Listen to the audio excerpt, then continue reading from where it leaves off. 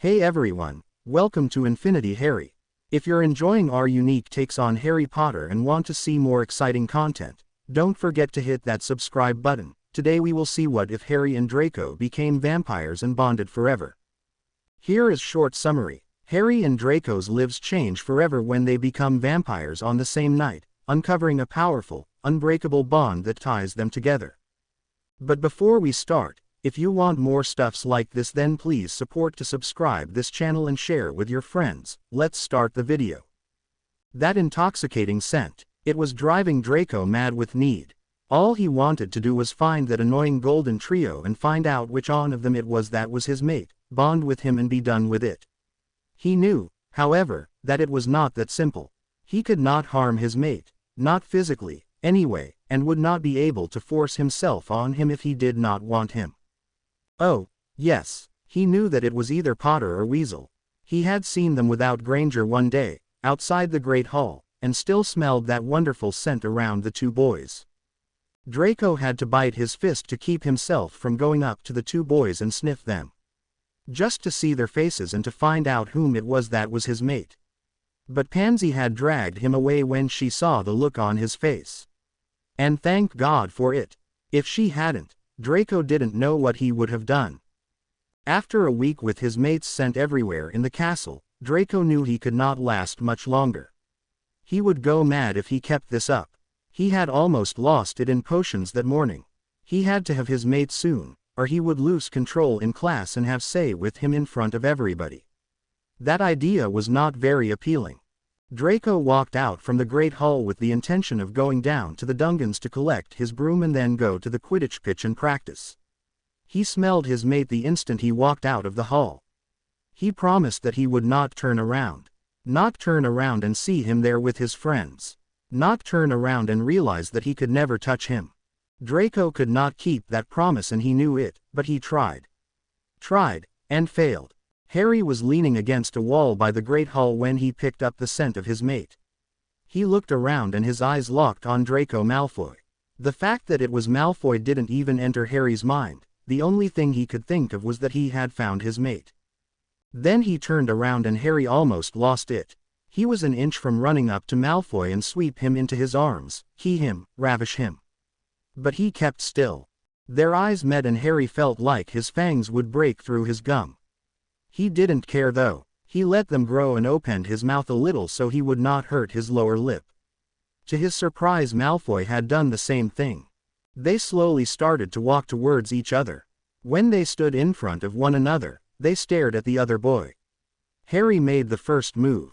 He put his hands on the back of Malfoy's neck and drew him closer.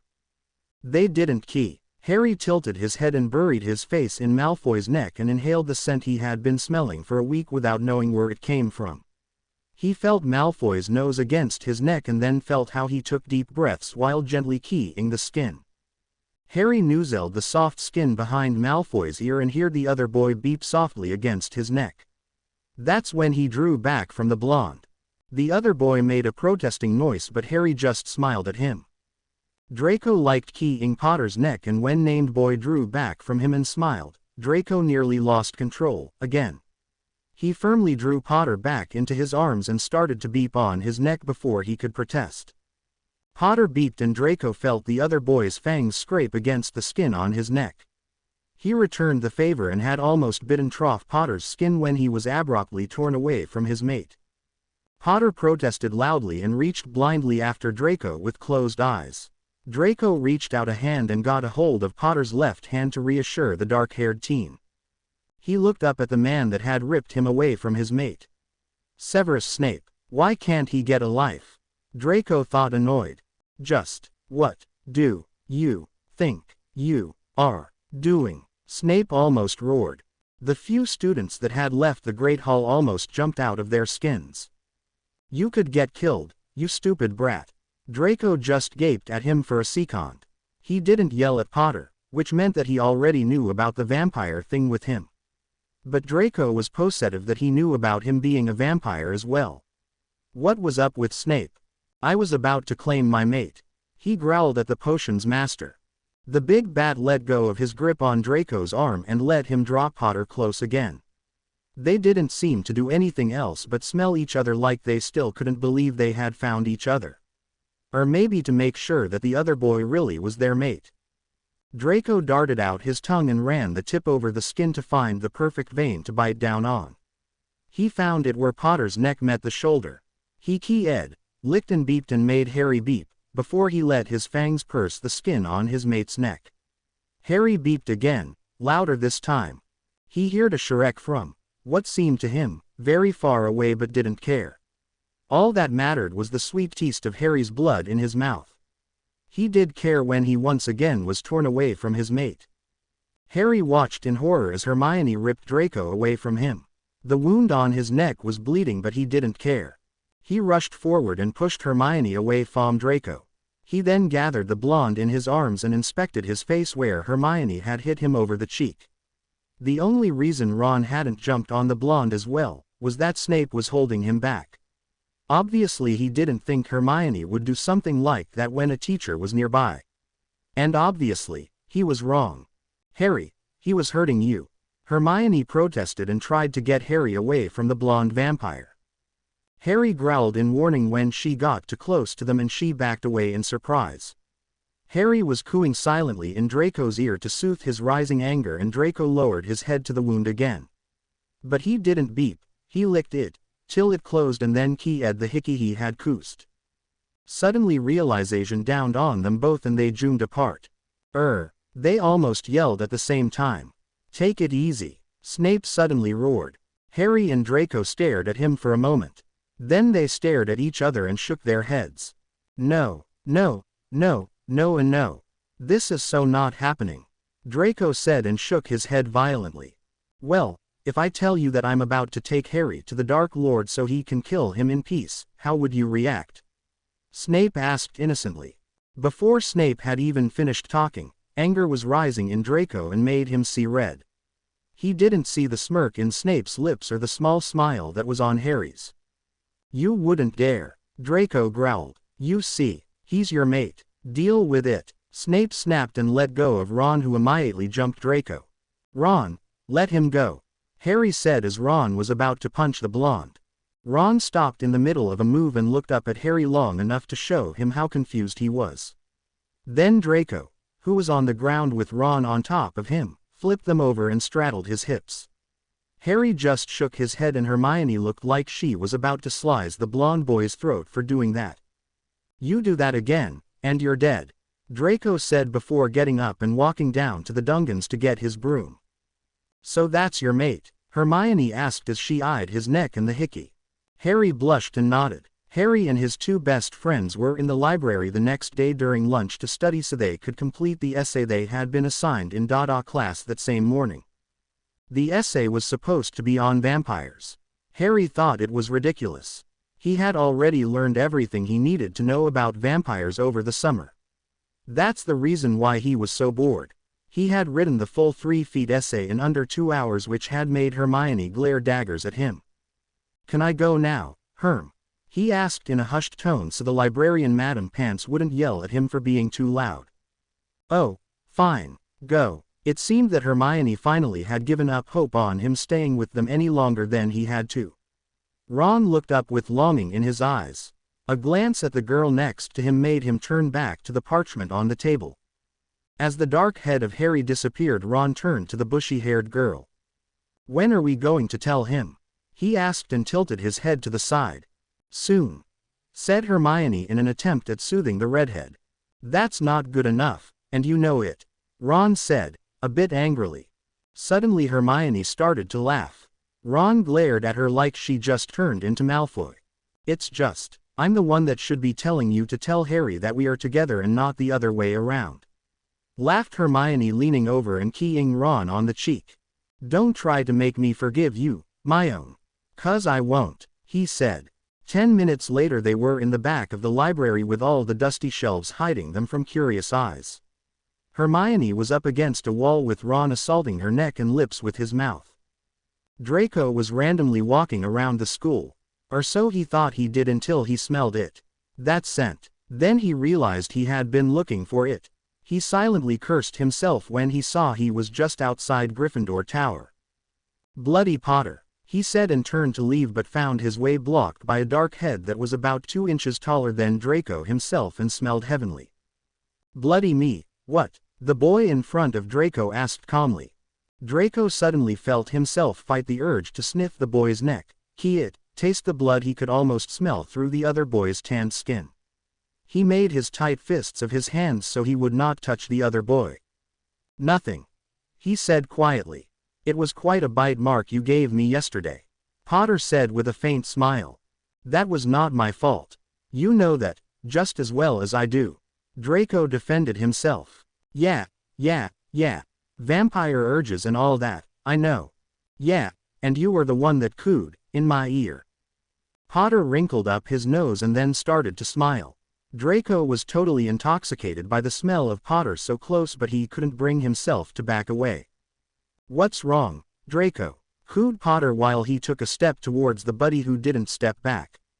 "Nothing's wrong," the buddy spat. "Good," Potter replied. Potter put his hand on Draco's cheek and brought him closer. Their lips almost touched and the buddy's breath hitched. Draco closed his eyes in an attempt to calm down, and when he opened them again he saw Potter smile weakly. "We can't go on like this, you know. It's nearly October," the raven-haired youth said, his breath ghosting over Draco's lips. "Like I'm ever going to do anything like that with you." Even while he said it, Draco's lips parted in anticipation as Potter let his lips ghost over his. He breathed out in disappointment when Potter drew back a little. "Let me see you say that in 3 weeks. He breathed into Draco's ear. Draco doubted he could hold back for a day, since October had not begun, much less 3 weeks like Potter just said. He knew he was a submissive vampire, which would make Potter the dominant one. A dominant vampire could hold in their urges to claim their mate for years as necessary, but a submissive vampire would be happy if he could hold it back for a month when he or she had found their mate. This all meant that Draco would soon cave in, and Potter knew it. All he had to do was wait. Harry hadn't meant to approach Draco when he saw him in the corridor outside Gryffindor Tower. But he just couldn't resist the buddy. He wanted so much to key him. This was nothing new. He had wanted to do that for a long time. Years actually, but he was not about to tell him that. October was coming, and with that, the mating season for their species began. Not even a week into the month, Draco would cave in and need him desperately. Harry could wait that long, he hoped. Draco was close to caving in now, but Harry would not allow it. They would wait until Draco's body needed him so much he could not stand it any longer. When he opened his mouth and screamed that horrible scream that would sound like music to his ears, Harry would come to him. In the middle of class, after midnight, at dinner, any time that Draco caved, he would be there to gather the buddy in his arms and love him. But not now, it was too soon. He breathed in Draco's scent from his hair and felt himself relax. The buddy burrowed his face in Harry's neck and rasped his fangs over the skin. Harry smiled into the mass of hair his nose was buried in. How could he deny his love the satisfaction of tasting his blood? "If you taste me, I can taste you," he whispered in the buddy's ear, which made Draco shiver. "Not fair," muttered Draco into the skin on Harry's neck. "I'm the sub, you know. Not as strong as dominant. Need more blood, your blood." Harry smiled and keyed Draco's ear. "I know, baby," he said with another key to Draco's earlobe. "But I haven't gotten my fix yet this week." Followed by a key to the soft skin behind Draco's ear. "You have donors, don't you?" Draco asked. Harry smiled. How could he survive school without donors? He would become sick if he had none. "Yes," was the reply. "Then go to them, and get you pint of blood and leave me alone." The buddy's voice was angry, but he made no move to shove Harry away. This was highly amusing to Harry. He loved to hold Draco and he knew that Draco loved to be in his arms, he just acted out of habit. 6 years of pretending to hate each other did not just go away. "But if I drink from you, I can drink more than 1 pint. So much better. I won't have to worry about killing you, you're already dead," Harry said, still smiling. "True," breathed Draco and then sank his teeth in Harry's neck. Harry gasped and shoved Draco up against a wall. He pinned him there and bent his neck to the side to give Draco more access. He then bent his head down and let his fangs rasp Draco's skin as a warning before he penetrated the skin. Draco let go of his neck and gasped. One of his hands found its way to the back of Harry's hair and he tangled his fingers in the hair, holding tight. Harry's hands went to the back of Draco's thighs and lifted him off the ground. Draco twined his legs around Harry's waist to hold his balance. He put his teeth down on Harry's skin once more and started to beep out his blood. Harry groaned and thrust his hips a little. Somewhere in the back of Draco's mind there was a screaming voice telling him to get away from him. To go back to the Slytherin common room and forget all about this incident. But another part was screaming just as loud that he could not leave Harry. Never leave Harry. We're in the middle of the bloody corridor. Draco muttered as he let go of Harry's neck. Harry didn't seem to care. He started to lick the wound on Draco's neck closed and growled low in his throat while he gently thrust his hips against Draco's, making him gasp. Draco forced himself back to his senses and pushed Harry away. The raved-haired boy growled in disapproval. "We are in a bloody corridor, Potter," he growled just as 2 second-year Ravenclaw students walked by. Hermione tore herself away from Ron long enough to take a few deep breaths. Ron pressed his forehead to hers and smiled at her. Then when they had caught their breaths he keyed her again. "No, Ron, wait," Hermione panted as he moved from her mouth down to her throat. "What?" he asked, still keying her neck. "We should tell him." "Should tell Harry." Ron's hand was wandering over her body, making it hard for her to think. He didn't show any sign that he had heard her. She became a little angry. It kind of hurt to push Ron away, but she did it. "Are you even listening to me?" she asked angrily. "Yeah, I am. I just don't want to tell him yet," he answered softly. "Why? He's our friend. He should know." "He will. Don't worry. We'll tell him soon. But not yet." He tried to soothe her, but when she frowned at him, he knew he wasn't going to get any that night. "If you don't tell him very soon, you are gonna be one frustrated boy," she threatened and then walked away from him. Ron stared at her back for a second before letting out a scream of frustration which led Madame Pants to the back of the library and he was thrown out. Outside he met Dean and Seamus. "What's the matter, mate?" asked Dean, tilted his head to the side. "Frustrated," spat Ron. "Oh, your girl's not giving any." Seamus smiled and put his arm around Dean. "Not anymore," said Ron with a tight smile. Ron couldn't take it anymore. 3 weeks without any activity whatsoever. Hermione didn't even let him key her. She was right, he was frustrated. But she must be too, since she was as keen on having say as he was, when they had it, that is. On the 4th of October he was ready to burst from the lack of say. He was seeing her everywhere and it didn't help. He couldn't stop picturing her underneath him with him deep inside her. It was driving him crazy. The worst thing was that she didn't seem to care if they had say or not.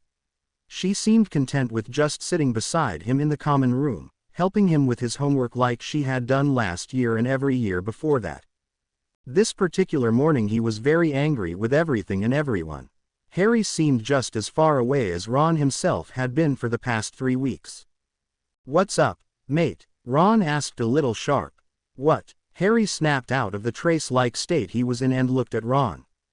"What's up?" Ron said slower. "Nothing," Harry answered, but Ron saw that his eyes drifted to a certain buddy Slytherin every now and then. "You're not getting any either?"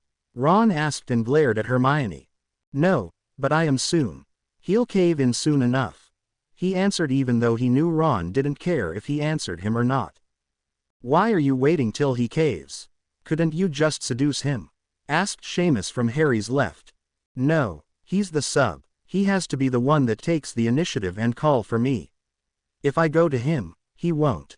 Harry was cut off when Ron slammed his hand over his mouth. "Don't you dare say it, Harry. If you do, I will personally kill you before you know who even gets a chance," he warned. "Okay, fine, I won't say it." Harry laughed and went back to his food. "Would you be upset if Hermione and I got together?" Ron suddenly asked. Harry shook his head. Why would he be? He had seen that they were blindly in love with each other. Had been for years, though they had never admitted it. "Good," Ron said. He took Harry's goblet and swallowed the pumpkin juice that Harry had not touched yet. Harry didn't say anything. He didn't want to know why Ron had taken his goblet instead of his own. Maybe he wasn't paying much attention to his surroundings. Harry watched as Ron walked over to Hermione, who had taken to sitting with Lavender and Parvati when they ate. He saw his friend bend down and whisper something in her ear. Hermione blushed and the two other girls started to giggle. Then Ron dragged a surprised Hermione out of the Great Hall to the students' applause. Harry didn't pay much attention to it though. His eyes were glued to Draco. He looked uneasy. Harry smiled. He would cave in today. He was certain of it. Headmaster. Professor Snape ran up to the headmaster who was just about to enter the Great Hall for a late breakfast. "Yes, Professor," he said calmly. "The potion you wanted me to give the Potter boy, it seems that young Mr. Weasley just drank it," the potions master said. The headmaster's jaw dropped. How could that be? He had given the house elves instructions on only giving the potion to Harry. In his glass, Ron should never have come in contact with it. Then he remembered how unpredictable the two boys were in the potion too. Did he glow? The headmaster asked a little worriedly. No, he did not. And he just left with Miss Granger. Oh dear, the headmaster said and put his hand over his mouth. This was not good. Draco shifted on the bench again and tried to keep his eyes on his breakfast and not on Harry. He tried very, very hard. But his eyes kept wandering over to the dark-haired Gryffindor. Stop thinking about him. Do not cave in. Do not cave in, Draco kept saying to himself. Pansy was studying him but Draco didn't care. He usually snapped at her to stop staring at him but he was too tired to say anything. The battle within him was too intense for him to care about anything else. When breakfast was over, Draco, Blaise and Pansy made their way to the morning's first class, Transfiguration. McGonagall came in just as they took their seats. She went up to the board and the lesson started. They were transfiguring a stool to a parrot. Draco did it on the second try. While he was transfiguring the stool to a parrot and then back again, he started to think about Harry again. What he was doing, who he was with, what he was thinking about. When he thought about who Harry was with, the bird in front of him burst into flames. He quickly put out the fire and turned the parrot back to a stool. "You may go now, Mr. Malfoy," said the professor, and the buddy stood up to leave. "Oh, and, Mr. Malfoy, could you possibly read the last chapter in the book to next time?" Professor McGonagall asked maliciously. Draco opened his mouth and felt the scream rise in his throat. He slammed his hand over his mouth and nodded quickly. He couldn't cave in now. He ran as fast as he could down to the Slytherin common room, which was empty, in order to calm down. He was breathing deep and trying very hard not to scream. He knew he would lose in the end, but he would fight for as long as he could. Harry stood in front of the class 2 hours later. It was Dada and they were talking about vampires. The new teacher, Professor Hooper, was talking about how vampires protected themselves. She had taken off Harry's shirt and was aiming her wand at him. She shot a simple burning spell at him and his black wings shot out from his back and encased him in order to protect him from the spell. The spell bounced away from Harry, like the wings were mirrors. The professor seemed pleased but Harry didn't take down the wings. He felt safe in the darkness that encased him. He carefully put down the wings like he expected the teacher to throw another spell at him. "It's okay, Harry, I won't cast another spell," Professor Hooper said calmly. Harry stretched his arms and back and the wings stretched out as he lazily scratched his chest like he just woke up. The professor took the tip of his right wing in her hand and examined it closely. Harry pulled away with a low hissing noise when she yanked out one of his feathers. Now, Harry, you know that vampire feathers are very rare," she said teasingly. "Yeah, and for a good reason." "That hurt," he cried Harry angrily. He carefully examined his wing and glared at the teacher. Why did always have to do these things? She could have pulled up Draco. But no, Harry would never allow that, not if he knew she was going to do it. "But rarest of them all is the white-feathered vampire. Can anybody tell me why?" she asked but nobody raised their hands. Then when she turned to Harry to ask him, Neville Longbottom raised his hand. The reason that nobody raised their hand was that Hermione had not been seen since breakfast. Neither had Ron. Harry put 2 and 2 together and, for once without Hermione's or Ron's help, he got 4. Why they had skipped classes was beyond him though. Because white wings are not very practical and they have, as time has passed, almost disappeared entirely. Vampires with white wings were also considered freaks by their own kind during the 1400s and were not allowed to get married with a black wing. Neville said in a faint voice. Very good, Mr. Longbottom. 5 points to Gryffindor, the professor said smiling at him. Now, Mr. Potter. She turned to Harry again. Are you a sub or are you dominant? Harry smiled at the curiosity in her eyes. I'm dominant, my mate is the sub, he said and glanced at Draco. So your mate is a vampire as well? Professor Hooper asked a bit surprised. Yes, black I suppose, she asked, now a bit disappointed. No, I would say he's a white wing, said Harry, his eyes now firmly placed on Draco. Really, do you think I could meet him? Take a few feathers from him? She asked excitedly. You'll have to ask him about the feathers and you have already met him since he's in this room. Harry said and smiled at Draco. Draco glared at him for a moment then hid his face in his hands. Draco heard the professor's surprised gasp when Harry said his mate was in the class. He wished he was dead. Well, no, not really, but he knew that if he got too close to Harry he would definitely cave in. Then he heard his name being spoken by Harry and knew his fate was sealed. Mr. Malfoy, could you come up here please?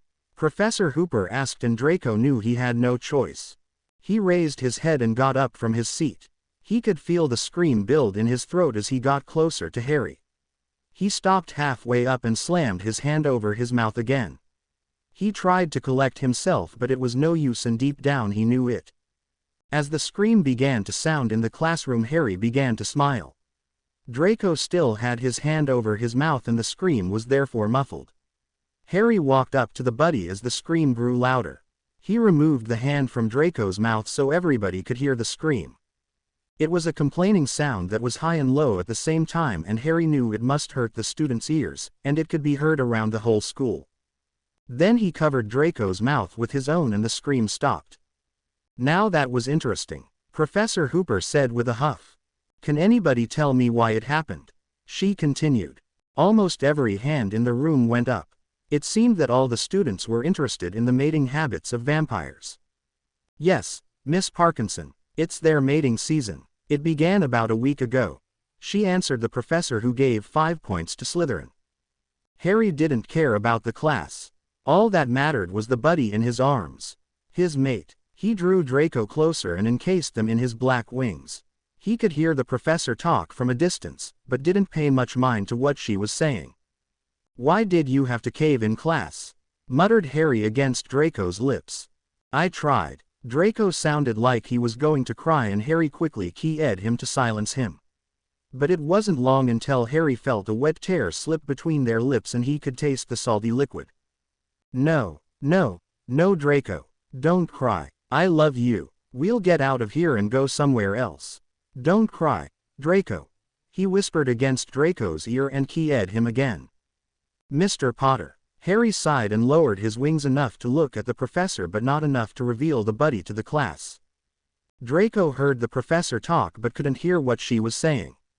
He pressed his face to Harry's naked chest and keyed the skin. He felt the other boy shiver and then heard the humming in his chest when he talked. Draco noticed that Harry didn't lower his wings more than he had to be able to speak with the professor. Then Harry's face came back into the darkness his wings provided. He was smiling down at Draco and the buddy pulled him down for another key. Do you wanna go? The raven-haired boy whispered. Draco could only nod and keep his mouth busy with keying Harry's chest and neck so the scream would not raise to his throat again. The contact with Harry's skin kept the scream away and all Draco wanted to do was key his skin and have him close. Hermione had protested at first. All the way up to Gryffindor Tower she protested, but weakly. Ron had drawn her up on his bed and keyed her, touched her. Then she stopped complaining. You know we have to go to class at some point, Hermione said and smiled when Ron buried his face in her stomach and tightened his hold around her thighs. No way, I am not going out there, it's cold, he said against her skin. Well, okay, but aren't you gonna miss me? Hermione teased while she trailed her fingers through his hair. You're not going anywhere, I'm not letting you out of this bed for 2 days at least, he said. Hermione smiled while Ron dragged himself up her body, placing small keys as he went. When he reached her beeps he beeped gently and made her gasp. Ron, we should, she began but was cut off by Ron's mouth. No, we shouldn't, Ron said between keys. Come on, Ron, we can't ditch class like this, no matter how horny we are. She said and pushed him off, just to be drawn close again. We are not leaving this bed, Ron said firmly as he kept keying her mouth and neck. Just a little while longer then, she said and surrendered to Ron's roving hands. I love you, he said firmly as he began sending her into ecstasy. I love you too, she gasped and he keyed her again. Somehow Harry had made his way to the room of requirement with Draco cradled in his arms and his wings still around the buddy. When Harry had to stop keying Draco to see where they were, the buddy kept keying and touching him under the wings. It was as if he couldn't stand not touching Harry even for the short time Harry was above the wings' darkness. Draco was suddenly exposed to the light of day. He buried his face against Harry's neck to get away from the light. He could hear Harry chuckle, but refused to look up at his love. You want me to dim the lights, love? Harry whispered in his ear and Draco couldn't help but shiver, which made Harry smile. He didn't see it, but he felt it. Yeah, my eyes kind of hurt, Draco murmured and keyed Harry's neck. A whispered command came from Harry. He then drew Draco away from him and let Draco's eyes get used to the dim lights after the total darkness of his wings. He smiled as Draco blinked and looked around at the room he had created. It was nothing fancy. A large 4-poster bed in the middle of the room, a fireplace to keep the room warm and a door led from the room to another room that Draco thought must be a bathroom. The floor was covered by a thick rug in a light red color. The whole room was in Gryffindor colors, but Draco didn't mind. All he wanted was Harry. On the bed. Now, let's go to bed, Draco said and guided Harry to the bed.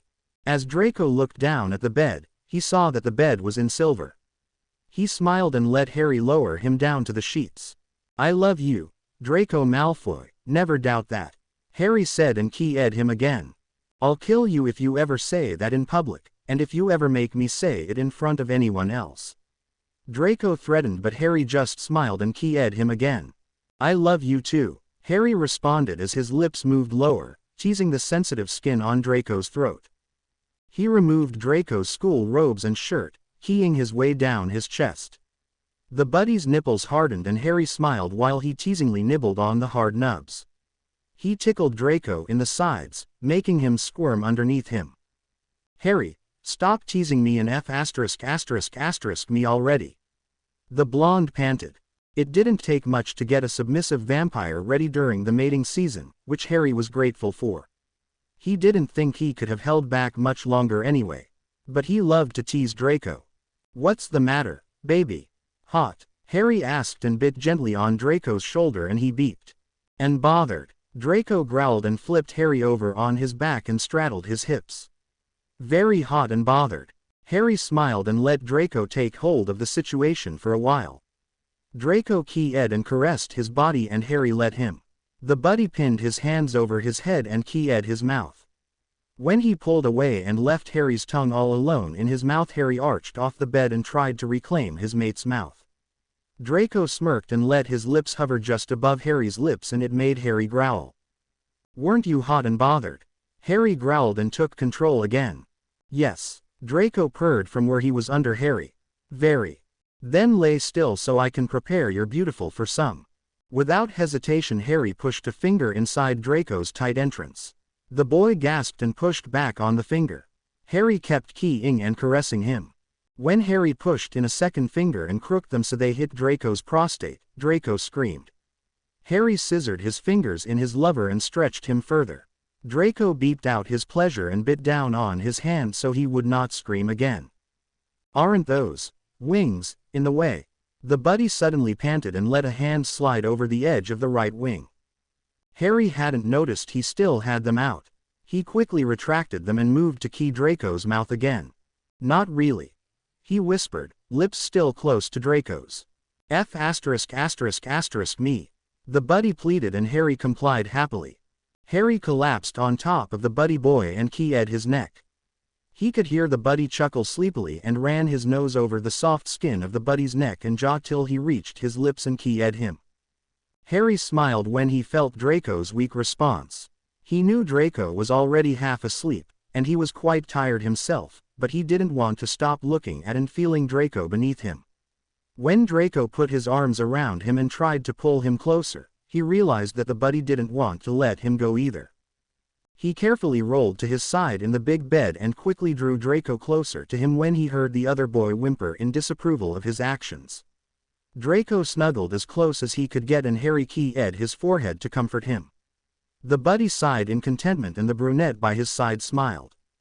"Don't worry, baby, I'll never leave you," he said before he drifted off to sleep. Hermione woke slowly to her boyfriend keying her neck. She weakly tried to push him away and rolled to the side. He put his arm around her and started to key her shoulder and back. "Ron, stop it," she muttered, but he didn't stop. She sighed and turned to him. She took his face in her hands and stopped him from keying her. "Ron, stop it, it's morning and we have to go to class," she said firmly, but her words went unnoticed by the redhead. He started to run his fingers through her thick hair and down her back. She sat up and drew up the covers to hide her body from Ron. "I'm going to class, Ron. If you decide to join me," she trailed off but raised a seductive eyebrow at him. He dragged her down again and buried his face in her hair. "I don't want to go," he whined and Hermione couldn't help but smile. "We'll come back tonight, you know." Hermione tried to soothe. "That's in ages." Ron whined like he was 5. "No, it's not. Besides, we have a free class after lunch and I intend on using it," she said smiling. "Yeah, doing your homework." "No, I was thinking something closer to bed." Ron raised his head and looked down on her. He didn't really think she would go to bed with him during their free class. She would never do that. She was too, to Hermione, to even think about it. But maybe, after 3 weeks of no say at all, you could change. Ron didn't want to get out of bed. But he knew Hermione was right. They had to get to class. He lay back down. "You mean you'll sleep with me during the free class?" he asked, a bit suspicious. "I'll at least snog ya," she said and then got out of bed without any warning. Ron groaned and tried to sit up but couldn't. A pain as sharp as a knife tore through his abdomen. He gasped and his hand went over the place that hurt in an attempt to push the pain away. "What's wrong, Ron?" Hermione asked worriedly. "Nothing." Ron smiled at her. She didn't look too convinced, but didn't say anything more. "So, we have 2 vampires in the room of requirement?" McGonagall asked accusingly. "Yes, and don't forget the potion mistake," Snape drawled. "About that, do we have any idea of what will happen to him?" she asked. "No, we don't. That potion was designed for Mr. Potter. There is no telling what will happen to Mr. Weasley. Anything can happen really. He can just faint from the effects, or as I suspect, he got really horny. I saw him leave with Miss Granger during breakfast," said Snape with a shrug. "Severus, really, do you have to use such language?" McGonagall asked, and to Snape's great surprise, she blushed. "Minerva, there are many words for that. Horny, randy, hot, whatever. They all mean the same thing," Snape said and shrugged again. "Please, we are here to discuss the safety of one of our students, not if a word is appropriate or not," Dumbledore said a bit angrily. "Yes, Headmaster," both teachers said at the same time. "Now, as you know, the whole school knows about Mr. Potter and Mr. Malfoy. Naturally it won't be long till Voldemort finds out." The other 2 adults in the room winced when the old man said the name that they had feared for over 16 years. But Dumbledore didn't seem to notice it. "And then there is Mr. Weasley. We will have to watch him closely to make sure there was no permanent damage." "What are we supposed to do about he who must not be named?" the female in the room asked. "There is nothing we can do. We can try and protect Harry, make him stay in school, but nothing more." Dumbledore said sadly. Then do it, McGonagall shouted. Do what you have to do to protect that boy. I will, Minerva, don't worry. Draco woke up around 10 the next morning.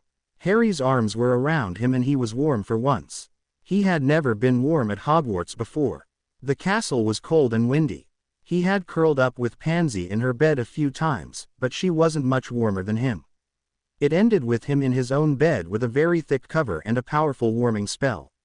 But with Harry he was warm and safe. Draco snuggled closer to the warm body beside him and felt Harry tighten his hold on his waist. He smiled and keyed the raven-haired boy's chest. Harry keyed the top of Draco's head lazily. He wasn't quite awake yet. Draco could still feel it in his head. The cloud of sleep that covered Harry's mind was making Draco want to go back to sleep. His hands dragged lazily over Draco's back and he hummed again. You awake, baby, Harry murmured in his ear. Draco smiled and nodded against Harry's chest. Harry's hands started to roam Draco's body and he shivered. Harry raised his head and looked down at the buddy in his arms.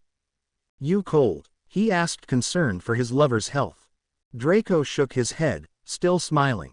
He felt a bit shy with Harry looking down on him like that. He turned over on his stomach and hid his face in the pillow. He couldn't stop smiling though. He felt Harry lay down again. An arm around his back, a widget on half his back that he knew was Harry. He liked being this close to Harry, liked feeling Harry's skin against his own. His dad would kill him if he knew, but Draco didn't care. To him, nothing but Harry existed at that moment. Don't hide from me, Draco. He pleaded in the buddy's ear. You're too beautiful to hide. He shivered when he felt Harry's breath in his ear. The first heat of the mating season was over but Draco still got hot easily, and with Harry's hands still wandering over his body, didn't help to cool his burning skin. Please, babe, Draco pleaded and arched his back. Eager, aren't you? Harry joked and keyed Draco's shoulder. Harry, stop teasing. Harry smiled. The buddy was already whining under his touches and keys, begging him to him. His hands caressed Draco's pale ass cheeks and the buddy whimpered when Harry moved down, keying his way down his back. Turn over, baby. Draco did as he was told and turned over on his back again. Harry keyed his lips and took the buddy's lower lip between his teeth. Draco beeped and Harry smiled in satisfaction. Harry took his wand from the bedside table and pointed it at Draco's entrance. He muttered a spell and Draco's entrance was suddenly cold, before the lubrication warmed from his body heat.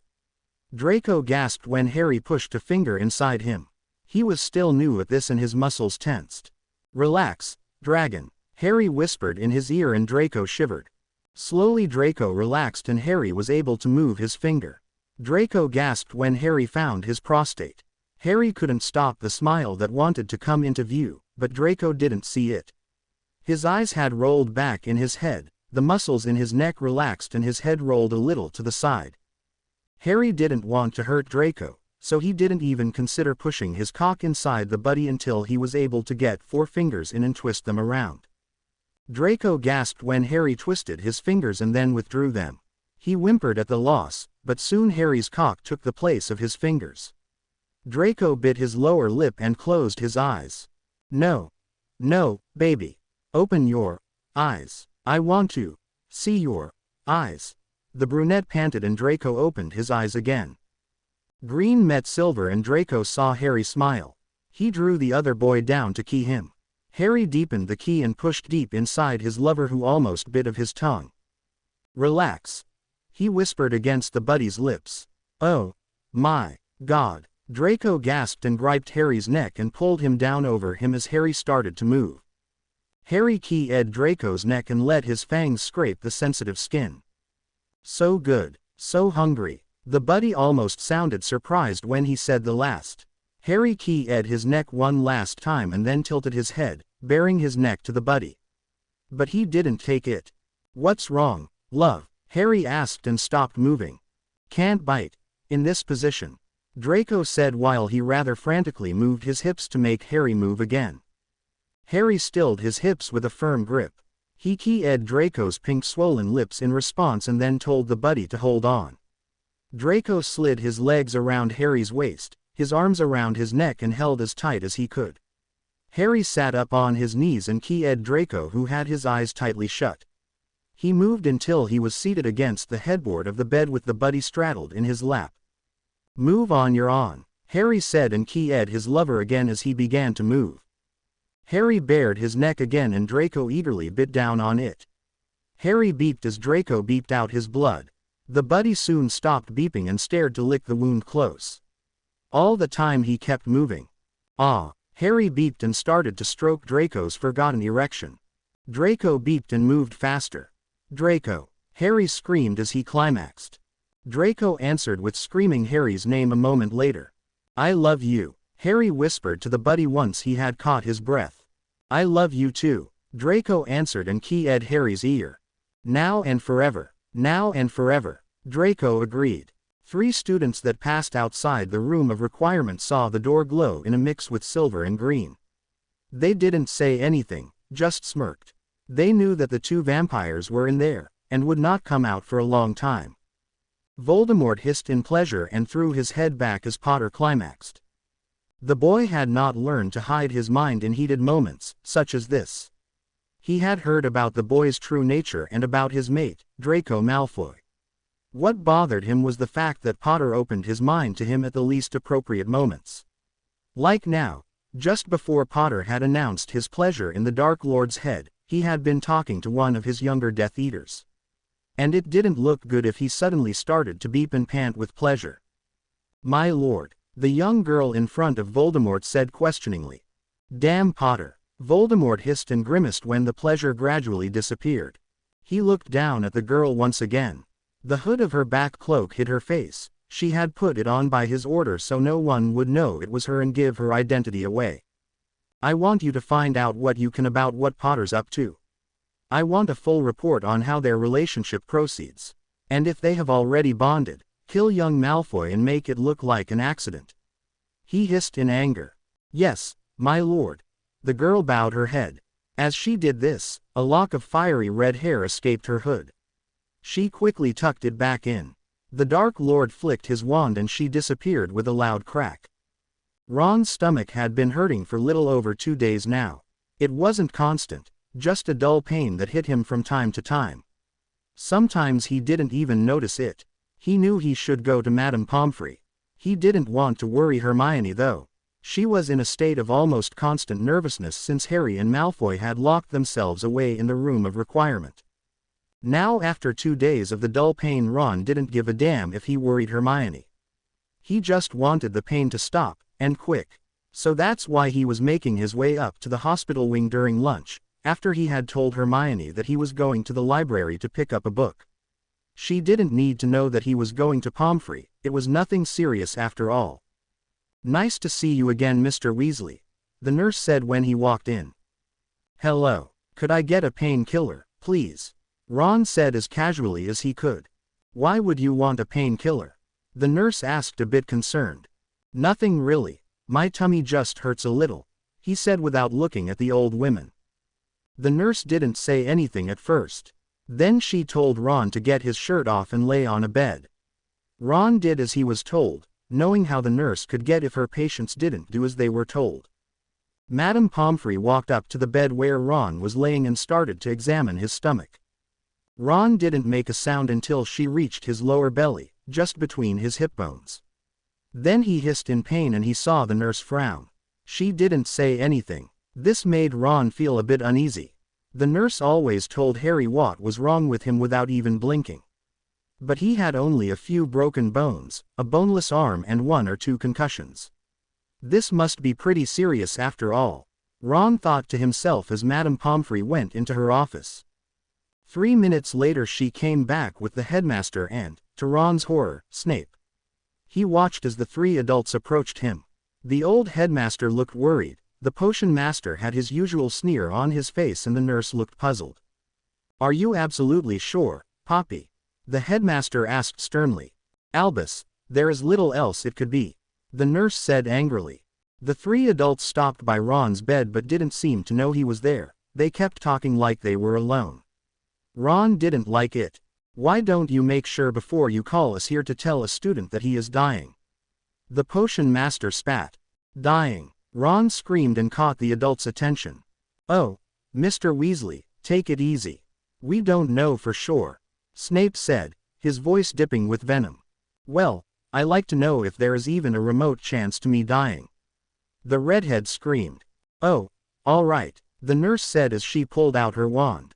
She held it over Ron's bared stomach and muttered something under her breath that none of the others could hear. Ron's lower belly began to glow in a light blue color. The nurse's face saddened. Well, the potion master said impatiently. We're not mind readers. I know that. The nurse spat and sat down in a chair next to the bed. She looked so sad that Ron got scared. There is something in your abdomen, Ron. Something that shouldn't be there. I think it's a tumor. I can't be sure, I don't have the right equipment here at school. And with what I have it would be very dangerous for your body if I tried to find out what it is, she said sadly. Ron just stared at her. He was dying. He had a tumor in his abdomen. He really had stopped listening after she said that she thought it was a tumor.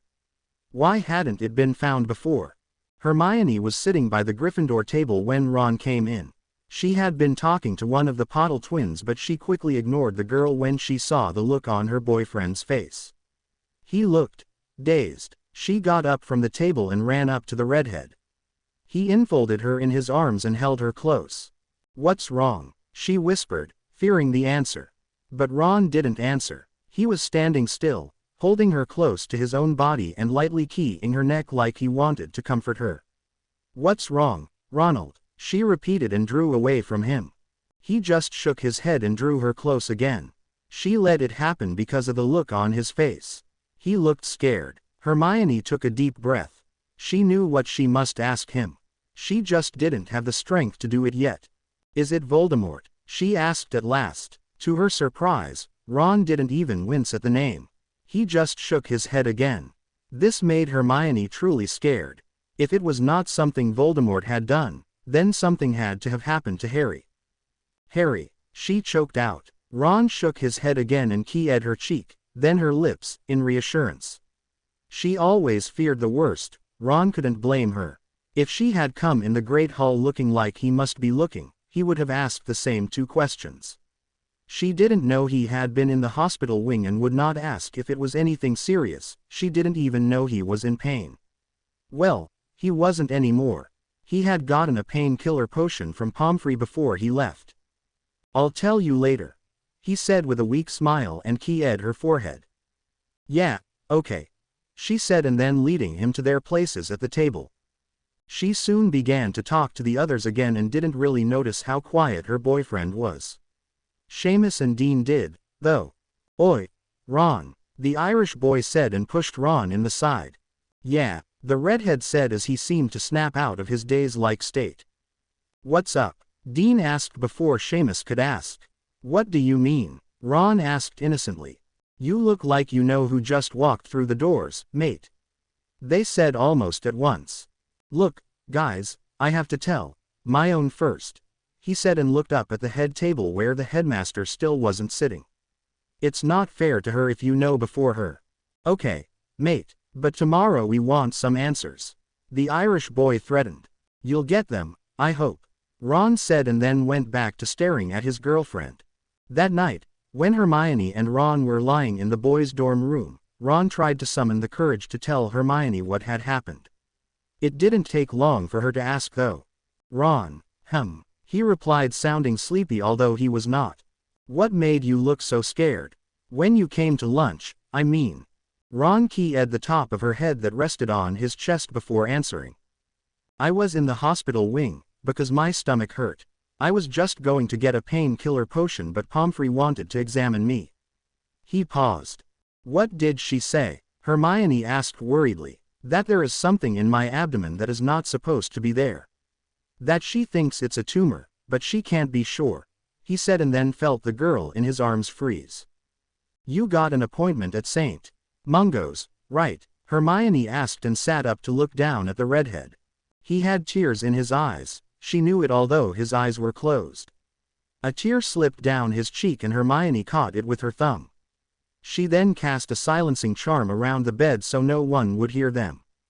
Right, she repeated while cradling his face in her hands. He quietly nodded and Hermione leaned down and keyed him. The key told Ron all of her emotions concerning this.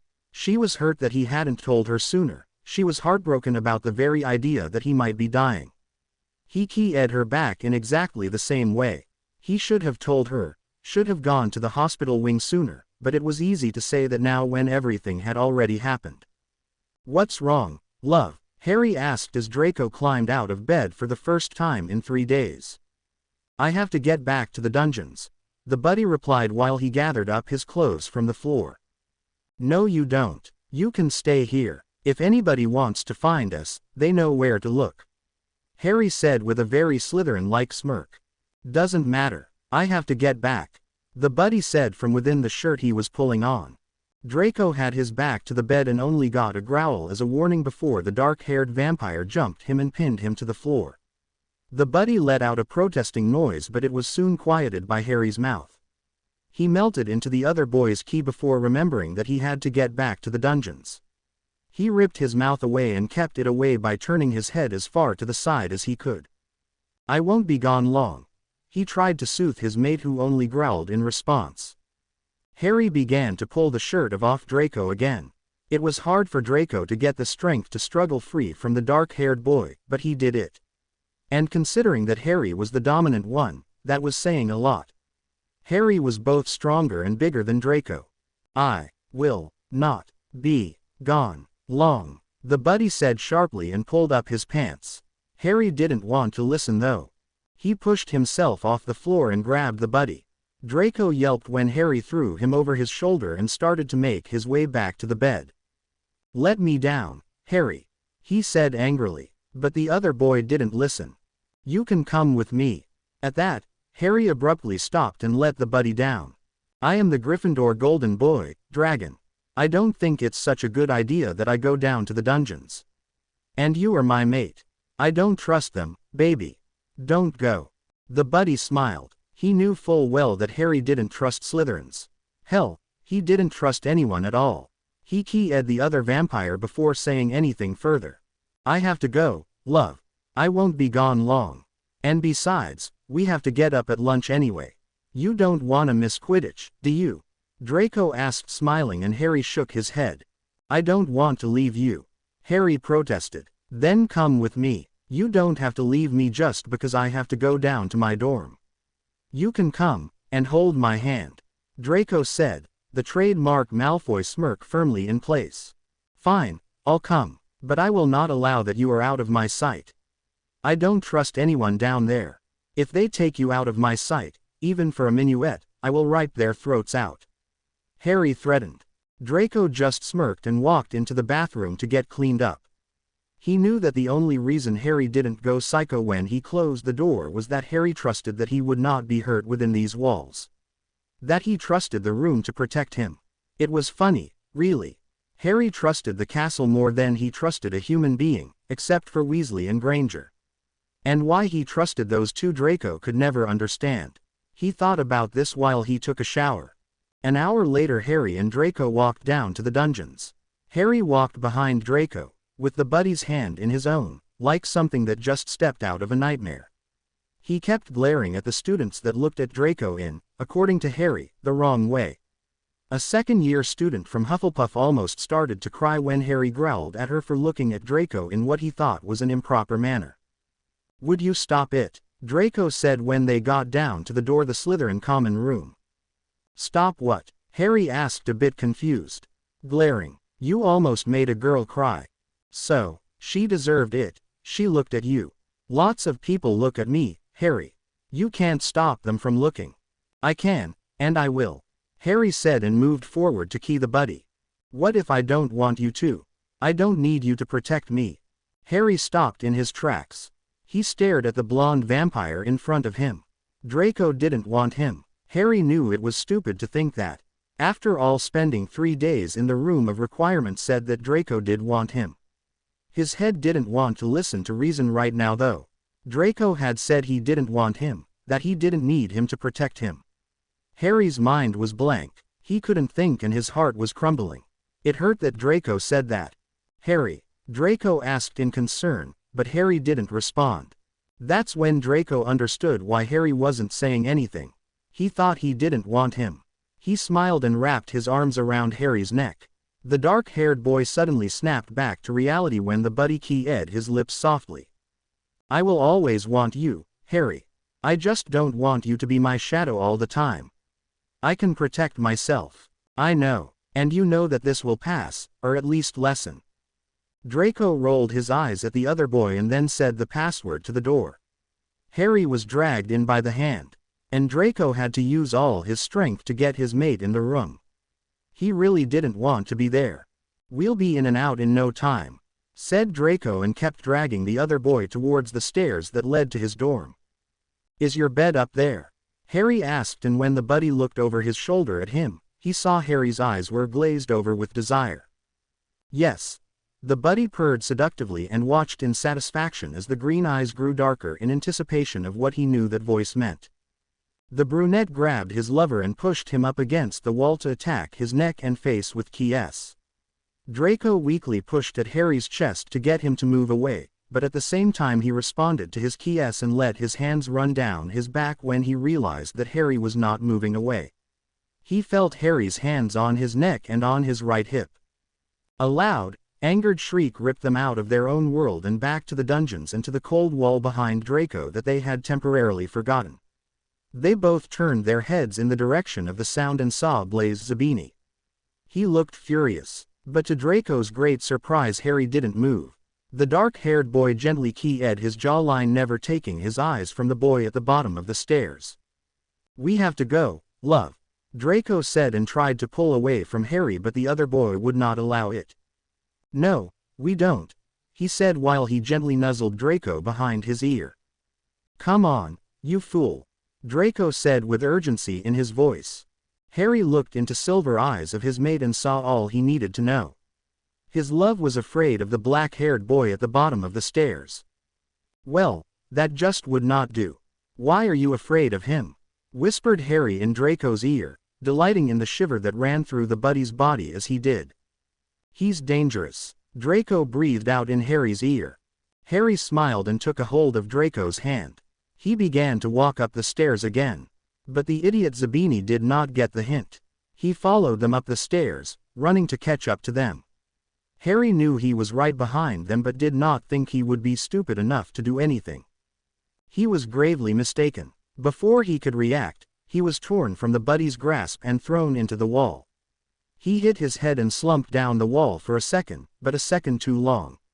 He heard Draco's scream as he was thrown down the stairs. Harry forced himself to shake off the daze he was in so his brain could function.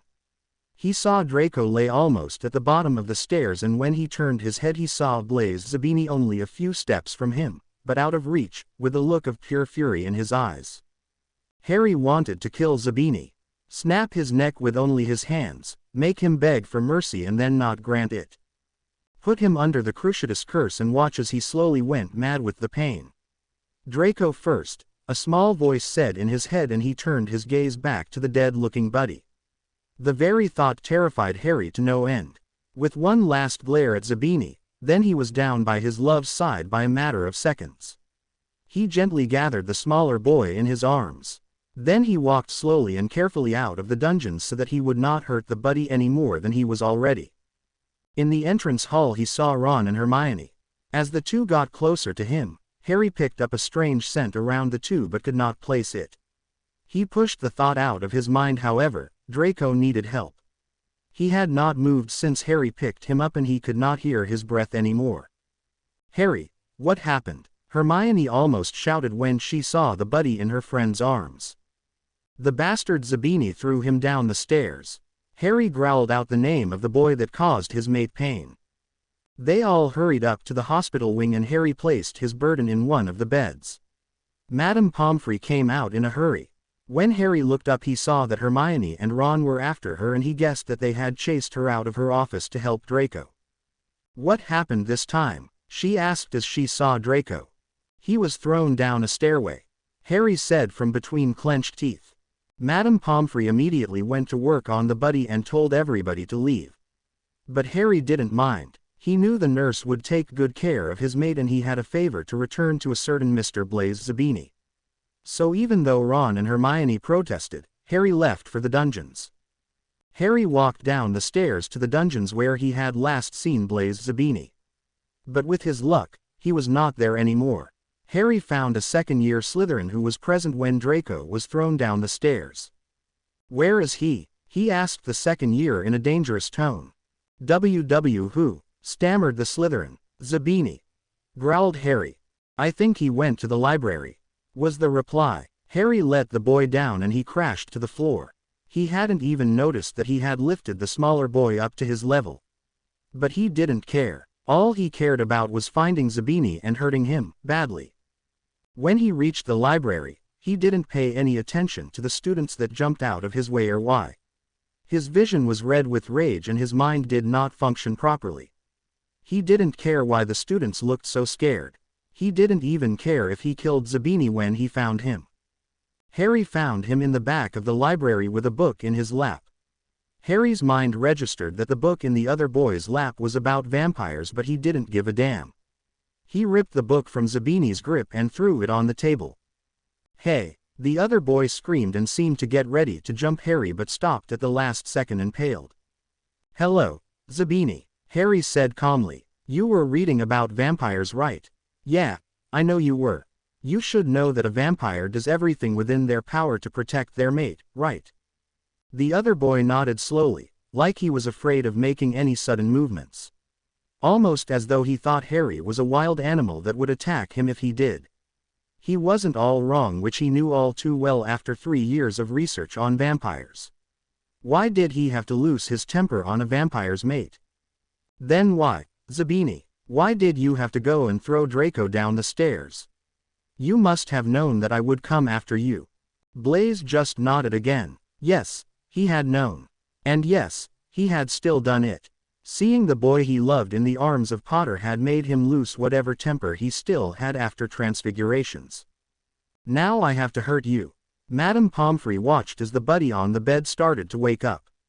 He groaned and covered his eyes with an arm. She quickly dimmed the lights in the hospital wing and the buddy lowered his arm. "Harry," he whispered in a harsh tone like he hadn't spoken in days. "It's all right, darling. Just rest for a while. I'm sure he will be here soon," the nurse said soothingly. But it didn't help the buddy. He shot up to a sitting position and started to search the room for the emerald-eyed boy. "Where is Harry?" he asked, but she didn't answer. "Where is he? Mr. Malfoy, if you do not calm down this instant, I will put you in a body bind until Mr. Potter comes back," she threatened, and the buddy immediately lay back down on the bed. He burrowed his head in the pillow and started crying silently. It hurt to be away from Harry. It hurt his heart and his mind was screaming for Harry to come back. But he knew that his mate could not hear him. He was in a state of pure rage and ignored everything except his revenge. "Harry, I want Harry, I just want Harry," he mumbled over and over. Madame Pomfrey got worried when the buddy started chanting the Gryffindor's name and saying that he wanted him. She got up from the chair and out the hospital wing to find someone that could find Potter. She grabbed the first student she spotted. "Luna Lovegood. Find Harry Potter and bring him here, right now," the nurse said sharply. "Nobody wants to get close to him, Madame Pomfrey," the girl said in a horrified tone. "Why not?" she asked. "He's all mean, wigged out and everything," Luna replied. "Oh dear, he won't hurt you, Luna. Get close to him and tell him that Draco needs him." "What, are you crazy?" the girl screamed. "He won't hurt you. He will only hurt you if you try to stop him. Scream at him. Do everything you can, but don't try and stop him from hurting whoever it is he's after." Luna nodded after a few seconds. "Good, now go," the nurse said urgently. "Harry," he heard somebody scream as he flung Zabini into the wall. "Harry, what is going on here?" he was asked. "Vengeance," Harry said before throwing the limp body into the wall once more. Then there was another voice, screaming at him to stop, to listen. But he couldn't. How could he? This bastard had hurt his mate. "Draco needs you." The sentence hit Harry like a sledgehammer in the gut and he abandoned Zabini's limp body on the floor and turned towards the voice. "Luna. What do you mean?" He asked worriedly. I don't know. Madame Pomfrey told me to find you and then bring you to the hospital wing because Draco needs you. That's all I know, she said, and even before she was finished speaking, Harry was running down the hall. Harry, where are you, Harry? Draco mumbled desperately into the pillow. I'm here, baby. Don't cry. I'm here. Draco felt himself being lifted from the bed and into a warm embrace. He heard Harry's voice in his ear that kept murmuring to him to stop crying, that he was there. There was no reason to cry. He burrowed his face in his mate's neck and inhaled his scent. He drew back to look into his mate's eyes and make sure that it was really him, but found that Harry would not let go of him and that it was pitch black around them. Love, he whispered gently in Harry's ear, making him shiver. Yeah, baby, Harry answered while he started to key the buddy's neck and shoulders. Why is it so dark? He wasn't scared or anything, but his voice quivered all the same. Harry's wings slowly retracted and the dim lights in the hospital wing made Draco blink. He was drawn into Harry's embrace again, but he didn't fight it. His face disappeared in the raven locks of his mate and Draco let himself become surrounded with the scent of Harry. He was crying again, in relief this time instead of desperation like before. No, baby, don't cry. I'm here, and he won't hurt you again. I promise. Don't cry, Draco, Harry cooed with a soothing voice. He was trying to calm him down. He didn't need to be calmed, he needed to know that Harry was there and not hurt. He gently caught Harry's earlobe between his teeth and beeped. He heard Harry beep softly and the assault on his own neck was increased. He barely noticed when Harry lowered him down to the bed and lay on top of him. All he knew was that he wanted Harry's cloths off. He tore and scratched at them with his long nails, which really didn't matter because they were already in shreds from when he had opened his wings. Soon Harry was dressed in only his trousers and he apparently thought that Draco was overdressed because he tore of all the buddy's clothing in a matter of seconds. Draco didn't mind being naked, and with the attention Harry was paying to his body, he forgot where they were. The door to Madame Pomfrey's office opened but went unnoticed by the two teens. She decided that she should put up a screen to give them privacy and then cast a silencing charm around it so they would not be heard if anybody came in. She hoped that they would have enough common sense not to move the screen. Then she went back to her office. Harry smiled when he noticed the nurse just as she placed the screen in place but didn't say anything.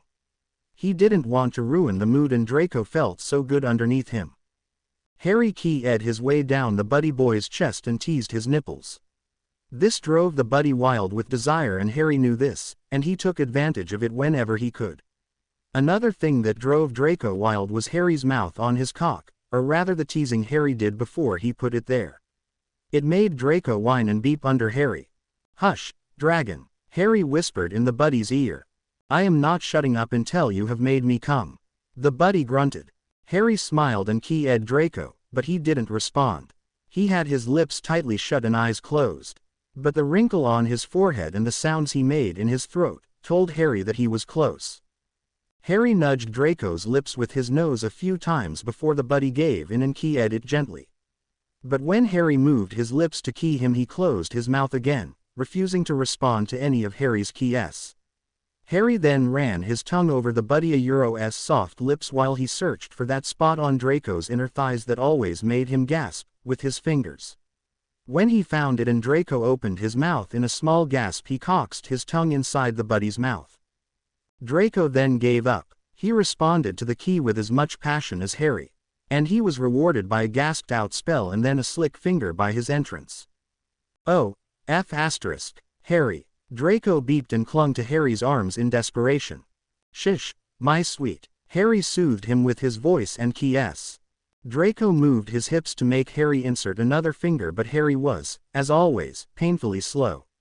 All the while he keyed and soothed Draco with his voice. Ron held Hermione's hand tightly as the healer raised his wand. They had been at St. Mungo's for 2 hours and the healers had not been able to say if it really was a tumor or not. That's why they were going to do this spell. It would tell them why no magic seemed to get to the object. Ron's stomach lit up with a purple light a few short seconds and then it was gone. Well, it seems we found the problem, the healer said, and he sounded quite satisfied with himself. What then? Hermione asked since Ron was too scared to ask. It seems that your body, Mr. Weasley, has created a sort of ward around it so no magic can get to it. And if your own magic is doing this, it's not life-threatening. If it was your magic would more likely protect you than it. The magic doesn't want you to die, after all. So why is it protecting it? Hermione asked a little shakily. Because it's important to Mr. Weasley's survival. If it disappears, there is a chance that he will die, the healer said simply. Are you telling me that we have no choice? Hermione shirked. Yes, that's what I'm telling you. If we remove it, his chance of death increases. If we leave it alone he has a greater chance of living. Ron fainted and Hermione didn't blame him. He was probably exhausted after everything that had happened. Hermione herself started to cry. She might lose Ron. She had known that before they came here, but it didn't hurt any less because of it. It started to sink in that she might lose her boyfriend and Hermione felt no emotion other than desperation. Harry and Draco were sitting in Gryffindor common room when Hermione and Ron came back from St. Mungo's. The couple was surprised to see the two vampires out of their chosen love nest so soon but chose not to say anything. The raven-haired boy looked up when they walked in and smiled when he saw them. All the other students were in class so they had the common room all to themselves. Which Harry was glad for when he saw the look on Ron's face. He looked like a pure's bed sheet after her wedding night. He looked down on the buddy in his arms. He was fast asleep, exhausted after all the crying he had done since Harry and he had left the hospital wing. He had been crying for almost 2 hours and then, just before Ron and Hermione entered the room, he had fallen asleep to Harry's great relief. "What's up, guys?" he asked worriedly when his friends sat in 2 armchairs across from him and Draco. "We have just been at St. Mungo's," said Hermione gravely. Harry didn't understand why the girl looked so sad or why Ron was so pale and quiet. This was very unlike his friends and he quickly understood that something was wrong. "Why did you go to St. Mungo's?" he asked surprised. "Oh, yeah, you don't know," Hermione said a little absent-mindedly. "Know what?" Ron's stomach hurt, so he went to Madame Pomfrey. She said she thought it was a tumor but could not be sure. She arranged an appointment for him at St. Mungo's today and they basically said the same thing. But the healer said that it could be life-threatening if they tried to remove it. Ron's magic has made some sort of ward around it, to protect it from outside magic. So it's important for Ron's survival, Hermione said before she burst into tears. "What?" said Harry a little too loud. The buddy in his arms stirred and opened his eyes. He must have sensed Harry's state of mind because he immediately started to key his neck and throat to calm him, while sobs started to rise in his own throat again. "Are you mad?" Angel Draco voice said in his head. "No, baby, I'm not mad. Go back to sleep," answered Harry out loud and then keyed Draco's forehead. Draco was too tired to actually open his mouth to say anything so he used the newfound ability. It had shocked the hell out of him that they already could talk to each other in their heads but decided to let it slide. "Yes, you are," he thought to Harry and saw a small smile play on his love's lips. "I can feel it, / I'm not mad at you, dragon. Now go back to sleep. You need to rest." Draco snorted but did as Harry said. He was very tired. Dream. Draco looked around in the room. He didn't recognize it. The walls were painted in a pale blue color and by a wall on his right was a crib. It was white and decorated with ribbons in the same color as the walls. He slowly walked towards the crib but stopped when the door to the room opened. In walked Draco Malfoy, a slightly older-looking Draco Malfoy, but still him. Draco stared at himself in disbelief. The older Draco didn't seem to see him. He stared right through him at the crib. He walked over to the crib and reached down with his hand and touched the small child that must lie in there. "You look so much like your daddy, do you know that?" He whispered so softly that the younger Draco almost didn't hear him. "Daddy." He walked over to the crib and stood beside his old self, looking down at the child. It was a small boy, raven hair and smooth skin. Although he was only an infant, he was the spitting image of Harry. Was this his child? Where was Harry? "I miss him, you know. Wish he was here." That he could see you, because you're so beautiful. The older Draco started to cry silently so he would not disturb the sleeping baby.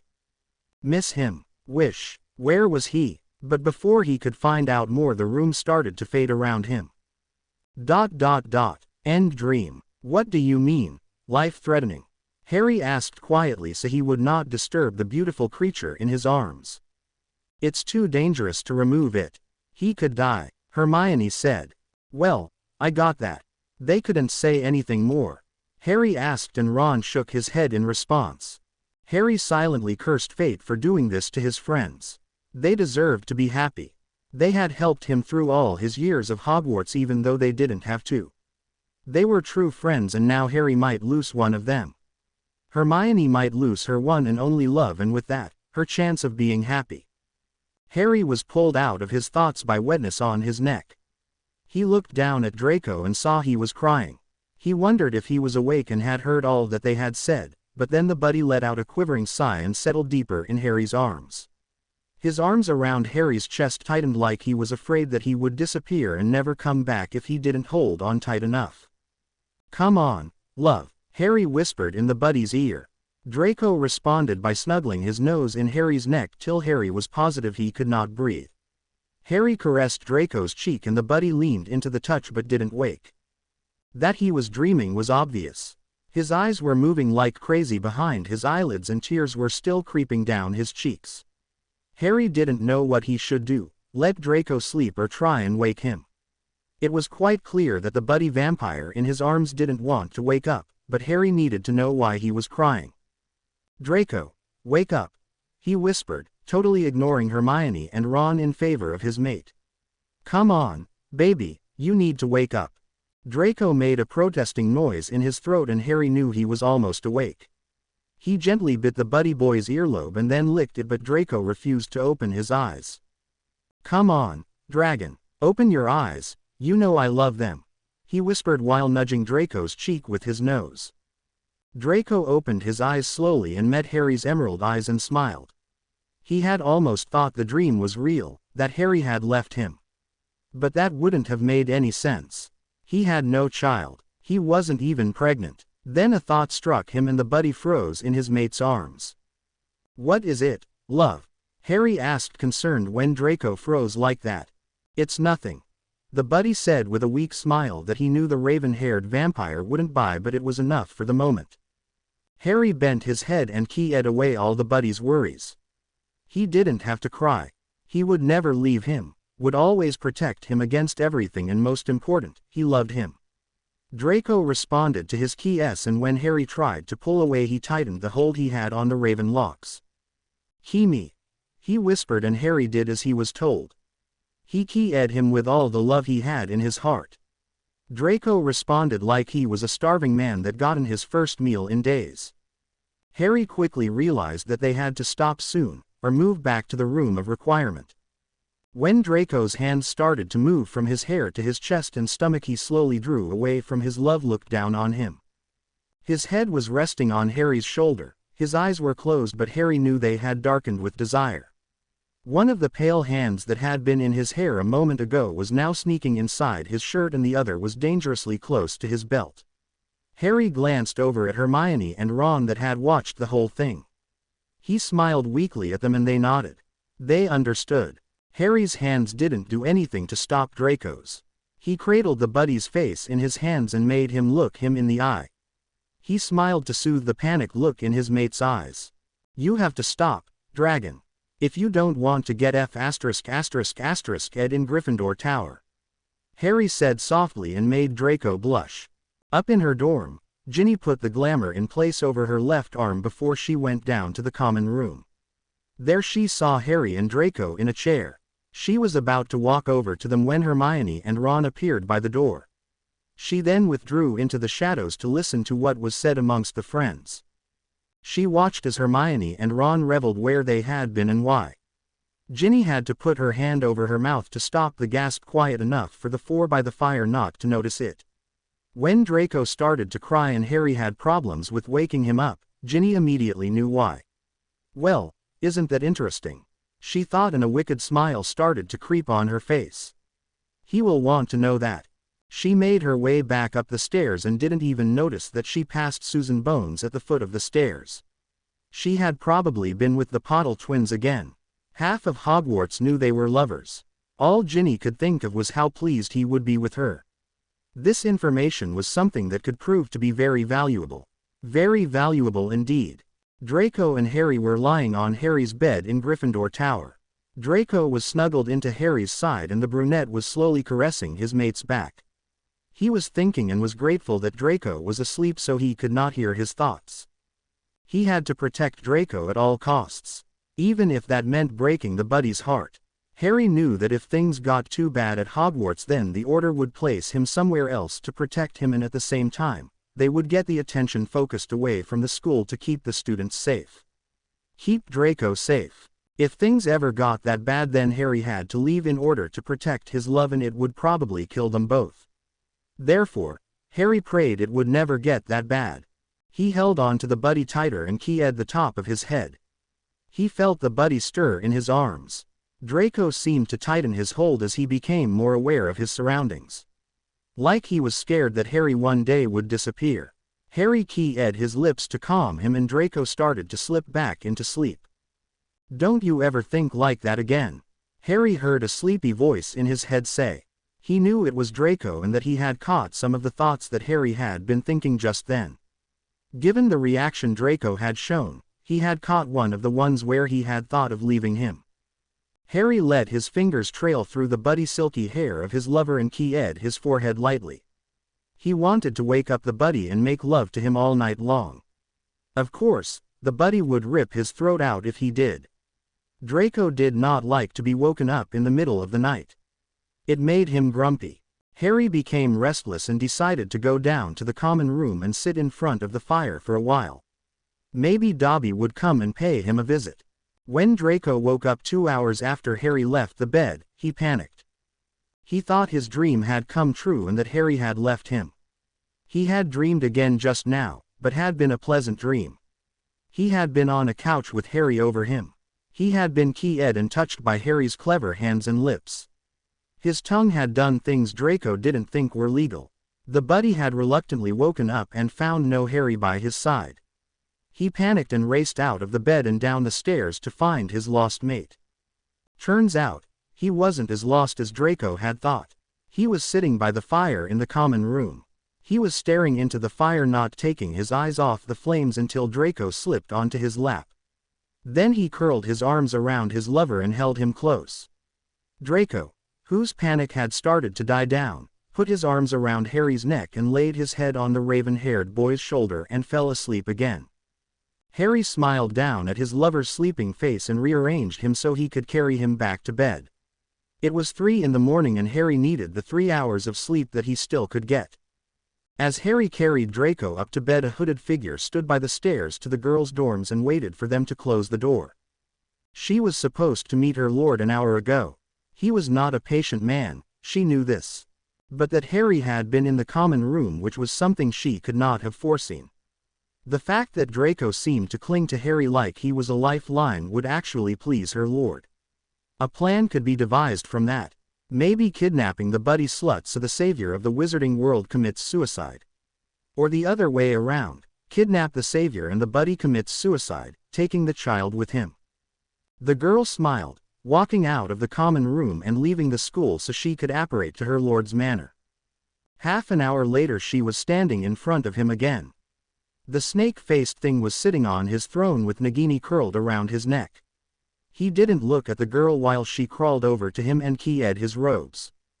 "What have you got to tell me, my SS sweet?" The lord hissed without looking at her. "They have developed a telepathic bond, my lord.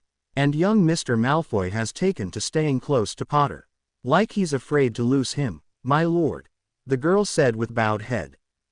"Does anybody else know of this?" he asked while petting the snake. "The 2 idiots he calls friends, and the Weasley girl, my lord."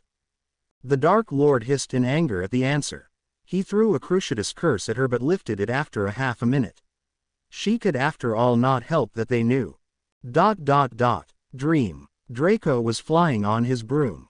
Harry was flying along his side, but not on a broom. He was shirtless and had his wings out. Draco didn't think he had been this happy in a long time, with the joy of flying and Harry by his side to protect him. They weren't a Euro T playing in a game, they were just flying. Draco was dizzy, but too happy to pay it any mind. Then, all of a sudden, the dizziness got too much for him to handle and he fell off his broom. He saw Harry's horrified face and then closed his eyes.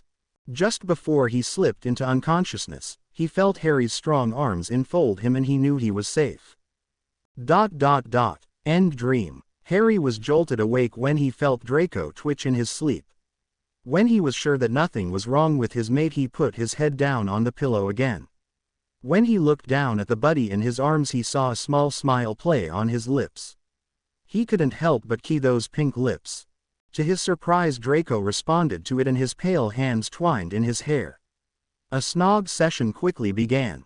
When Harry broke away, Draco's lips trailed down his jawline to his neck and throat. Harry groaned and let Draco do what he wished with his body for a while before he stopped the buddy. His dragon made a protesting noise when he pulled the buddy away from his cock. "We need to sleep, love," Harry said firmly, but Draco didn't listen. He fisted Harry's cock and made him beep. "No, we don't. Not really. We can be up for days without noticing," the buddy vampire argued while trailing keys down Harry's neck again. "Yes, we need to sleep now, dragon. We have potions in the morning and I would like to be awake when your godfather starts yelling at me," said Harry and then beeped in his breath when Draco reached his ear. "I'll just say I wore you out," Draco said between keys and nips to Harry's earlobe. "No, you," Harry trailed off. "What's wrong?" Draco asked, looking into Harry's eyes. "Would it be possible for you to make a potion to find out what's wrong with Ron?" Harry asked slowly. "I guess I could make a diagnostic potion. They are easy to make but they take time." Draco shrugged. "Maybe I could make one for myself as well. Why would you need a diagnostic potion? Is something wrong?" Harry asked worriedly.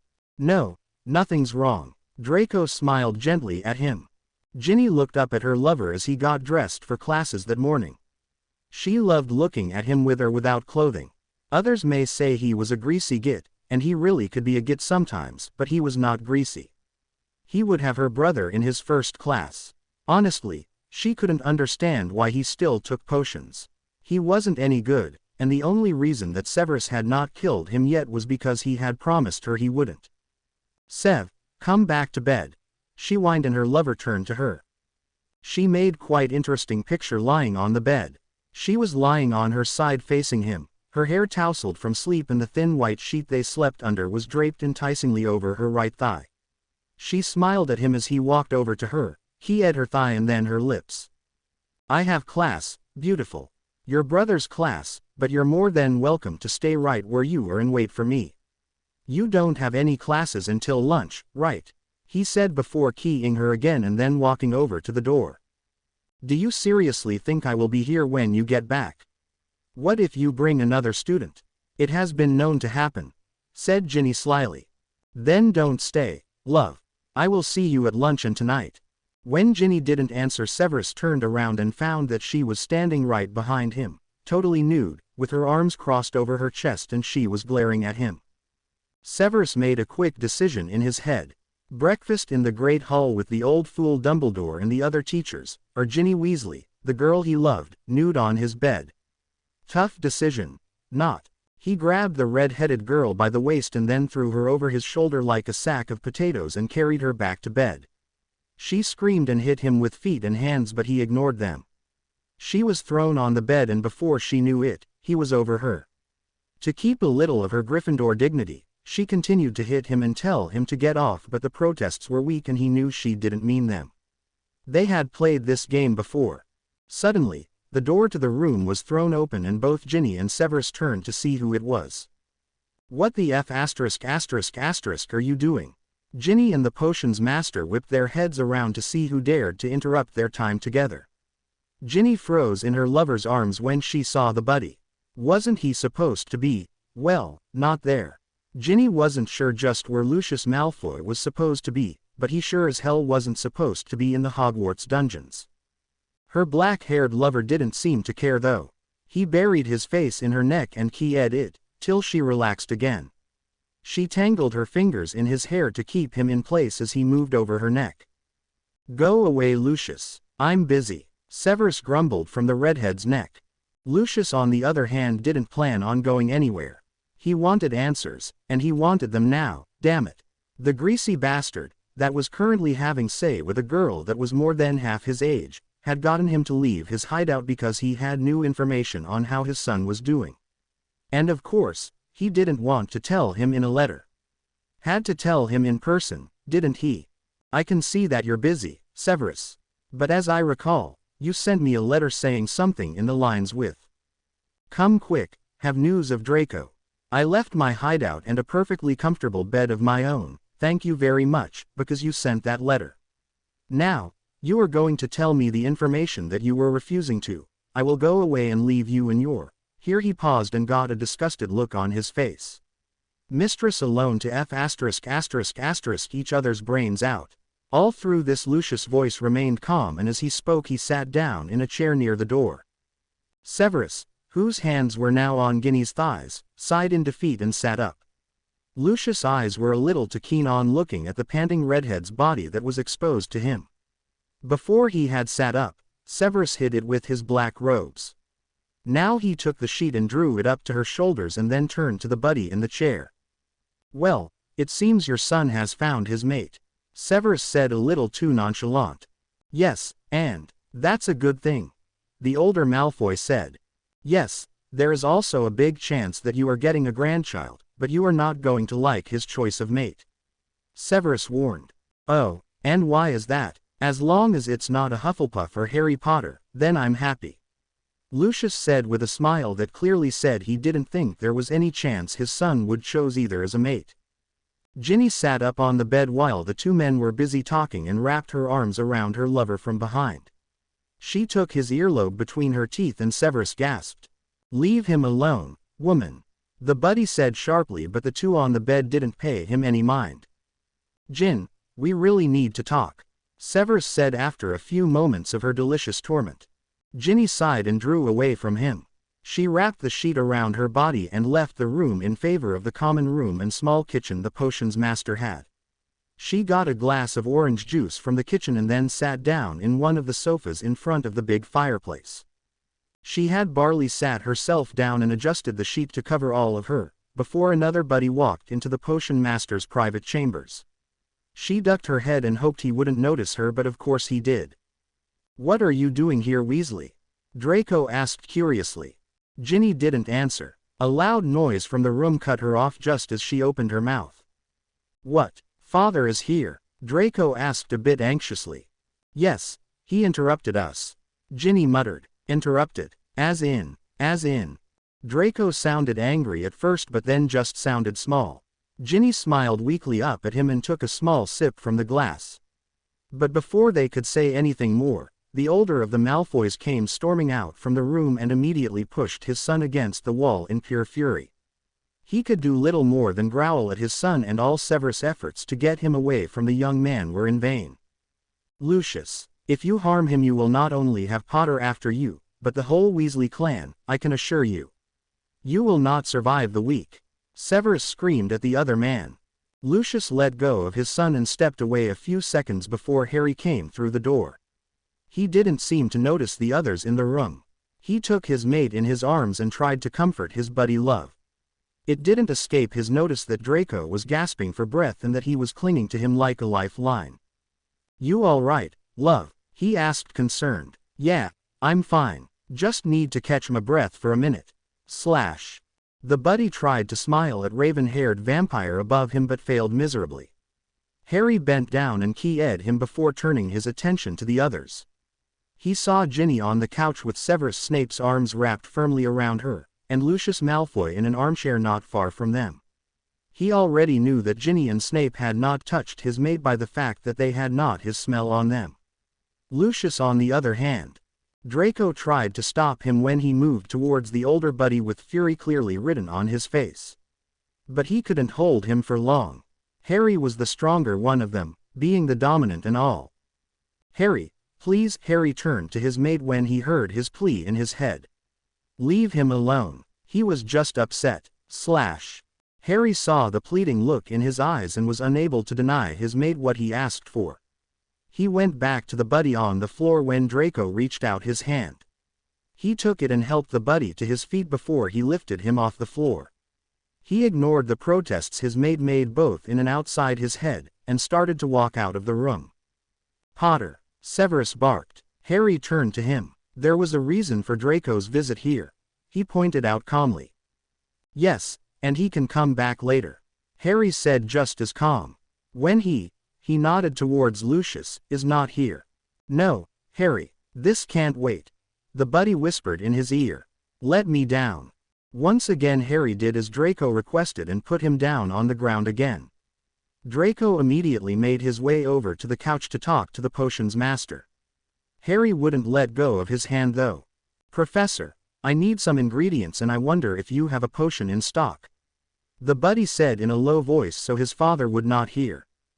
I have already prepared the potion you need, Draco. It's in the cupboard in my room. Severus said calmly and low. Then I won't have to brew it. But that's not the potion I was going to ask about. I need a diagnostic potion for Weasley. Harry's worried about him. Draco said and then let go of Harry's hand to go and get the potion in the room. In the same cupboard, second shelf. Severus called after him. What potion would he need? Harry asked Severus without looking away from the room door. The kind of potion every submissive vampire needs after the mating season. Severus replied calmly. I don't get it, Harry said and took his eyes off the room door. Well, you did a lot of, Harry. Ginny said as she snuggled closer to her lover. So, what are the consequences of, Harry? She asked patiently. For crying out loud, just tell me already, Harry almost screamed. He might be pregnant, Harry. Ginny said sleepily. Pregnant? Ginny, we're guys. Are you telling me my son is pregnant? My son, a submissive. The buddy that had been silent until this point suddenly shouted. Be quiet, Lucius, Severus shouted when Harry's eyes darkened with hate and anger once again. Just then, Draco chose to re-enter the room with a smile on his face. One of Severus' eyebrows almost disappeared in his hair. Ginny didn't notice much other than her lover's body, and Lucius shot angry looks at his son that made Harry growl. Ready, love, Harry said when the buddy was at his side again. The buddy nodded happily. Did you take a pepper-up potion? Draco nodded happily again. Harry shook his head and keyed his lover before he dragged him out of the room. Protective isn't he? Ginny commented quietly. Yes, he sure is. Which is why I trust him with the life of my godson and the life of my love. When I'm not around, that is. Severus said and smiled down at Ginny. So, do you want to find Weasley now or later? Draco asked when they were walking back to Gryffindor Tower after potions class. Now, I would like to get this over with so I can have you to myself later. Harry said and smiled a seductive smile. Okay then. Suddenly their course changed. Draco was pulled into an alcove behind a suite of armor where he was closed in his mate's arms. He smiled and buried his face in the crook of Harry's neck. He started to gently lick and key it. His stomach started to burn when he came this close to Harry's neck and could smell the blood under the skin. Harry's hand tangled itself in his buddy's silky hair and held him still. Draco couldn't understand why. He stopped his exploration of his mate's neck and turned in his arms. Just in time to see 3 girls round the corner. One with red hair, the other 2 with black. After a few moments of concentration he recognized the girls as the Pottle twins and Susan Bones. What were they doing out now? Didn't they have class? The only reason Harry and Draco were out in the corridor was that Professor Sprout had gotten bitten by one of her plants and was unable to teach. Otherwise they would be in class. All 7th years had class till lunch and then their different schedules kicked in. It wasn't lunch yet and those girls didn't have herbology. What are they doing here? Draco whispered more to himself than to the dark-haired vampire behind him. Probably blowing off classes in favor of being together. They are lovers, you know. Harry said even though he knew his lover had not been talking to him. Lovers. Those 3. How does that work out? They are in 3 different houses. Draco said as Harry drew him out from their hiding place. Some nights they spend in Ravenclaw, others in Hufflepuff. But most they are in Gryffindor. Harry responded. And the teachers are okay with this? The buddy asked astonished. Oh no. They have tried to get those three off each other for quite a while now. Haven't succeeded though, as you can see. Why did you hide us? Draco asked and stopped dead. He knew there must be something wrong if Harry hid them from the girls that he had spent years with. One of them he had even taken to the Yule Ball. I don't know. Just don't trust them. They smell wired, Harry said and began to drag Draco towards the tower again. Okay, fine, I'm going. Draco laughed and Harry started to run in excitement over the idea that they would soon know what was wrong with Ron. Hermione and Ron were sitting in the common room in Gryffindor Tower. They were in an armchair, with Ron underneath his girlfriend. The bushy-haired girl had her arms around his neck and her face was hidden in his neck. My own, he said softly. Was the sleepy response. Will you leave me? Ron asked truthfully. Merlin. No, Hermione said and sat upright again. She couldn't understand why he even asked such a thing. Why would she leave him? She loved him. I wouldn't blame you if you did. Ron said and Hermione saw tears begin to form in his eyes. She keyed him deeply to chase away his fears and tears. I won't ever leave you, Ronald Weasley, she said, her forehead against his. Just then Harry and Draco entered the room. They went over to the two in the armchair and Harry sat down in a chair opposite them. Draco sat down in Harry's lap when he had gotten a potions file out of his pocket. Take this, he said to Ron and handed him the file. Ron downed it without hesitation. He figured that it couldn't make it any worse than it already was. At first nothing happened. Then he pushed Hermione off his lap and started to run towards the stairs to head for the bathroom. However, he didn't quite make it there. At the bottom of the stairs he stopped, opened his mouth and out came bubbles. Pink bubbles. Draco slapped his hand over his mouth to hide his gaping mouth. Harry just stared. Hermione was by her boyfriend's side in a millisecond and Ron burped up more pink bubbles. Before either vampire knew what was happening, Hermione was upon them. She yelled at and accused Draco of trying to poison Ron out of spite. Draco was too stunned to do or say anything to defend himself and therefore just stared at her. The girl was torn away from him just as she was about to slap him over the face with her hand. The buddy looked up and saw his lover hold his friend in a firm grip. What did you give him? Hermione yelled as she struggled to get loose from Harry's grip. I, stammered the buddy, still in too much shock to actually make a complete sentence. What happened? Harry's voice said in his head. I think I gave him my potion. Draco said slowly in his head so only Harry could hear him. Your potion. Harry almost yelled at him. Draco flinched and started to draw himself away from his mate. A hand on his arm stopped him when he was 2 feet away from him. I'm not mad at you, dragon, Harry said before keying his forehead. Draco smiled softly and let himself be drawn into Harry's arms. He buried his face in Harry's chest to hide from Hermione who still was yelling at him. He didn't want to look at the redhead either. It was after all his mistake that caused Ron to start throwing up all those bubbles. It must have scared him half to death. What was your potion? Harry murmured in his ear. A pregnancy potion, and by the looks of it, he's having a girl. The bubbles would have been blue if it was a boy, Draco said into Harry's chest without caring if he heard him or not. Calm down, Hermione, Harry growled at her when she made an attempt to get to Draco's throat again. There is nothing wrong with him. How can you say that? He is puking up bubbles, Harry. Why are you still defending that lowlife? The girl screamed at them. The other Gryffindors that had been in the room either quietly made their way out of the tower or up to their dormitories. It was never a good sign when Hermione started yelling at Harry. And the fact that Ron was throwing up bubbles which were now floating around the room just made them want to leave even more. The Golden Trio often got into trouble, maybe it was contagious. He's no lowlife. He's just human. He gave him the wrong potion by mistake. He's pregnant, Hermione, Harry shouted back. This dumbstruck the yelling girl. What do you mean? Who's pregnant? She asked, horrified at the thought that she may have just yelled at a pregnant vampire.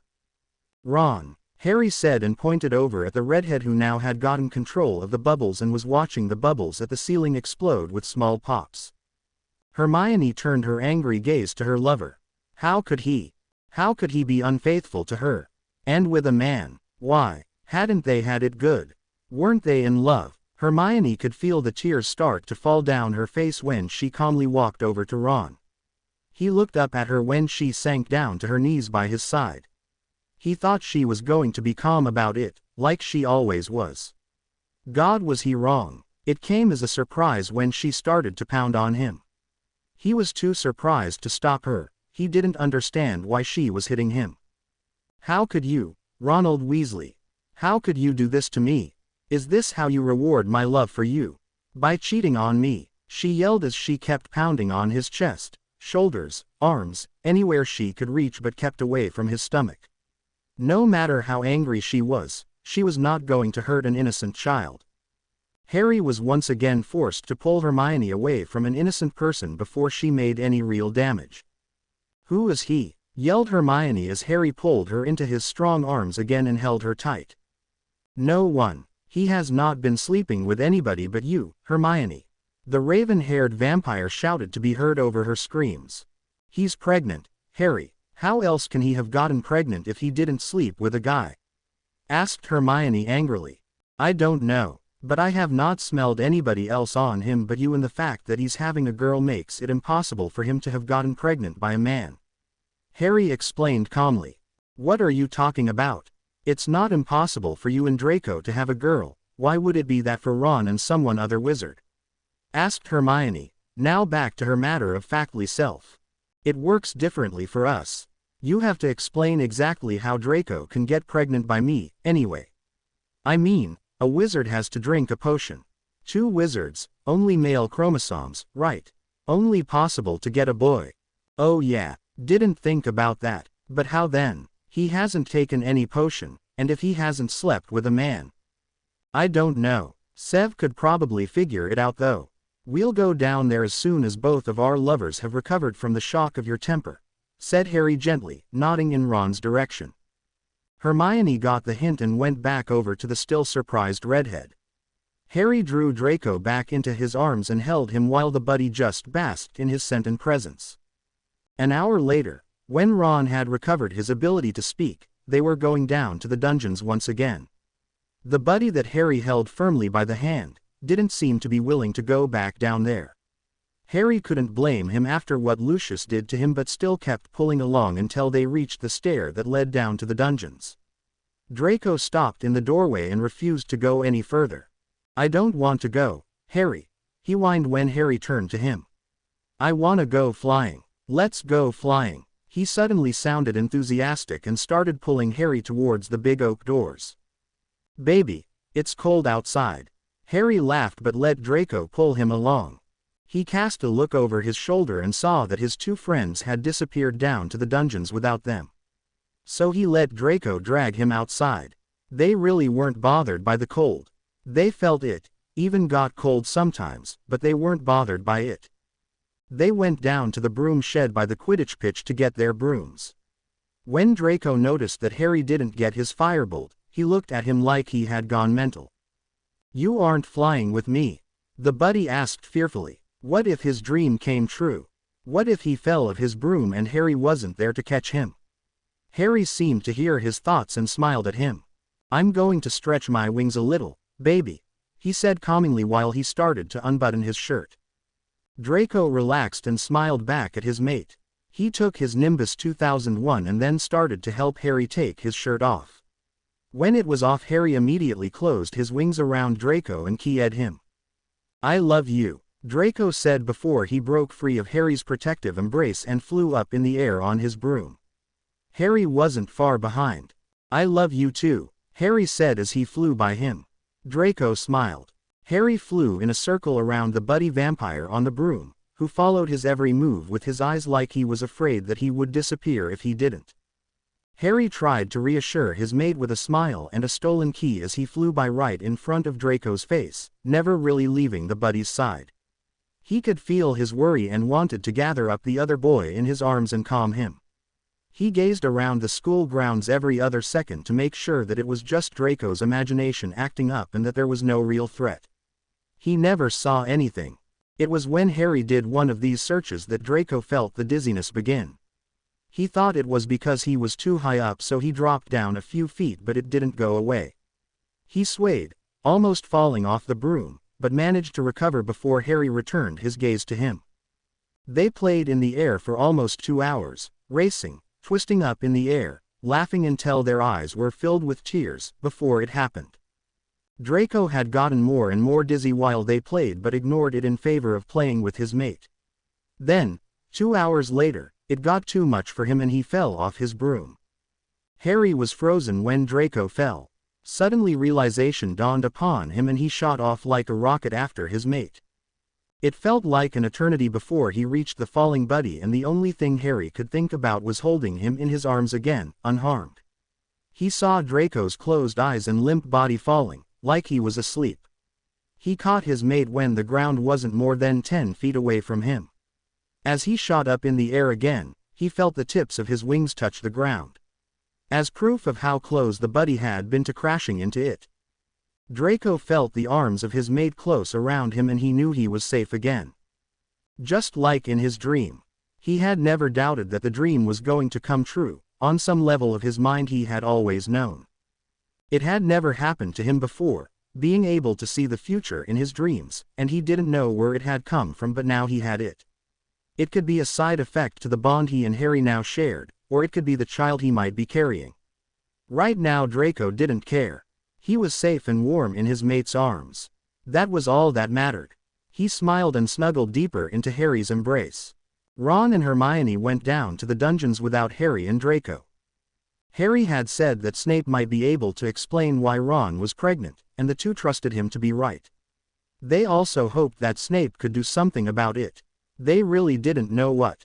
Ron couldn't bear the thought of terminating the pregnancy even if he had only known about it for half an hour and it hadn't exactly been welcome news. It was still a life inside of him. An innocent life that had nothing to do with how it was conceived. He was knocked out of his thoughts when Hermione banged loudly on the door to Snape's chamber. Ron couldn't understand why they were there and not at his classroom. Shouldn't he be teaching a class by now? Their class. He wanted to point it out to his girlfriend but was afraid that she would get mad again, so he kept his mouth shut. After a few seconds the door opened, to Ron's big surprise, but not by Professor Snape. In the doorway stood his lover, also known as Ron's little sister Ginny. She stared in shock at her brother and his girlfriend before turning around when she felt an arm go around her waist. "What are you doing here, Ron?" she asked quietly while Severus attempted to pull her away from the door. "What am I doing here? What are you doing here? Shouldn't you be in class? Why do you only wear a sheet?" Ron growled dangerously. "What my mistress does in my chamber is none of your business, Mr. Weasley," sneered a low voice from behind the red-headed girl. "Mistress," all three shouted at the same time. "Is that all I am to you?" Ginny asked with a pout. "Of course not, love," said Severus and keyed her gently to calm her. "You are my everything." Ron pushed himself inside before they got any further into the discussion on what Ginny meant to his greasy potion master. Snape took a hold on his arm and tried to force him out, but Hermione stopped him. "Wait, we didn't come here to fight. We came to get some answers," she said calmly but firmly. "Answers on what, Ms. Granger?" he snapped with venom in his voice. "Like why Ron's pregnant but he has not been sleeping with a wizard or taken a potion." Hermione snapped back. "Oh, he has taken a potion all right. He just didn't know it," Snape said in amusement. "What?" they all said again, but for different reasons. Ginny out of surprise to find out Ron was pregnant, Hermione and Ron out of surprise to know that he had taken a potion. "Oh, yes, it was in Mr. Potter's pumpkin juice about a week ago. The day that Mr. Potter and Draco disappeared for 3 days. It was a fertility potion that would make sure that Draco became pregnant. It's hard to make such a young vampire pregnant," Snape said in his teaching tone. "It was not designed for a human, much less you Weasley. And it seems it was strong enough on a human that contact was the only thing needed." Snape was amazed that it had been that strong. Why would you want Draco to become pregnant? Hermione suddenly asked. A child of Harry Potter and Draco Malfoy would be very powerful, Ms. Granger. It would be a great asset in the war, the professor said matter-of-factly. Are you telling me that you think Harry would agree to this? Ron suddenly shouted.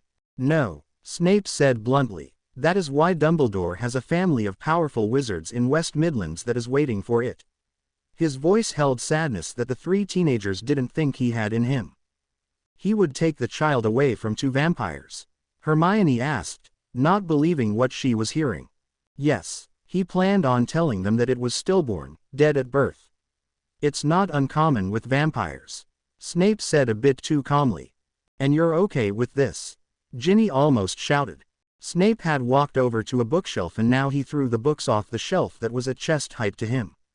They fell to the floor with loud bangs. No, I'm bloody not okay with it, he shouted into the wall, refusing to look back at them. I told the old fool that he was crazy trying something like this. Harry would rip his throat out before he knew that the damn brat was even in the room. Calm down, Sev, Ginny pleaded. Severus held out his arms and she went to him, allowing him to enclose her in his arms. Do you think I would wish it on anybody to lose a child, Gin? He murmured in her ear and she shook her head. No, not after Christiana, she said quietly. Okay, back to me please, Ron said when he saw Snape's hand go under the sheet his sister had around her body. What about you? You took the potion, you'll have to carry the child to term. End of story, case closed. Snape snapped at him. Fine, I won't bring it up again. But there is still this one little thing that bothers me. Magic can't get to it. How are we supposed to know if it's alright or not? Ron asked, a twig of anger in his voice. We'll do Muggle examinations then. There, fixed. Now get out. Ron and Hermione quickly left. Their visit to the potion master has raised more questions than they received answers for. However, they had gotten the answer to the question they went there for. They had found out how Ron became pregnant. But why would Dumbledore want to take Harry's child away? He would be devastated to know that the child had died at birth. Draco would most likely kill himself for his inability to protect his young, and Harry would follow shortly thereafter. It didn't make sense. Harry was the key to killing Voldemort. Why would Dumbledore want him gone? November quietly rolled in. Too quietly. There had been no attacks from Voldemort and nobody knew why. It was making Harry nervous. Draco brushed it off. He said that old Snake Face was just planning some new lame plan that they sooner or later would see or figure out. There wasn't a lot for them to do about it. Why couldn't he just kick back and enjoy the silence? Have a little fun with him. Go flying. Draco had been out in the cold air more and more, but never on his broom since he fell off it. Harry had seen the buddy's wings for the first time. They were white, like Harry had guessed. Professor Hooper had made him give up a few feathers for her collection. Harry had almost ripped her throat out when he saw how much it hurt Draco to give up the feathers. Draco had stopped him, however, before he had done something stupid. It was after one of these flying sessions that Harry found the buddy vampire on the astronomy tower's roof. He didn't know why he had decided to sit up on the roof when it was so cold outside. Even Harry shivered when the wind blew over his bare chest. As soon as he landed on the roof, he closed Draco in his arms and held him tight, feeling his shiver. He saw the buddy retract his wings again and enfolded them both in the darkness and warmth of his own wings. You shouldn't be out here, love, Harry murmured in the buddy's ear as he snuggled closer. Why not? Draco asked before moving his tongue over his mate's neck, searching for a good vein to bite into. That was another thing that was concerning Harry. Draco was drinking more and more blood, and not just from him. Harry had found him and one of his old donors in an abandoned classroom with Draco beeping enthusiastically on the girl's neck. It had been Pansy Parkinson, and Harry really didn't have any problem with getting rid of the girl, but if he hadn't stopped the buddy he would have killed her. He had slowly eased his mate away from the dark-haired girl and Draco had immediately latched onto his neck without warning. Harry hadn't really cared. He'd rather Draco beep blood from him than from Pugface Parkinson. What's wrong, Dragon? Harry asked as the buddy bit his neck for the second time that day. Draco didn't answer. He beeped slowly, savoring the taste of his mate's blood in his mouth like he hadn't tasted it in days. Harry knew something was very wrong with his mate and he wanted to know what it was. He had a feeling Draco already knew but didn't want him to know yet. It was damn frustrating. He let out a growl from deep in his chest. This drew Draco's attention away from his neck and to his face. "What's wrong, Dre?" he asked, his gaze firmly locked on his mate's. "What do you mean?" Draco asked innocently. "What do I mean? You have been feeding more than you should. If you don't stop it, you'll get sick," Harry said angrily. "I have not been feeding more than I should. I feed when I'm hungry. And it's not always blood I want. I want sweet thing. Why do you think I've been eating sugar-drenched bread?" Draco almost screamed at him while tears began to form in his eyes. "Okay, that's it. I'm taking you to see Madame Pomfrey. There is something very wrong with you and I intend to find out what." Harry snapped. "Why? So Dumbledore won't lose one of the pawns in his game?" Draco sobbed out in anger. "No, I don't care about Dumbledore. I care about you. I don't want to lose you," Harry said through clenched teeth so he would not yell at the buddy. He didn't want to yell. Draco surprised him by throwing his arms around Harry's neck and keying him deeply. Harry quickly gave up on his anger and lifted the buddy off the roof and into his arms. When he lifted the smaller boy, Harry noticed that he had gained weight but didn't say anything about it. Vampires were light by nature. It made it easier for them to fly. But with all the flying Draco had done the past few weeks, Harry was surprised he had not lost weight. This just made it clearer to Harry that something was wrong. "I can feed till I'm not hungry anymore and then you can take me." He was cut off by Harry's lips on his own. "Wherever and whenever." Harry keyed him again. "You want?" he finished. "Deal," Harry said, tilting his head to the side to give Draco free access. Draco bit down on the same spot as earlier. He had not healed it and the blood easily came back to the surface. Harry had insisted on carrying Draco to the hospital wing, refusing to let him down on anything but a bed. As the doors opened, Madame Pomfrey came out of her office with a look of horror on her face when she saw Draco in Harry's arms. Draco lifted his face from the spot on Harry's neck that still wasn't fully healed and smelled so delicious. "I'm fine, Madame Pomfrey," he assured when he saw her face. "He's just being a big baby." Harry sat the buddy down on a bed and told the old woman to check Draco over. He then sat in a chair next to the bed and waited. "Well, Draco, I think I need to talk to you alone," the nurse said after about 20 minutes. "Why, what's wrong?" Harry was immediately at his mate's side when he heard the anxious tone in his voice. He keyed the side of his face and gently caressed his sides to calm the distressed buddy. Draco turned in his arms and clung to him. "I don't think anything is wrong, dear," the nurse explained slowly. "It depends on how you look at it." "What are you babbling about?" Harry asked in irritation as Draco grew more nervous. "Well, it seems that Draco is pregnant," Madame Pomfrey said. Draco froze in his mate's arms. He had suspected it, but it was a whole different thing when it was true. He felt himself start to tremble and then Harry's voice and lips were there to soothe him again. Draco gently probed at Harry's mind with his own and the raven-haired vampire let him in, letting him feel all his feelings. He wasn't upset about the baby, all he cared about was that Draco was not ill, not in danger. "Hermione warned me, love," Harry's voice whispered in his mind, then he was keyed by his love. "How far along?" Harry asked out loud. He knew it must be about a month. Vampires could only get pregnant during the mating season, which was in October, and it was now November. "A month, right. Again, it depends on how you see it. In a vampiric pregnancy he's about a month, but in a normal pregnancy he is 2 months along," she said in her best nurse voice. Harry's jaw dropped. 2 months. His mind quickly made the calculations that were needed. Draco's pregnancy was twice as fast as a normal one. Draco would only be pregnant around 4 to 6 months. It was too fast. They were still in school. Voldemort was still out there. Harry's breath quickened as he felt the panic begin to rise.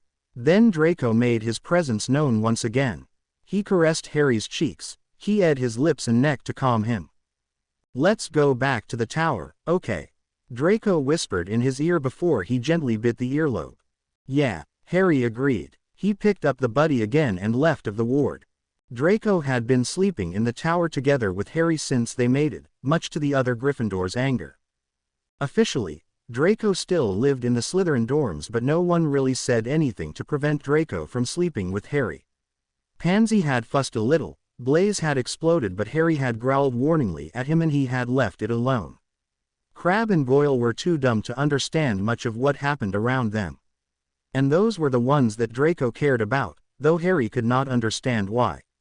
It didn't matter what the other Slytherins said or did. Draco simply didn't care. Hermione and Ron were sitting at one of the tables doing their homework when Harry and Draco came back. Hermione smiled and Ron made a grimace. He had suffered from morning sickness and it made him grumpy. Draco just made a sympathetic face in return. Harry hadn't gotten why yet, but now he understood. Draco must have felt ill as well. But he had never seen him throw up. He was 2 months gone and Harry had never seen him throw up. Ron, on the other hand, was only a month along and was throwing up like crazy at all times of the day. Why haven't you thrown up? Harry asked in their minds so his two friends could not hear him. It's the blood, baby. As long as I feed when I'm hungry I won't get sick. The blood stabilizes my stomach. Draco explained and smiled at him. Oh, Harry said out loud and sat down in a chair by his friend's table. Oh, what? Hermione asked suspiciously. Can I tell her? Draco nodded. Dre is pregnant, he said, smiling up at his mate who had settled comfortably in his lap. Oh no, Hermione exclaimed and put her hand over her mouth in shock. What? The vampires said at the same time. They didn't answer. Hermione got up from her chair. She walked over to their chair and took a firm grip on the buddy's arm and dragged him in the direction of the boys' dorm. Ron, bring Harry, Hermione said over her shoulder. But she didn't need to say it.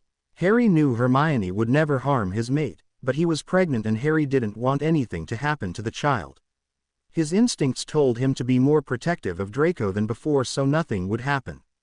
He wouldn't let it, so he and Ron followed Hermione like two faithful puppies up to the dorm. There were no portraits in this room, only the beds.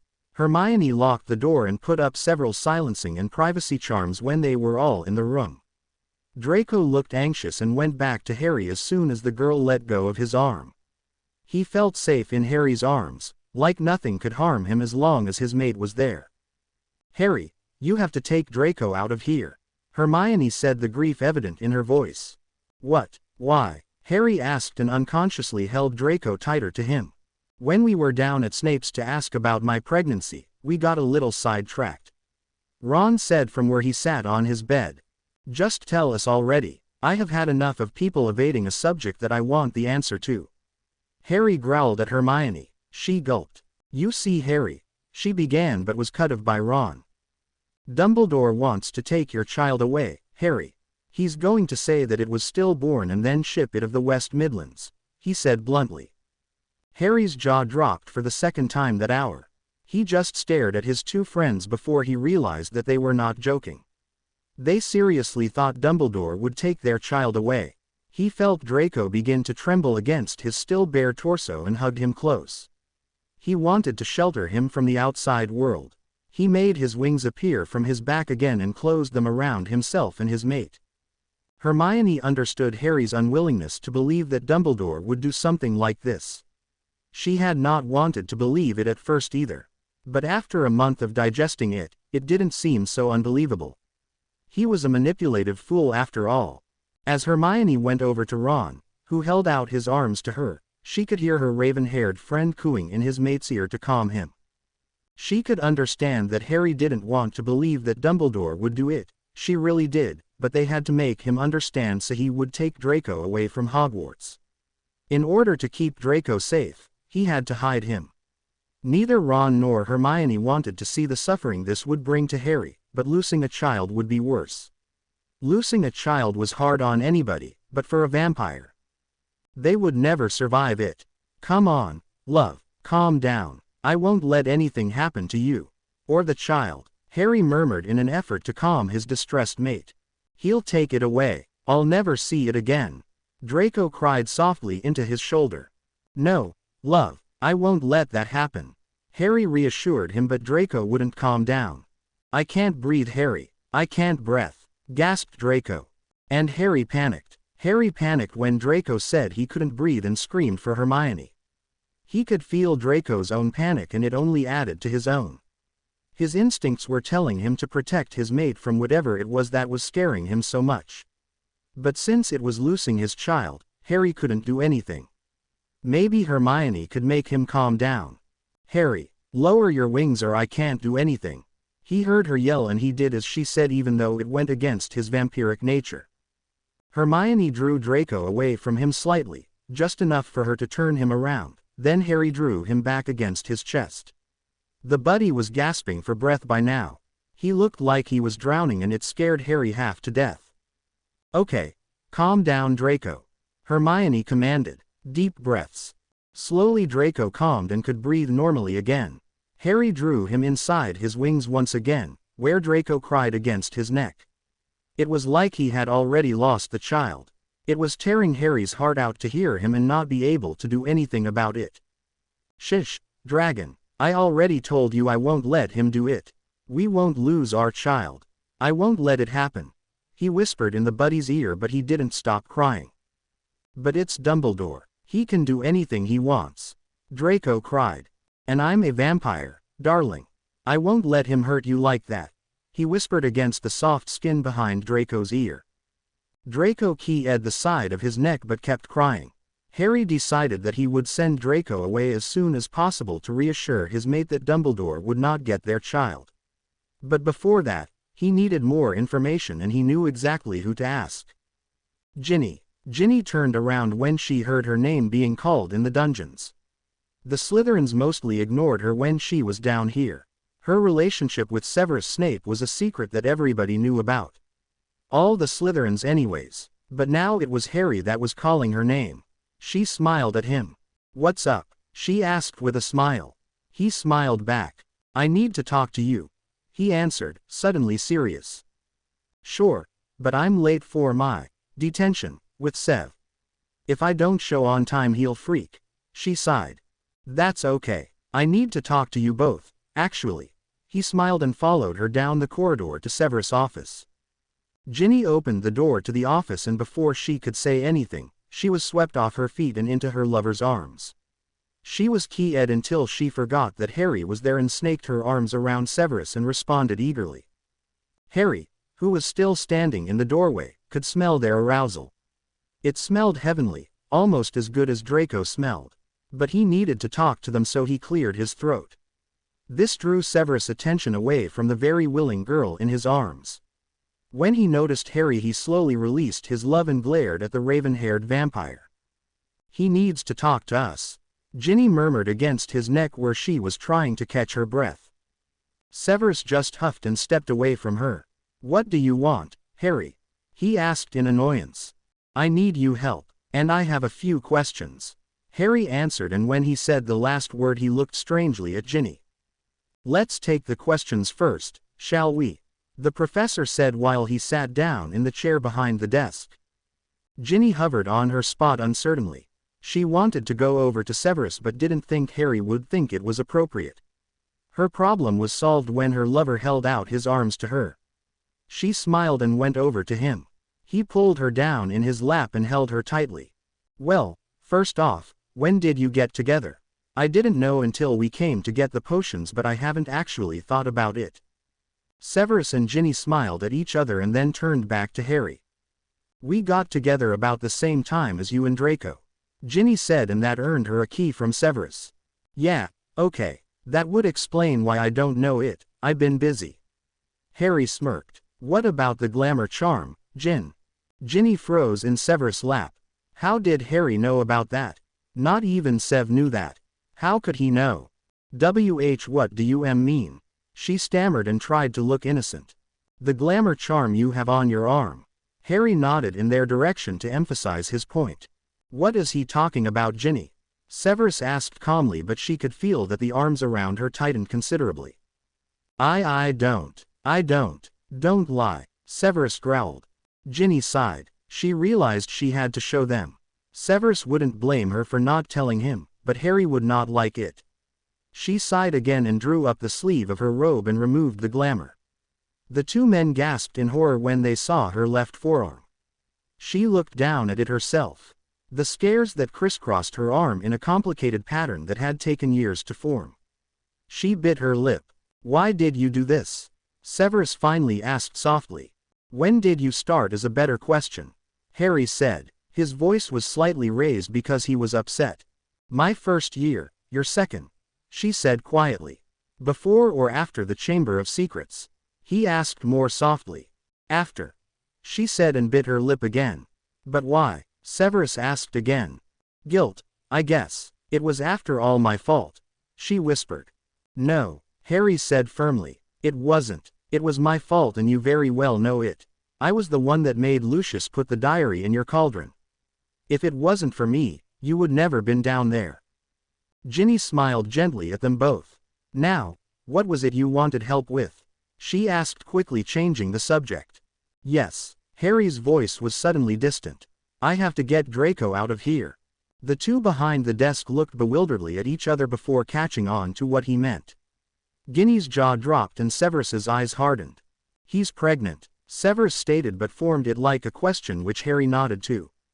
"Where will you go?" Ginny asked quietly. "I won't go anywhere. I'll send Draco to a safe place under the Fidelius charm so Dumbledore won't be able to find him. I will take care of the old fool and make sure he doesn't even try to find him." Harry growled. "You could send him to Godric's Hollow. To your parents' old house," Sev suggested. "It's still there?" Harry asked in amazement. "Yes. Lupin had it rebuilt shortly after it was destroyed. He thought it might come in handy someday. And look how right he was," the professor said with a sneer. He obviously didn't like the thought of Remus Lupin being right about something this important. "Yeah, that's actually a good idea," Harry mumbled.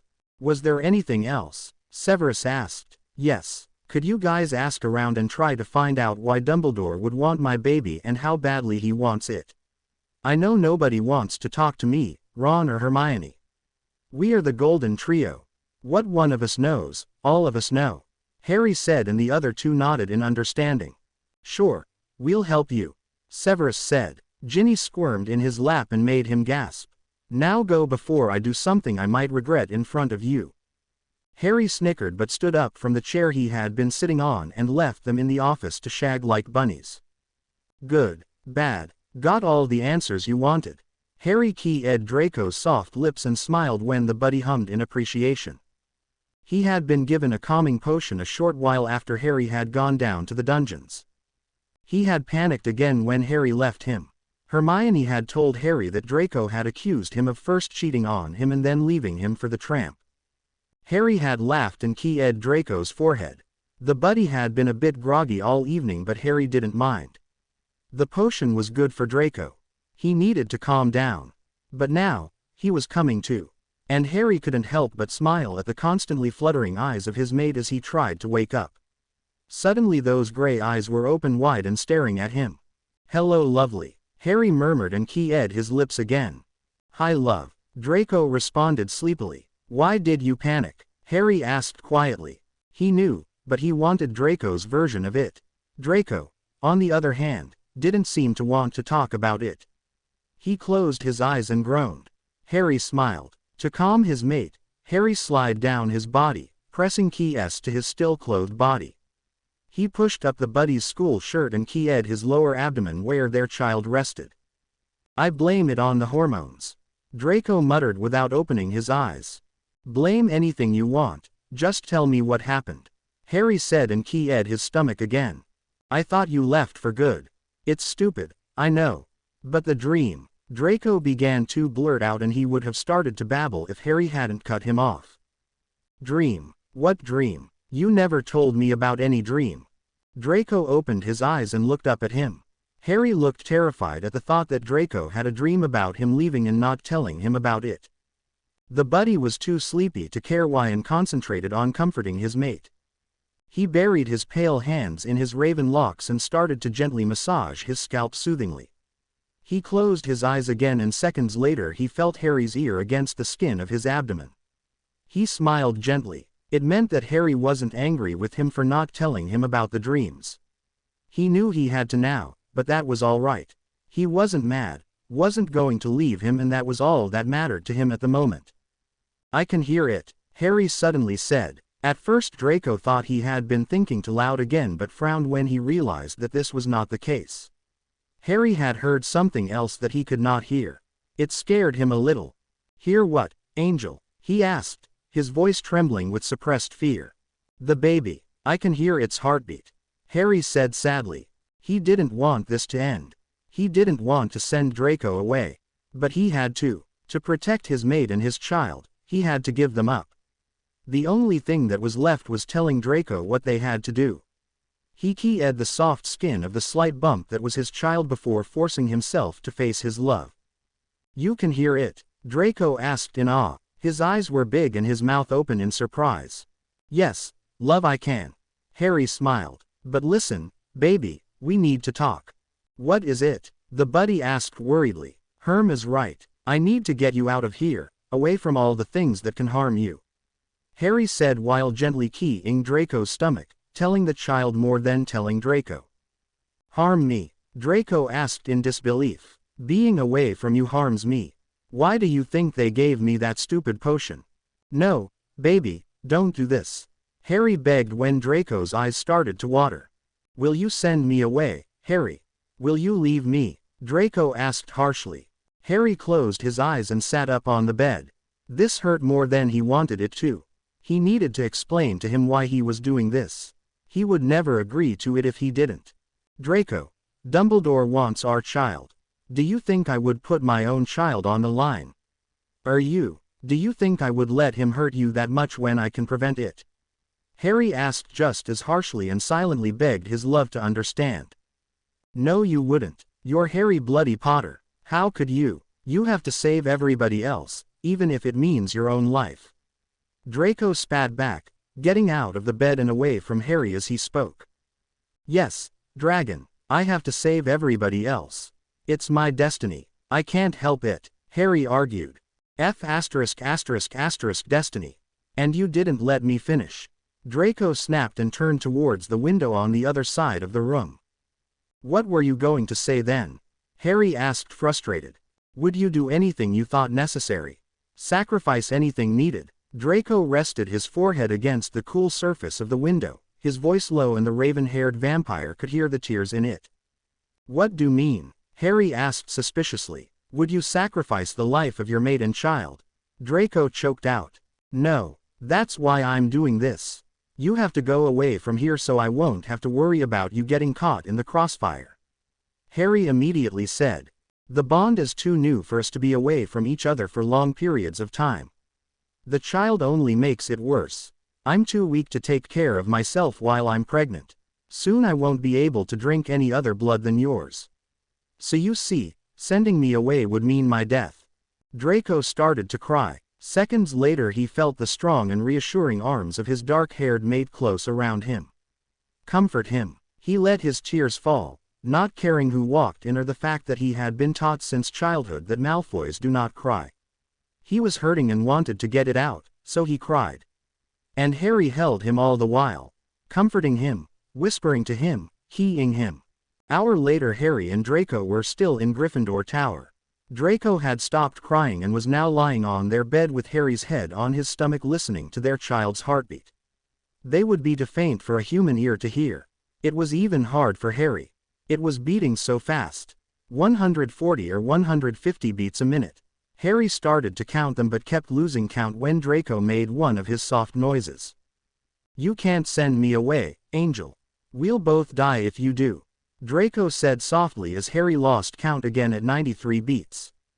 "You already said that, love," Harry reminded him. "I will still do it. It won't be for a long time. Maybe just a week if we're lucky." "But, Harry, it's us. We're not lucky," Draco exclaimed. "Oh, I wouldn't say that," Harry whispered and keyed his stomach. "That's not what I mean and you know it," Draco said sternly but couldn't help smiling. "I know. I'll figure something out before you go to Godric's Hollow." It will be a while until then anyway. I need to know more about this. Sev and Ginny are going to help me with that. The vampire and his lover will help you with more information on my child. Draco exclaimed in surprise. That vampire helped me through my first change. And Ginny is like my sister. I would trust them both with your life, Dre. Harry said softly and keyed Draco's lips. It was now almost Christmas. Severus and Ginny could not dig up anything new on why Dumbledore wanted their baby. It seemed that whatever it was, Dumbledore was planning he was keeping it to himself. Draco was getting bigger every week and Harry had found a new way to make time pass, listening to the child's heartbeat. It, like Draco's own heartbeat, sounded like music to Harry's ears. Now, on December 10th, Harry was once again listening to the baby's heartbeat. Draco was slowly caressing Harry's hair while he was thinking.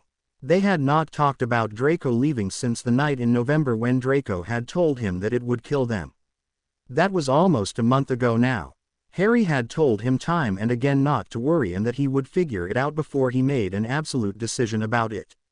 But Draco did worry. He hadn't been joking when he said it would kill him to leave Harry's side for a longer time. The time Harry had gone to beat up Blaze was a close call. It had hurt Draco's heart to be away from him. If he had not come back when he did, Draco would most probably be very dead by now. More dead than he already was, that is. He looked down when Harry shifted his weight. Harry had his eyes closed, both hands on his swelling belly and his mouth against his skin. He could feel his hot breath as he mumbled words between keys. He looked so beautiful. What are you doing, Angel? Draco murmured sleepily. Something I should have done a long time ago. Harry replied and gave Draco's stomach one last key before he crawled up and laid beside his mate.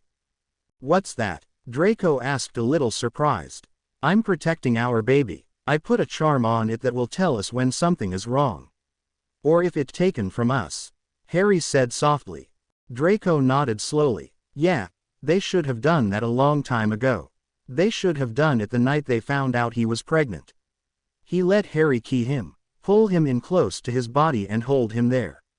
Harry was just as worried as himself. He could feel it through the bond, and he knew that Harry needed to be around and hold him as much as possible now that he was pregnant. It was one of the downsides of being a pregnant submissive vampire. Your dominant almost never left your side, even if his mate would have been a muggle or wizard, which they would have been reluctant to let him out of their sights.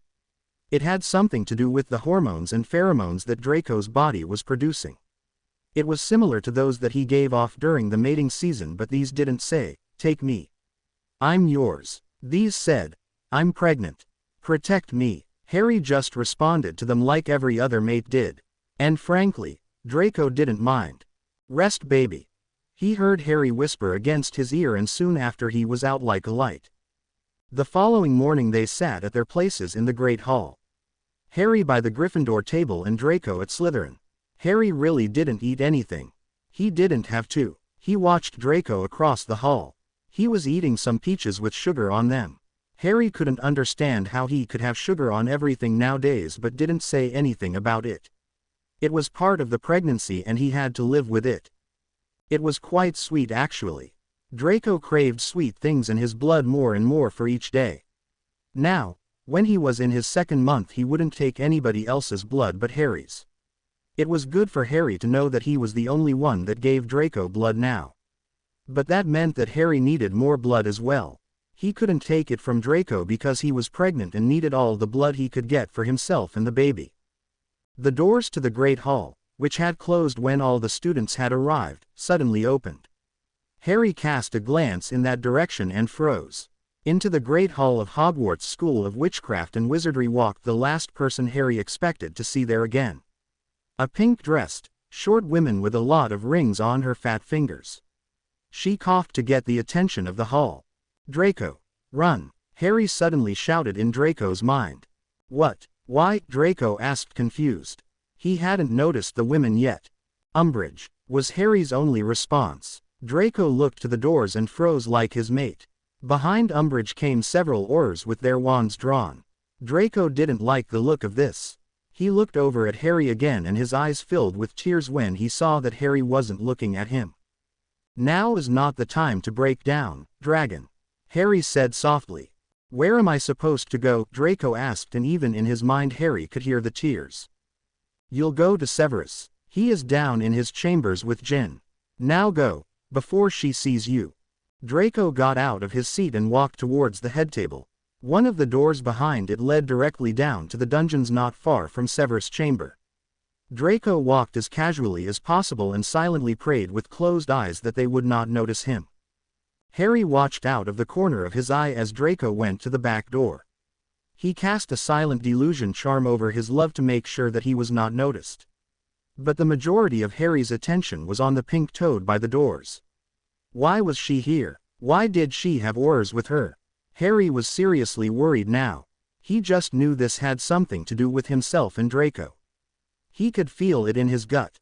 Yes, said Professor McGonagall loud enough for the foul women on the other side of the hall to hear her. I have an order from the Minister of Magic to bring 2 of your students to the headquarters.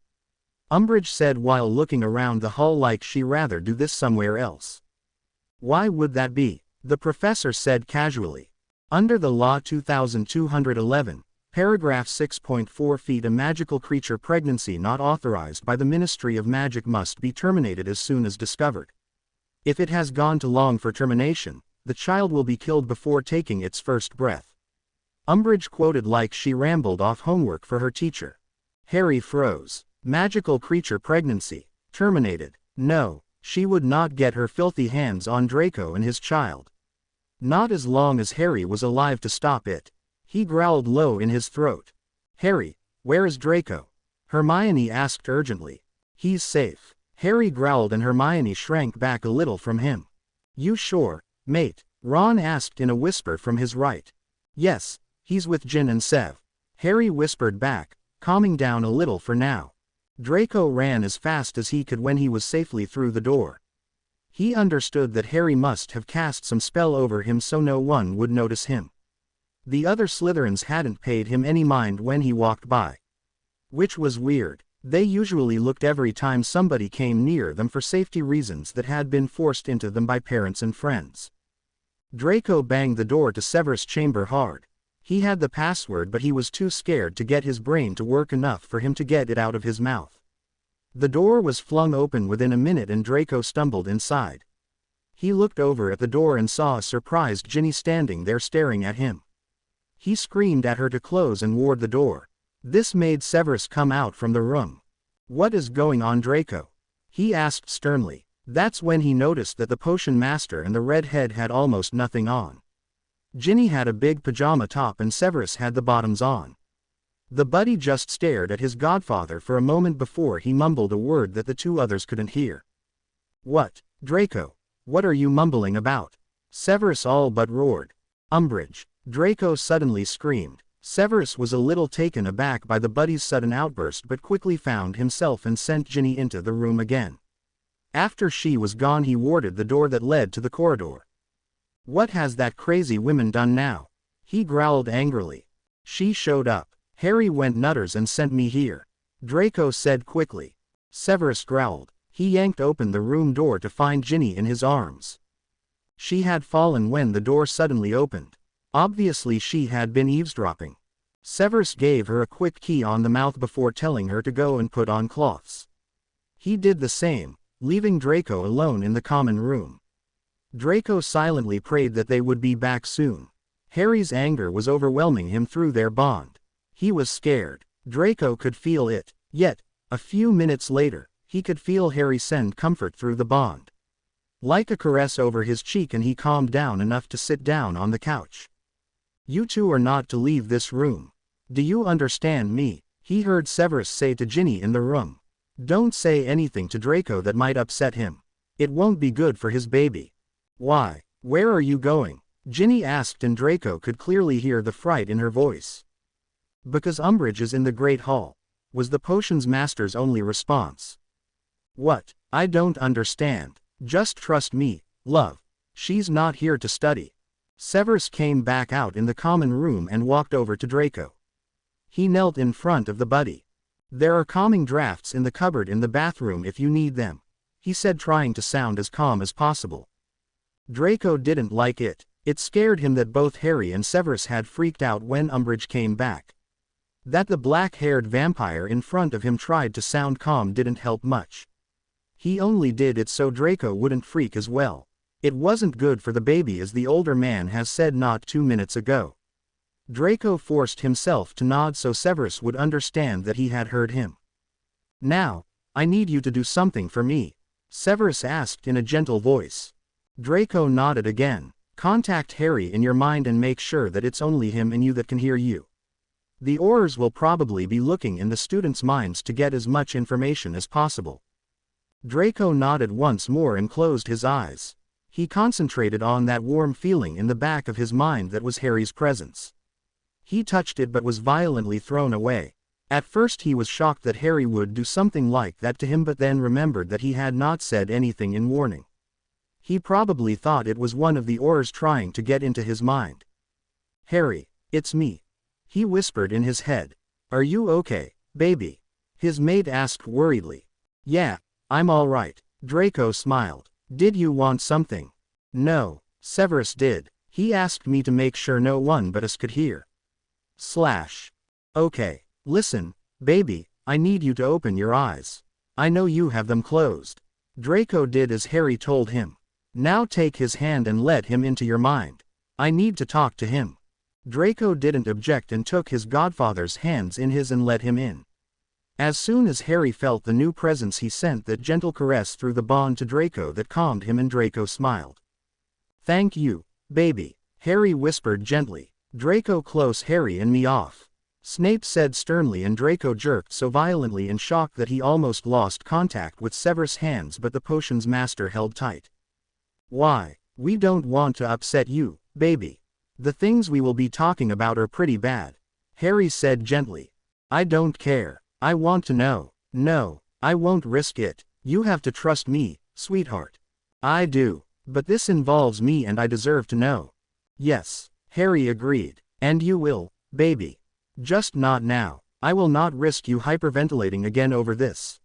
"Fine," Draco grumbled angrily and then shut the other vampires' conversations off. "So why is she here?" Severus asked after he was sure that Draco wasn't listening to them anymore. "A new law. Law 2211. All magical creature pregnancies that haven't been authorized by the Ministry must be terminated," Harry said with a growl. "Why haven't we been informed of this law? All creatures are supposed to get a letter when a new law about them is passed." "Yeah, well, maybe ours got lost in the mail." "Don't be silly, Potter. Mail doesn't get lost in the wizarding world." "I know." Harry didn't look away from Umbridge as Snape walked into the Great Hall. He was furious with her. She had come to Hogwarts with the sole purpose of taking his child away. Well, she hadn't said so, but he knew. Why else would she come here if it wasn't? Someone like her didn't come back to a place she knew she wasn't wanted at if it wasn't for a very important person. And, even if it sounded very snobby, Harry and Draco were the only ones that could make her come back. "What are you doing here, you toad?" Harry heard Snape sneer like he had just seen the women. "I am here to talk to your godson. It seems he found his mate but didn't bother to tell us, and his mate is not registered," Umbridge screeched. Snape couldn't help but laugh.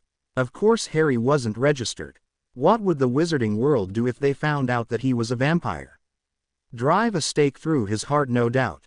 "No, he is not," Snape said calmly. "And neither is your mate," Umbridge went on.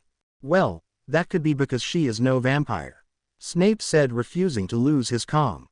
Harry, on the other hand, was starting to see red. How dare she come here and say those things to Severus? How could he let her? Harry growled low in his throat without noticing it.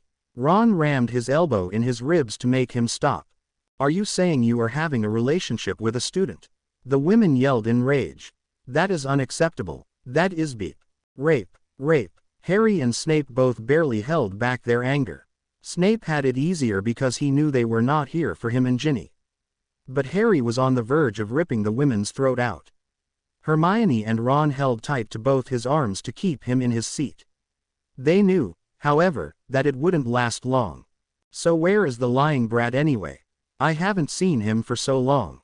I miss him," Umbridge said sarcastically. This made Harry's rage fly through the roof. He jumped out of his seat and spread his wings in the process. He flew in low altitude towards the pink-looking toad. He was almost there when a firm hand grabbed his right ankle. He flapped his wings furiously to get the other to let go, but it didn't help. He looked back to see that it was Snape that held his ankle. Harry knew he was much stronger than Harry and stopped fighting. Snape let go of his ankle and drew him close to his body by one of his wings. "You want to play?" Snape asked the younger vampire softly. Harry was too far gone in his rage to actually answer him with words and therefore only nodded. He knew that Snape didn't really mean what he was saying. He knew that Harry didn't play like he and other vampires did. Harry's vampire side wasn't as playful as others. It wasn't that he didn't play. He played almost every night with Draco. Vampires with mates didn't play as much as the ones that didn't have one. Ginny wasn't a vampire and was unable to survive a game with a full-fledged vampire like Snape. Which is the reason that Snape went out some nights to find a prey to play with. You wouldn't. The Ministry would have your necks if you did," Umbridge said, and the two vampires could hear something that sounded like fright in her voice and they smirked. Harry calmed enough to be able to talk and turned to the older vampire. "On the other hand, no.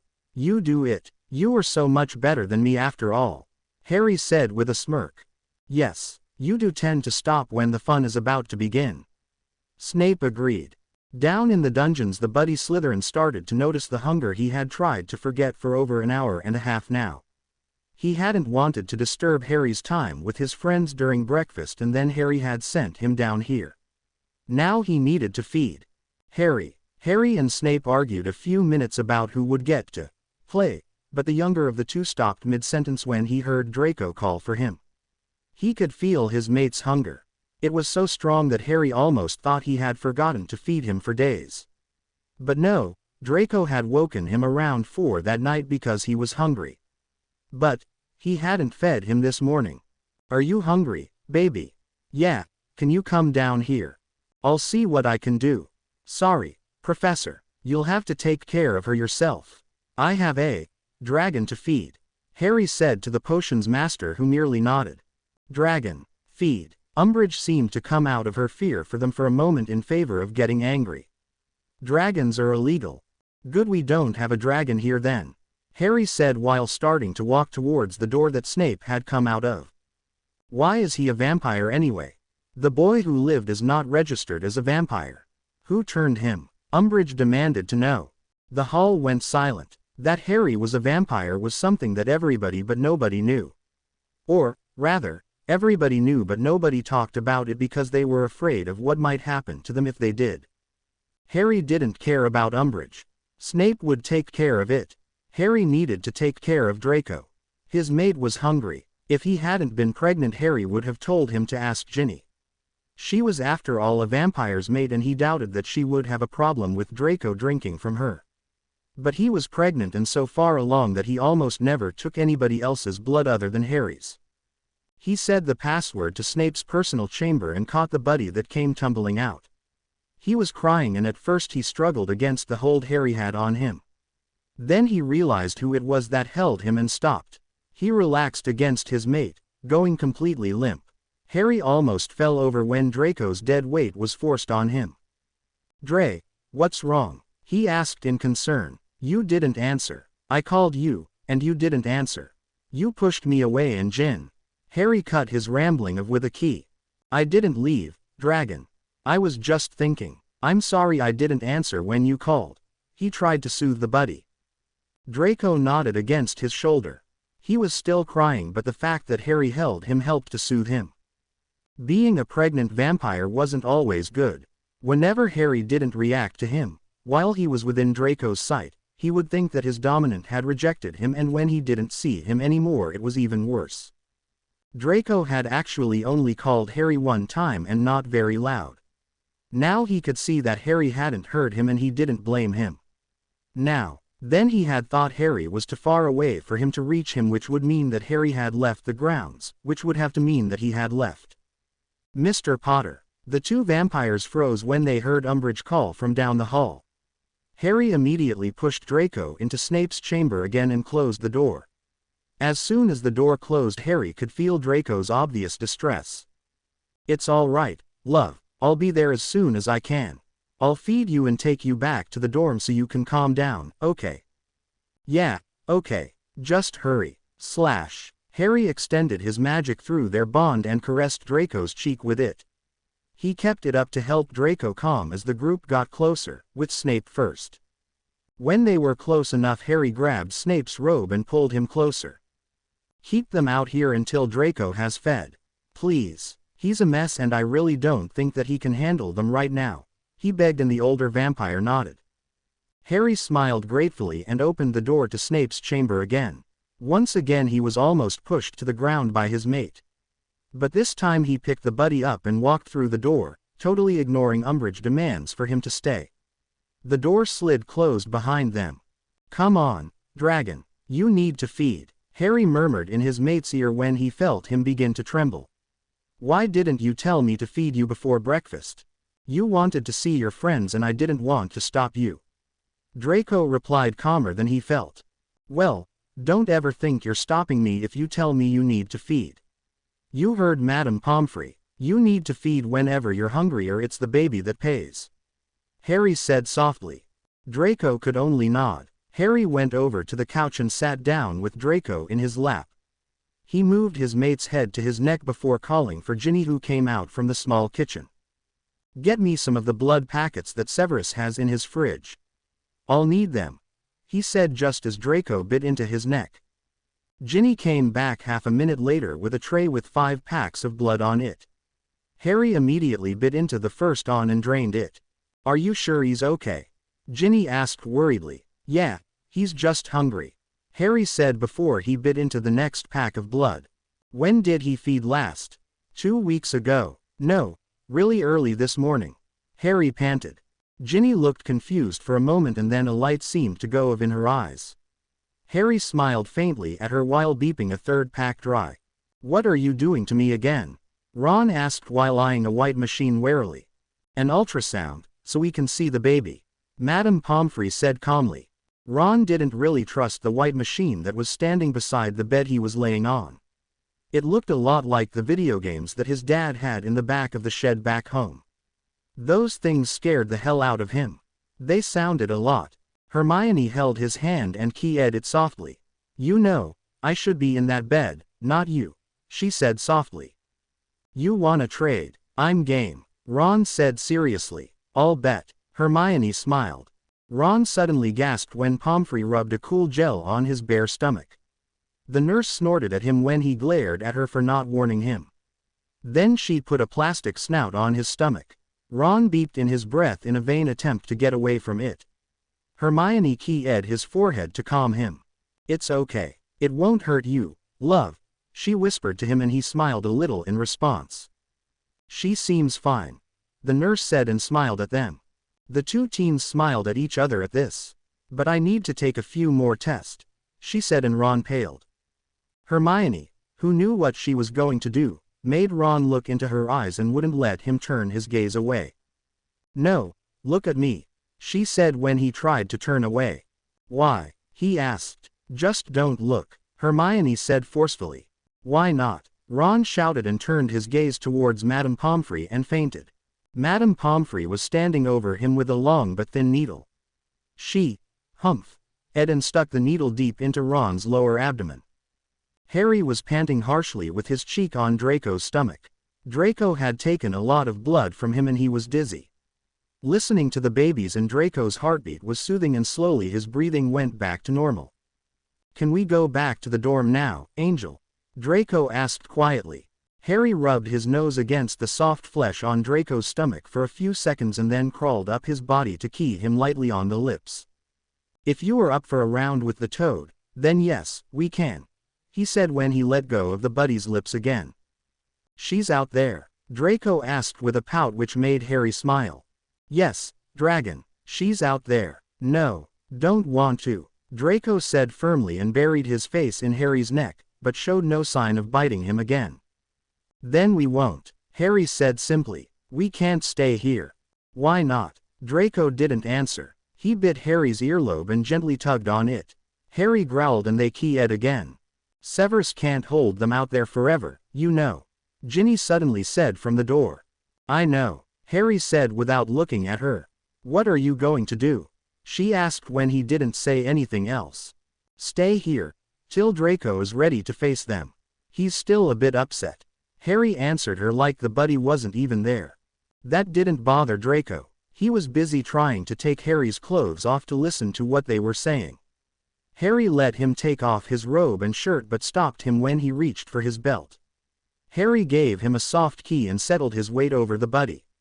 He could feel Ginny's eyes on them and turned his head to smile at her. Sev does that to me when he doesn't want to have say but doesn't want me to move. Or just after. She trailed off, realizing what she had just said. I know he does. It's a vampire thing. We like to think that it stops our submissives from doing something stupid. Like move when they shouldn't. Harry said, still smiling. Does it? Ginny asked. For you I mean. Dre has pushed me off a few times. Harry replied softly, but mostly he realizes that I know what I'm doing and stays where he is. Doesn't move a lot or sleeps, like now. Harry looked down at the sleeping buddy beneath him and marveled at how fast he could fall asleep when he was really tired. The fear and crying had taken its toll on the buddy and being pregnant really didn't help. Harry slowly sat up, but as soon as his weight disappeared from Draco's body the buddy whimpered and stretched out his arms for him. Harry drew his mate into his lap and cradled him to his chest, keying the top of his head. He stood up with the buddy in his arms and started to walk towards the door. Are you going out there without your shirt? Ginny asked and could barely hide the smirk that was tugging on the corners of her lips. Yes, I am, and you have spent far too much time with Snape, Harry said. She shrugged. They turned their attention towards the door when it slid open. They hadn't touched it. I demand that those two are taken to the ministry. Umbridge pointed one of her fat fingers at Harry and Draco. Draco stirred in Harry's arms, woken by the toad's near scream. Harry growled at her. Draco needed to sleep. This much stress was not good for Draco or the baby. Or Harry for that matter. It was him that had to give Draco blood when he was stressed to calm him again. We aren't going anywhere else but the tower at the moment. Draco needs to sleep. Harry growled and tried to push past the oars with Draco still in his arms. That proved to be a bad idea. I demand those two be taken to the ministry. Umbridge pointed one of her fat fingers at Harry and Draco. Draco stirred in Harry's arms, woken by the toad's near scream. Harry growled at her. Draco needed to sleep. This much stress was not good for Draco or the baby. Or Harry for that matter. It was him that had to give Draco blood when he was stressed to calm him again. We aren't going anywhere else but the tower at the moment. Draco needs to sleep. Harry growled and tried to push past the oars with Draco still in his arms. That proved to be a bad idea. After that everything happened so fast. One of the oars grabbed Draco's arm in an attempt to pull the buddy away from Harry, but he woke up and immediately lashed out at the oar that tried to separate him and his mate. His nails were long and his fangs bared. The oar in question dodged Draco's attack and then quickly slapped Draco across the face, making Harry angrier. Snape was quickly by their side and placed a hand on Harry's shoulder to calm him. Harry then tried to draw Draco back into his arms out of harm's way from the oars, but Draco was pulled out of his grasp by strong hands. Then, before anybody could make another sound, they were gone. All the oars, even Umbridge, were gone from the halls of Hogwarts, as was Draco. Harry let out a scream of agony. He hadn't been able to protect his mate. His pregnant mate. He felt strong arms wind around his chest from behind and then Ginny wrapped her arms around his neck. They tried to comfort him, but the older one of them knew he would not be able to. Harry would always blame himself for this no matter what happened. If Draco died, Harry would kill himself. That would be the only way for him to make the hurt go away. Snape understood him. It'll be okay, Harry. We'll find him. Ginny tried to comfort the raven-haired teen. Yes, we'll get him back. Snape agreed. I know we will, because I'm going to the ministry and get him back. I'll kill that bitch, Harry said forcefully and showed them a way before storming out of the room. Severus pulled Ginny close to his chest and kissed her passionately. He tried to get the feelings out. The feelings of failure. It wasn't only Harry's responsibility to protect Draco, it was Severus as well. Harry was his child of sorts.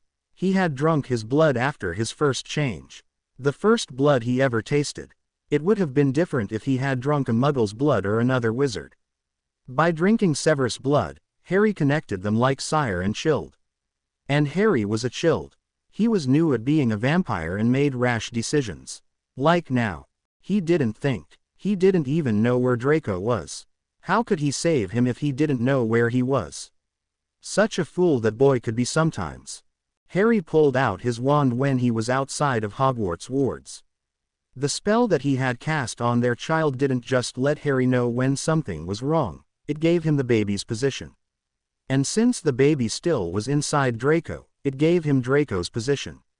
The only thing he needed to do was say the incantation and let his wand lead him, then he would find them both. Find, he whispered while concentrating on his and Draco's child. His wand started to spin in the palm of his hand like it had done back in 4th year when he had gone into the maze. But this time it wouldn't show north, it would show the direction for him to go if he wanted to find his mate.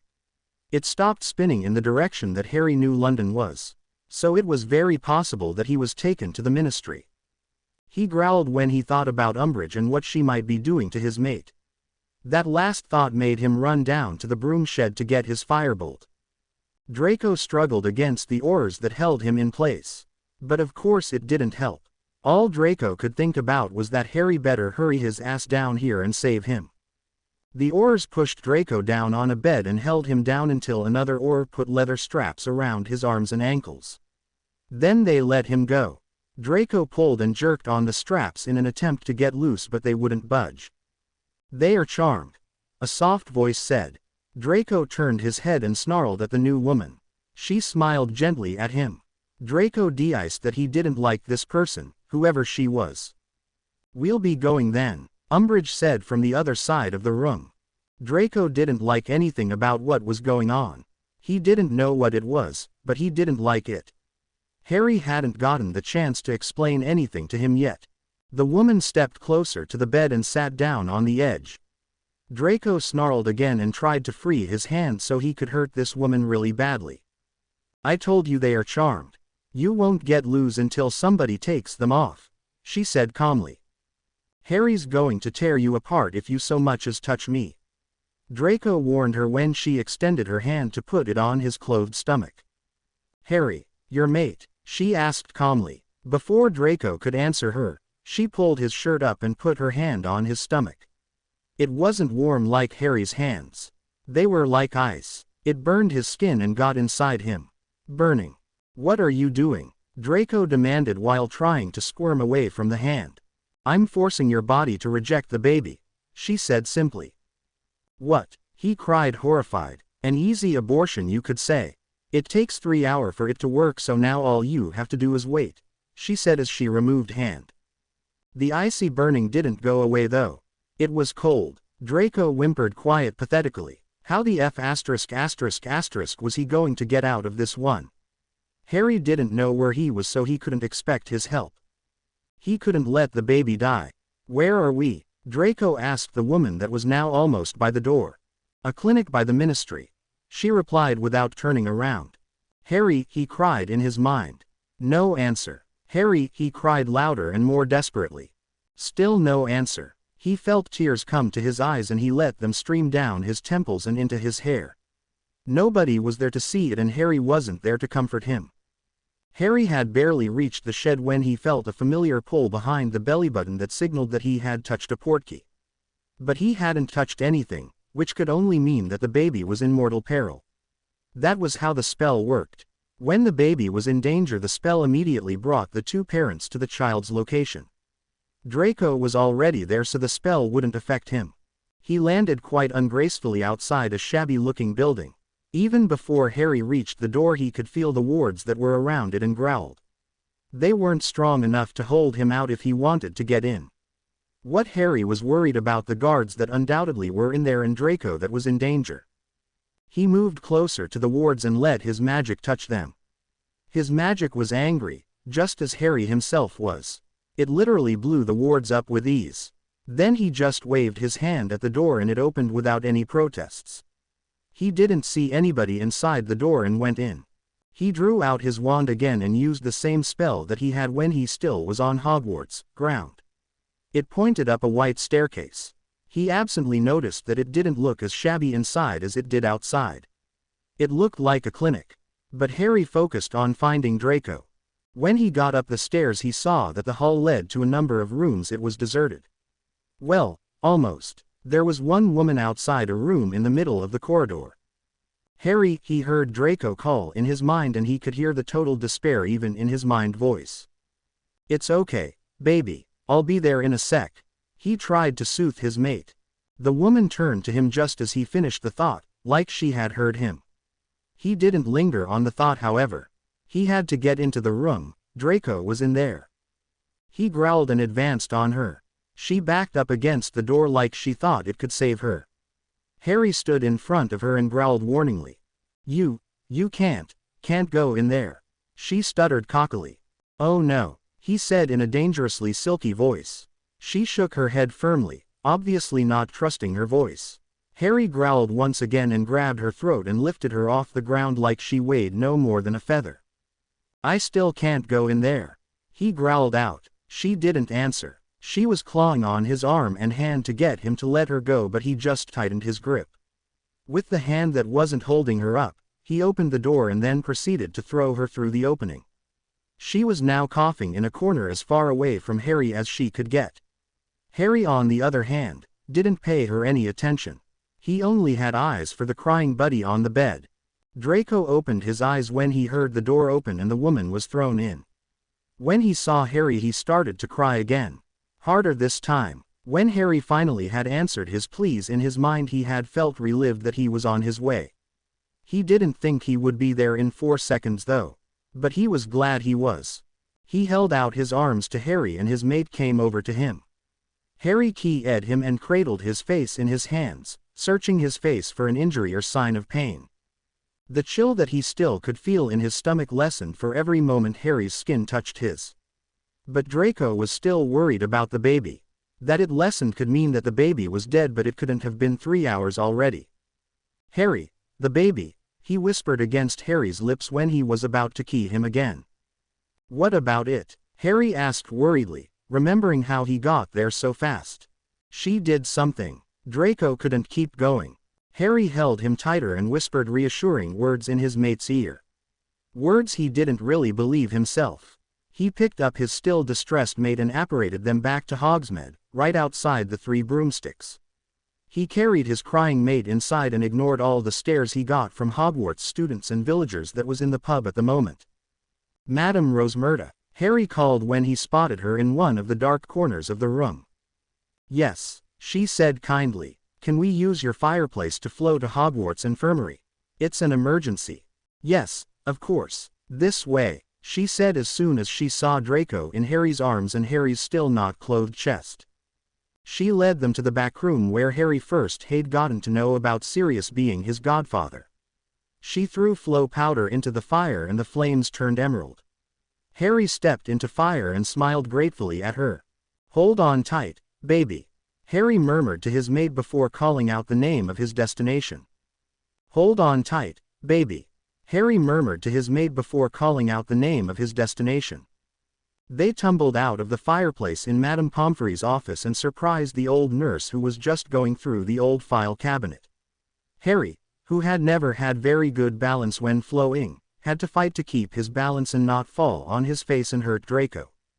She hurried over to them before they could say anything and gestured them over to the main ward and the bed which Harry often occupied. Harry set Draco down gently and keyed his forehead softly before moving back to letting Madame Pomfrey examine him in peace. Draco, however, didn't like that at all. As soon as Harry disappeared from his line of sight he started to let out the same ear-piercing scream as he had in October.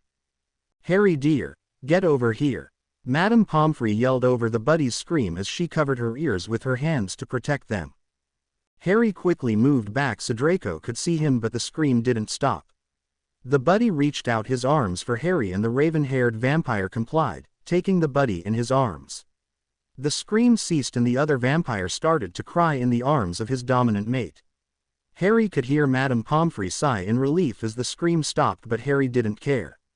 He pulled his mate closer and let him cry. He had reason to cry. "Shish, love, can Madame Pomfrey check you over? She might be able to help the baby," Harry whispered in his ear. Draco nodded and drew away slightly from Harry. But when Harry once again moved behind the old nurse, Draco whimpered and he had to put his hand on Draco's calf to calm him.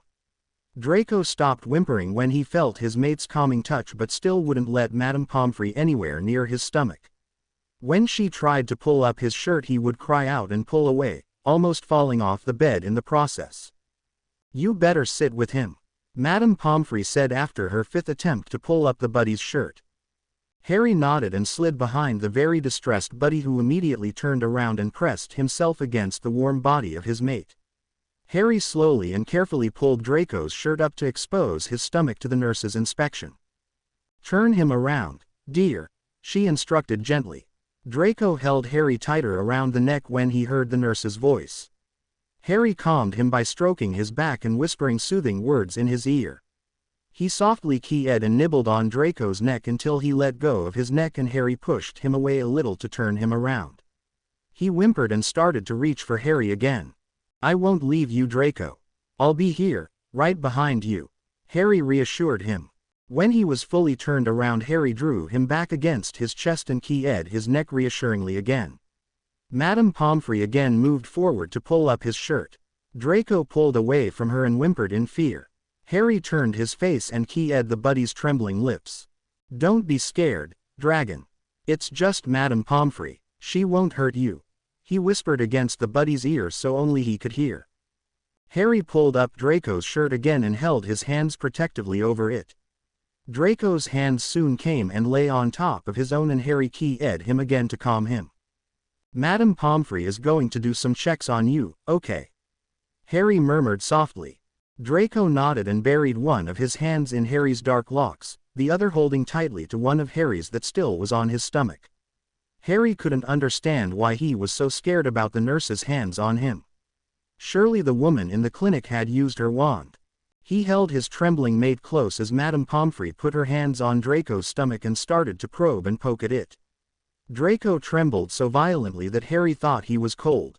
He asked, but Draco only shook his head. So Harry drew him closer to him and started to rock him gently when Madame Pomfrey moved away again. "How do you feel, Draco?" she asked as she took out her wand. "Good, now," Draco said quietly. "No, how does your stomach feel?" "The baby," she clarified. "It's cold, but not as cold as it was at first," Draco said louder this time, getting more confident now that Madame Pomfrey wasn't touching him anymore and Harry was close against him. "Cold," Madame Pomfrey frowned and stopped in mid-motion with her wand. "Yeah, like a piece of ice." Draco nodded. "Well, now I don't understand," Madame Pomfrey muttered. "Why, what's wrong?" Harry asked worriedly. "She put her hand on your stomach, right?" the nurse asked Draco, totally ignoring Harry's question. Draco nodded. "But it was cold." He nodded again. Harry could feel Draco's worry surfacing again and keyed him gently on the neck. "The only spell that works that way in abortion isn't supposed to be cold. You're supposed to fall into trance-like state. It holds you like that for 3 hours so you can't do anything about the effects." Madame Pomfrey told the air more than them. "Why did it only feel cold to me then?" Draco asked with a frown. "Let's find out, shall we?" She started to wave her wand over Draco's abdomen and soon after a paper appeared above. Madame Pomfrey took it and read what was written on it. Harry and Draco stared at her while her frown became a face of confusion and then a soft smile. "It's cold because your body and magic is fighting the spell," she told them, and to Harry's surprise, she laughed. "Why are you laughing?" he asked suspiciously. She just shook her head and gave another wave of her wand. Harry yelped and Draco drew the covers over them. Madame Pomfrey had spelled their clothes away. Draco didn't mind. He felt at peace and was warm with Harry's skin against his. He didn't want me to touch him because he was afraid it would make his fight harder. "But you," she pointed at Harry, "only make it easier. As long as you are skin to skin it will be all right." It would be even better if you were, she blushed, intimate with each other. You mean you want us to have say here? Harry asked in surprise. Well, I usually don't encourage my patients to have such activities here, but it will be good for Draco and the baby, she said with a shrug. Okay, Harry just said as she put up the privacy screens around the bed. Harry cast a silencing and locking charm on them so nobody would hear them or remove the screens. Then he looked down at Draco. The buddy had turned onto his side and hid his face in Harry's neck, shaking as he cried again. Harry didn't know what to do to calm his mate. He felt absolutely powerless, so he twined his arms tighter around the buddy and let him cry. He softly began to sing the only lullaby he knew.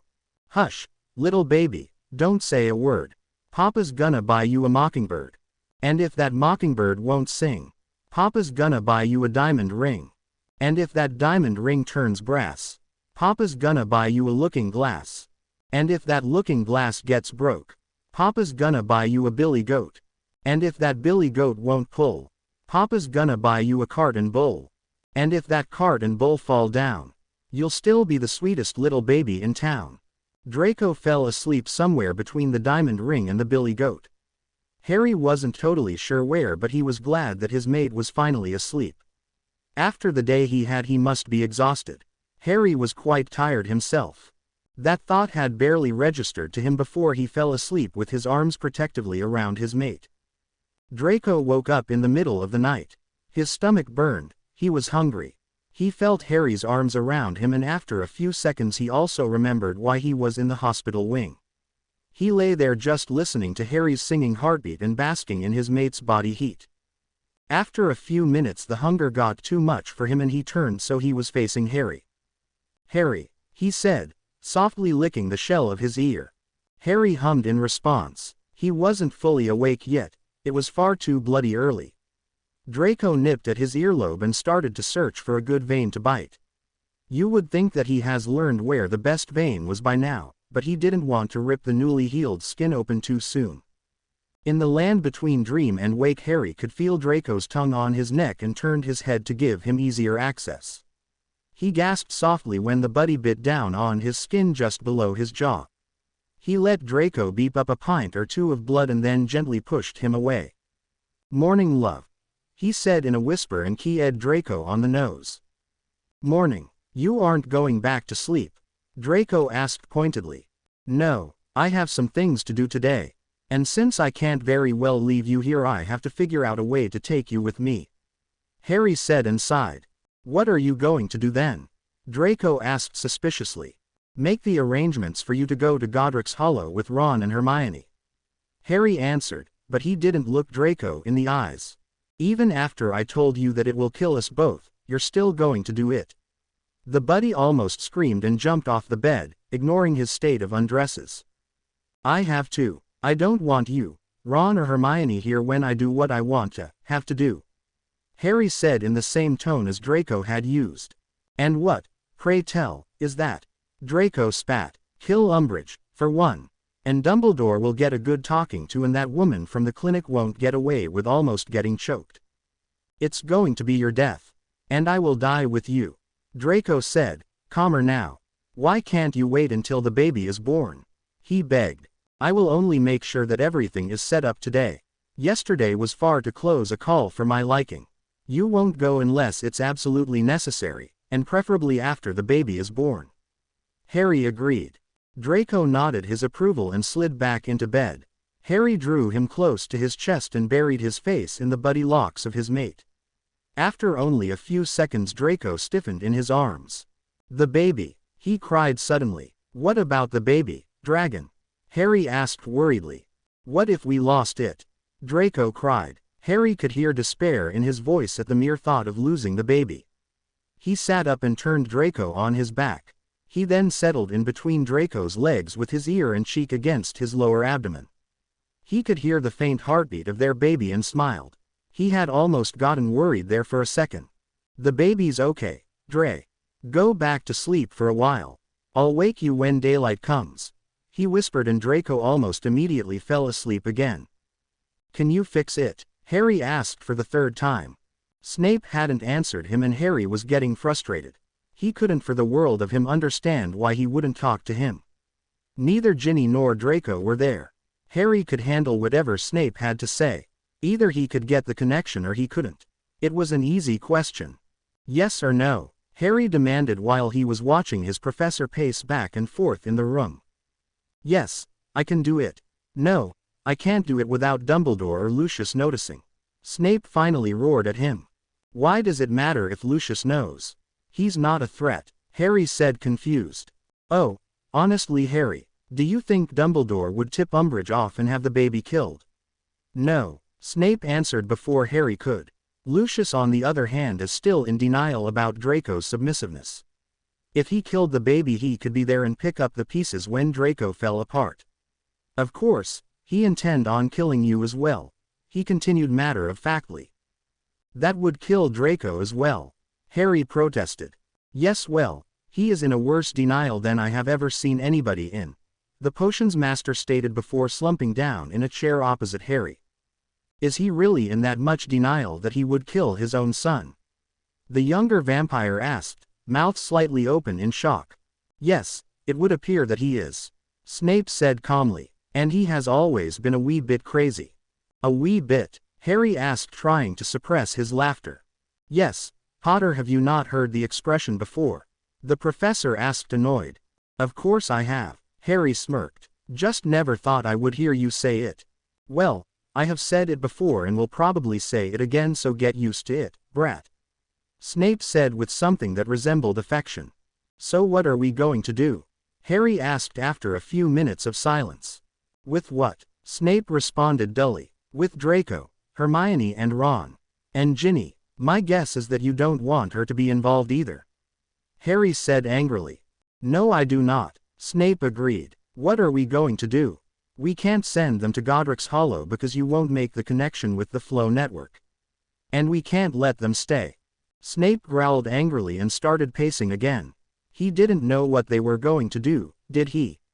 God, he hated it. Harry was right, they couldn't let them stay.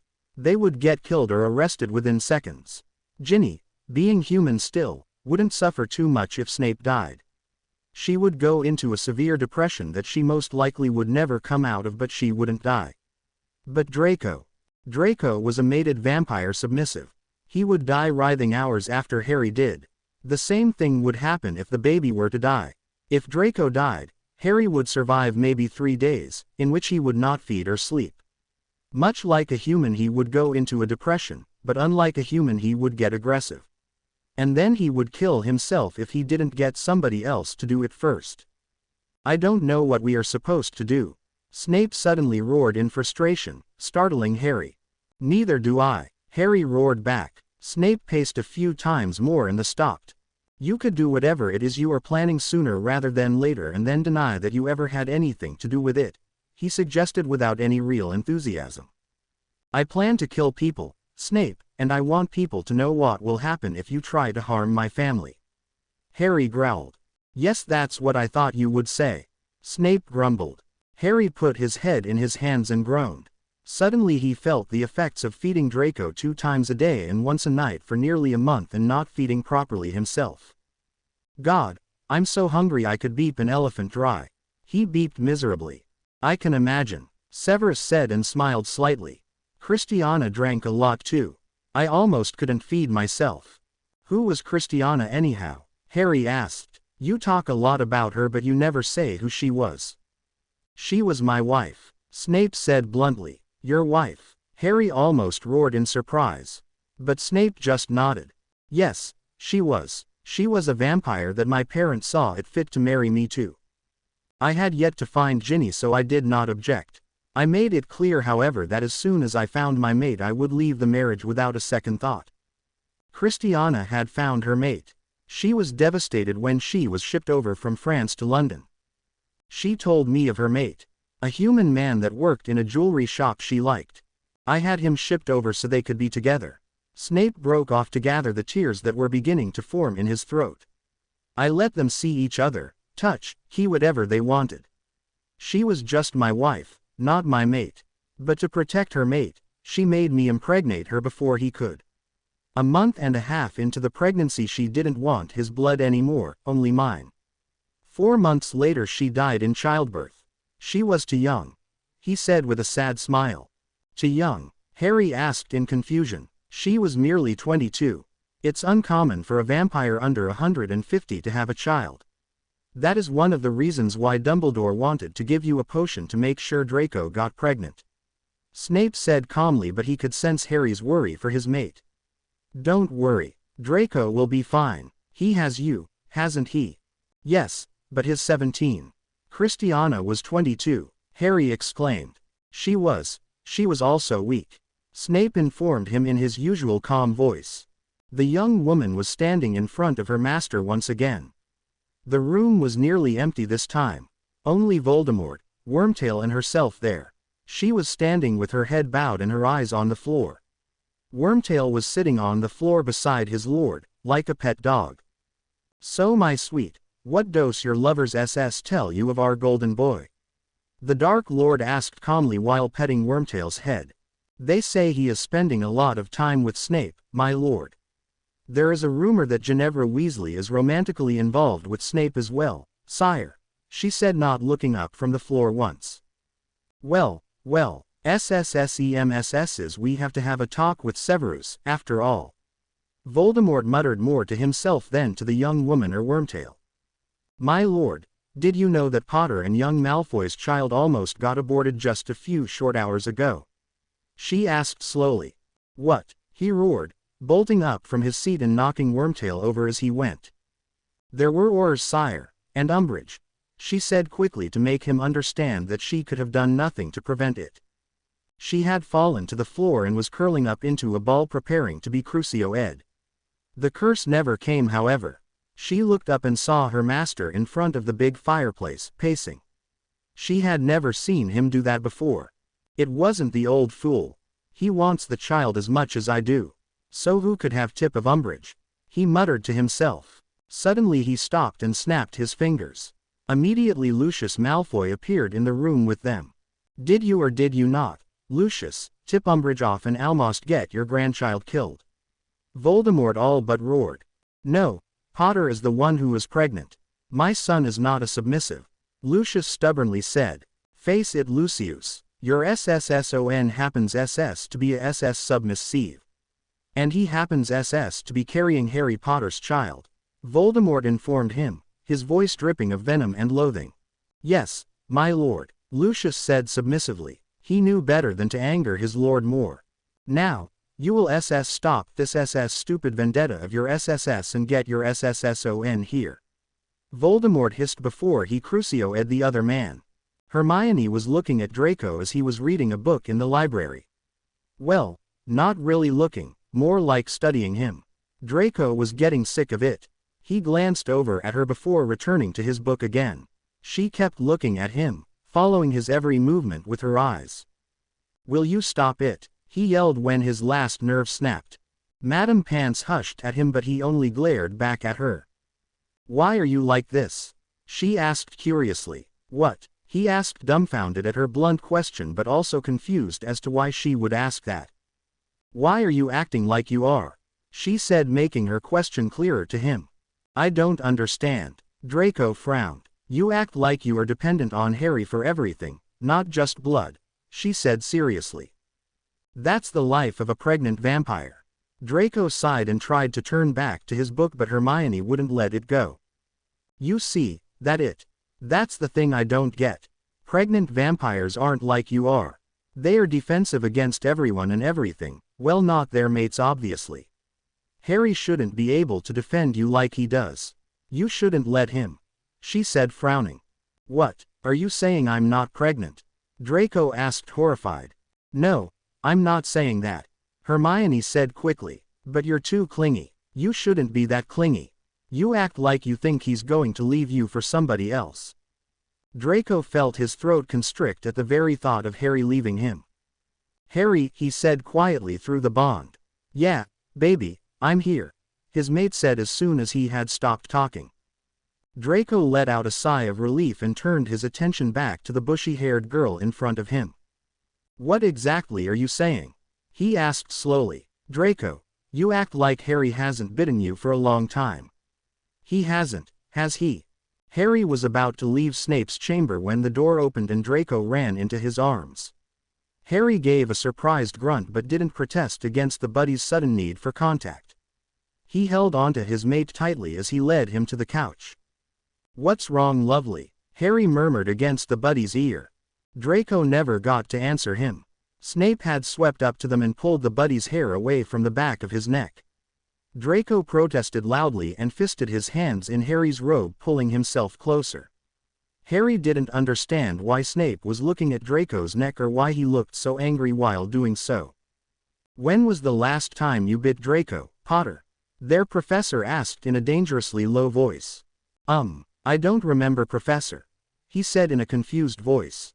"Before we found out I was pregnant," Draco said quietly. "You foolish boy," Snape hissed angrily. "What?" Harry roared and tried to stand, but Draco's weight held him down. "You have to feed from Draco on a regular basis or he will get more and more dependent on you. He's supposed to be quite defensive against others by himself, yet he keeps hiding behind you." Snape snapped. "I don't understand, Professor," Harry said, frowning. "Bite him and you'll see what I mean soon enough," Snape said, turning around to face the fireplace. "I can't bite him. He's pregnant. He needs the blood," Harry protested hotly. "He also needs to be able to defend himself. He will not if you do not feed," Snape roared back over his shoulder. "Please, just bite me," Draco whispered in his ear. Harry stubbornly shook his head and pursed his lips like he was a 2-year-old that didn't want to eat. Draco sighed deeply. This might not be as easy as he thought it would be. He gently turned Harry's face into his neck and waited. He felt Harry's breath against his skin getting deeper and irregular. It wouldn't be long now.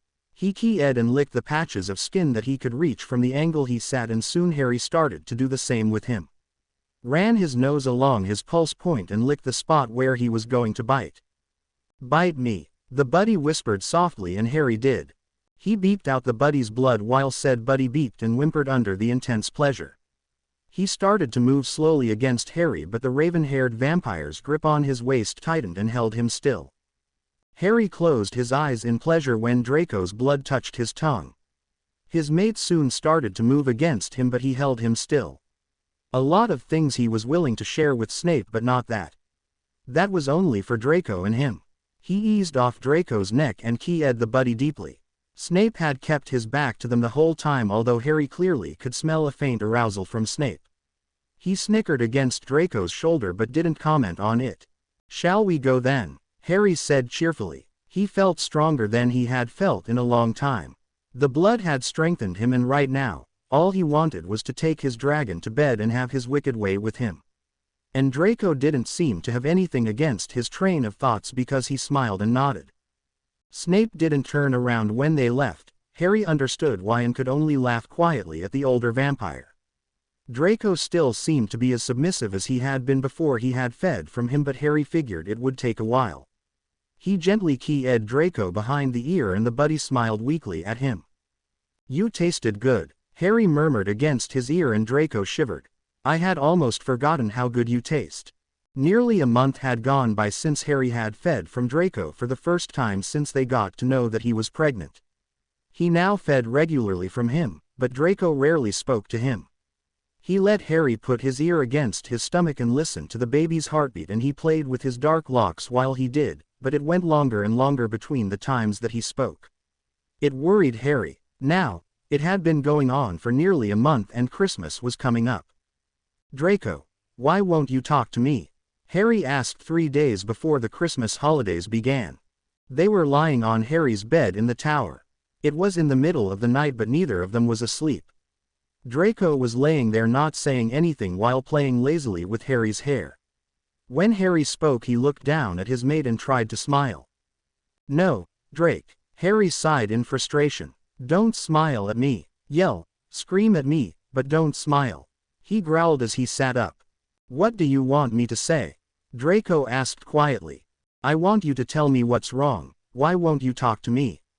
Harry asked, his eyes shining with desperation. "Nothing is wrong, Harry," Draco snapped irritably. "Then why aren't you talking?" This is the first time in 3 days that you have said a single word. Harry said a bit angrily. I've been thinking all right, Draco said angrily. Harry sighed again. He didn't want to fight. He was tired. He hadn't slept for 2 days while trying to figure out a way to get even with the Toad and Lucius without putting Draco in any danger. He hadn't figured it out yet. If he went after the Toad, the Ministry would know it was him and would most probably take Draco to hurt him. Much like Voldemort would do if he killed Lucius. God, his head hurt. What about? He asked in a calmer voice than before. You, Draco said shortly. Harry looked up at that. What could he be thinking that he thought he couldn't discuss with him? The question must have been as clear as daylight in his eyes because Draco actually smiled this time and caressed his cheek softly. You're not a murderer, Harry, he said softly. What do you mean? Harry asked, puzzled. He was a vampire, wasn't he? He was a natural-born killer. You can't kill somebody just because they hurt you. You couldn't cast the Cruciatus on Aunt Bella, even though she killed Sirius. What makes you think you can go after Umbridge and my father when you couldn't hurt her? They have more backup than Bella will ever have in her life. I mean, father has the Dark Lord, for Merlin's sake. Draco exploded. Harry saw a lone tear make its way slowly down Draco's pale cheek and he caught it with his lips. It tasted so much like Draco. There was no other way to describe the taste, a salty version of Draco's blood. I don't want to lose you, Draco whispered as more tears started to flow down his cheeks. Why on earth would you lose me, love? I don't plan on going anywhere, Harry murmured before he keyed Draco on the lips. If you send me to Godric's Hollow. If you do, it means you are going after them. And if you go and try to kill them, Harry, you won't come back to me. Draco cried quietly so he wouldn't wake the others. Shish. Harry tried to soothe him with kisses and soft caresses. I won't go, sweetheart. Yes you will, Draco said hotly and tried to get out of bed, but Harry pushed him down to the pillows again. No, I won't, not yet. If she even looks at you wrong, I'll rip her throat out, though, he said against Draco's shoulder, which made Draco smile. We'll stay away from her, Draco asked gently, and Harry nodded while putting his body to rest comfortably at Draco's side. What about Dumbledore? Harry tensed at the question. He didn't know what to do about that old madman. Something in the back of his mind had been nagging at him all year that something wasn't right about the headmaster. He didn't know what it was or why he had the feeling, but something was defiantly off. He may be a meddling old fool, but he wasn't mad enough to even try and take a baby away from a vampire. When you are getting close, we'll go to Godric's Hollow and stay there until you and the baby are ready to face the outside world. As soon as you are, I'll take care of Dumbledore or we could disappear. Whatever strikes your fancy, he said after a long moment of silence. What about Voldemort? Draco asked while starting to twine his fingers in and out of Harry's hair again. Him. Well, not literally, you know what I mean. Harry grumbled sleepily. Draco smiled at his sleepy mate. It looked as if everything would work out after all. He felt their child move inside him and Harry shifted at his side so his hand was resting over their child's movements. Sleep, love. Tomorrow we must go to class. Harry mumbled as he fell deeper and deeper into sleep. I will sleep, don't worry. Draco replied. Draco's hand settled over Harry's on his stomach. He was getting big now. Harry would no longer lay on top of him after they've made love, and often took him when he was laying on his side instead of his back or on his hands and knees. When he was on his back, Harry was afraid he would collapse over him and hurt the baby. When he was on his hands and knees, his arms could give way and his weight would then hurt the baby. It was their experience that both his arms and legs sooner or later gave way when they were in this position. But when he was on his side, there was no threat to the baby. Draco smiled once again and slipped into sleep together with his mate. Up in the headmaster's office, an old man sat looking at the desk in front of him. He needed to speak to his clan, and soon. The child would be born in 2 months' time. The 2 vampires would surely try and run away. They didn't understand that they couldn't though. They were too stubborn and too new to understand who he was. That he really wasn't the headmaster at all. That he could find them wherever they tried to run. A thrill woke the old man from his thoughts and he looked up at the phoenix that had made the noise. Not to worry, Fox. You will see your master again soon, he soothed the trapped bird. The chain around his right foot rattled when he stretched out his wings and gave another sad thrill. Yes, soon he would leave Hogwarts with the baby and hide it away so the prophecy could not come true. He couldn't let it. Dumbledore hadn't seen that. That's why he was forced to take the old fool's place at the school he called great. The old man made a face at the thought. He would much rather be at home in his own realm, with his mate. But he wasn't, was he?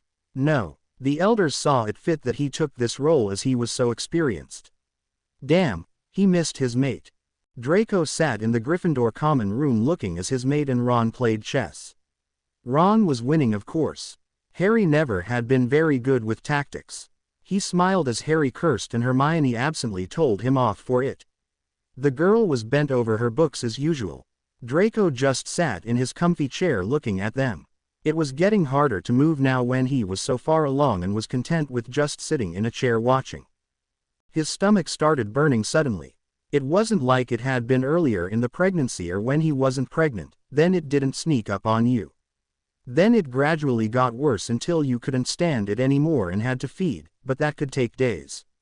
Now it just came and he had to feed at once. Harry, Angel, he said quietly so he wouldn't disturb the silence. He said, dragging his eyes away from the board on the table. It's late, let's go to bed, he said, rubbing his stomach where their child was rolling around. Harry glanced at the clock. It really wasn't that late, only 8:30. But he knew that Draco became tired easily now. He sighed and stood just as Ron said checkmate. You win again, Ron. Harry smiled. Let's get to bed, love. He helped Draco out of his chair and planted a key on his forehead. He held Draco close to his side as they went up to the dorm. It kind of bothered Harry that they had to share a room with the other boys, but Draco didn't seem to mind as long as they were given privacy when they needed it. They had barely made it to the bed before Draco grabbed Harry's hair and pulled his head to the side. Harry understood what he was doing and relaxed. He let Draco prepare his neck for the bite as he guided him to the bed. He sat down on it, propped against the headboard with Draco straddling his lap. Draco, for some reason, didn't need to feed twice a day anymore. Well, not every day. There were still days when Draco fed twice in one day, but that wasn't very often. Now the problem was that sometimes he needed to feed during class, and since he was pregnant he couldn't wait until after the class was over. This made the professors uncomfortable, all except Snape, that is. Being a vampire himself, he understood what they were going through. Potions. Still not Harry's best class. He was sitting beside Hermione splitting open small stone-like capsules so he could get to the seeds inside. He could absently hear a cauldron hiss a few rows back but guessed that it was Neville who had messed it up again. He wasn't wrong. It was just that Draco was sitting in the desk in front of Neville. Without a sound, Draco made his way over to Harry. He didn't participate in potions much anymore because of his pregnancy, but Severus had assured him that it would be harmless this time. Rubbish. Nothing was harmless when Neville Longbottom was in the room. Harry looked down at him when he pressed himself in front of him. Why would Draco stand in front of him when he was making a potion? Why would he be scared enough to seek his protection? He had bitten him not long ago, hadn't he? As Neville's cauldron began to hiss more and more, Draco clung a little tighter to Harry's robes. Snape seemed to have noticed this because he shouted clear across the classroom. You better bite him, Potter. Harry could only stare at the older vampire for a few moments. Then when he had regained his senses he pulled Draco tight against his chest. The cauldron exploded just as Harry sank his fangs into Draco's neck. Draco's wings came out on reflex and ripped his robe and shirt, but he didn't care. He could feel his self-esteem come back to him as Harry drank more blood from him. His wings were no doubt so sticky from the potion that he wouldn't be able to fly for a week, but it didn't burn, so he wasn't really worried. He shouldn't be flying anyway. When Harry drew back from him, he keyed Draco's nose, cheeks and forehead while murmuring apologies. Draco would have none of it, however, and silenced him with a key. When they separated again, Harry saw that everybody in the classroom was staring at them, even Snape. What? Harry spat and thought that everybody would just go back to whatever they had been doing before the explosion, but they didn't. They kept staring at them. "What are you looking at?" he finally asked. "Draco's kind of glowing," Hermione said, shrugging. Harry held Draco at arm's length and looked at him. And indeed he was glowing. His wings anyway. Harry cast a worried glacé at Snape, who shook his head to tell him that it wasn't dangerous. It just glowed. "You made a light potion, Nev?" Seamus asked suddenly. "How could you manage that? The light potion doesn't even have any of the ingredients we were using today." Everybody laughed at that. Only Neville Longbottom could pull something like that off. "Is he healthy?" Dumbledore asked the man who had polyjuiced himself to look like him. "Yes, they are both very fine. The child is healthy and Draco is too far along to have a miscarriage," the other Dumbledore said. "Why do you want the child? You never told me that." "Only that it would be dangerous for all of mankind if it would be raised by its parents," the real Dumbledore said. The fake Dumbledore sighed as pain rippled through his body. The potion was wearing off. The real headmaster of Hogwarts watched as a quite attractive young-looking man stood in front of him. He knew better than to judge him by his appearance, though. This was a vampire elder, and a powerful one at that. "Do you really want to know, old man?" the younger-looking man asked. "Don't give me that. You are far older than me," Dumbledore protested childishly. "Yes, I am," the elder agreed. "You didn't answer my question. Do you want to know?"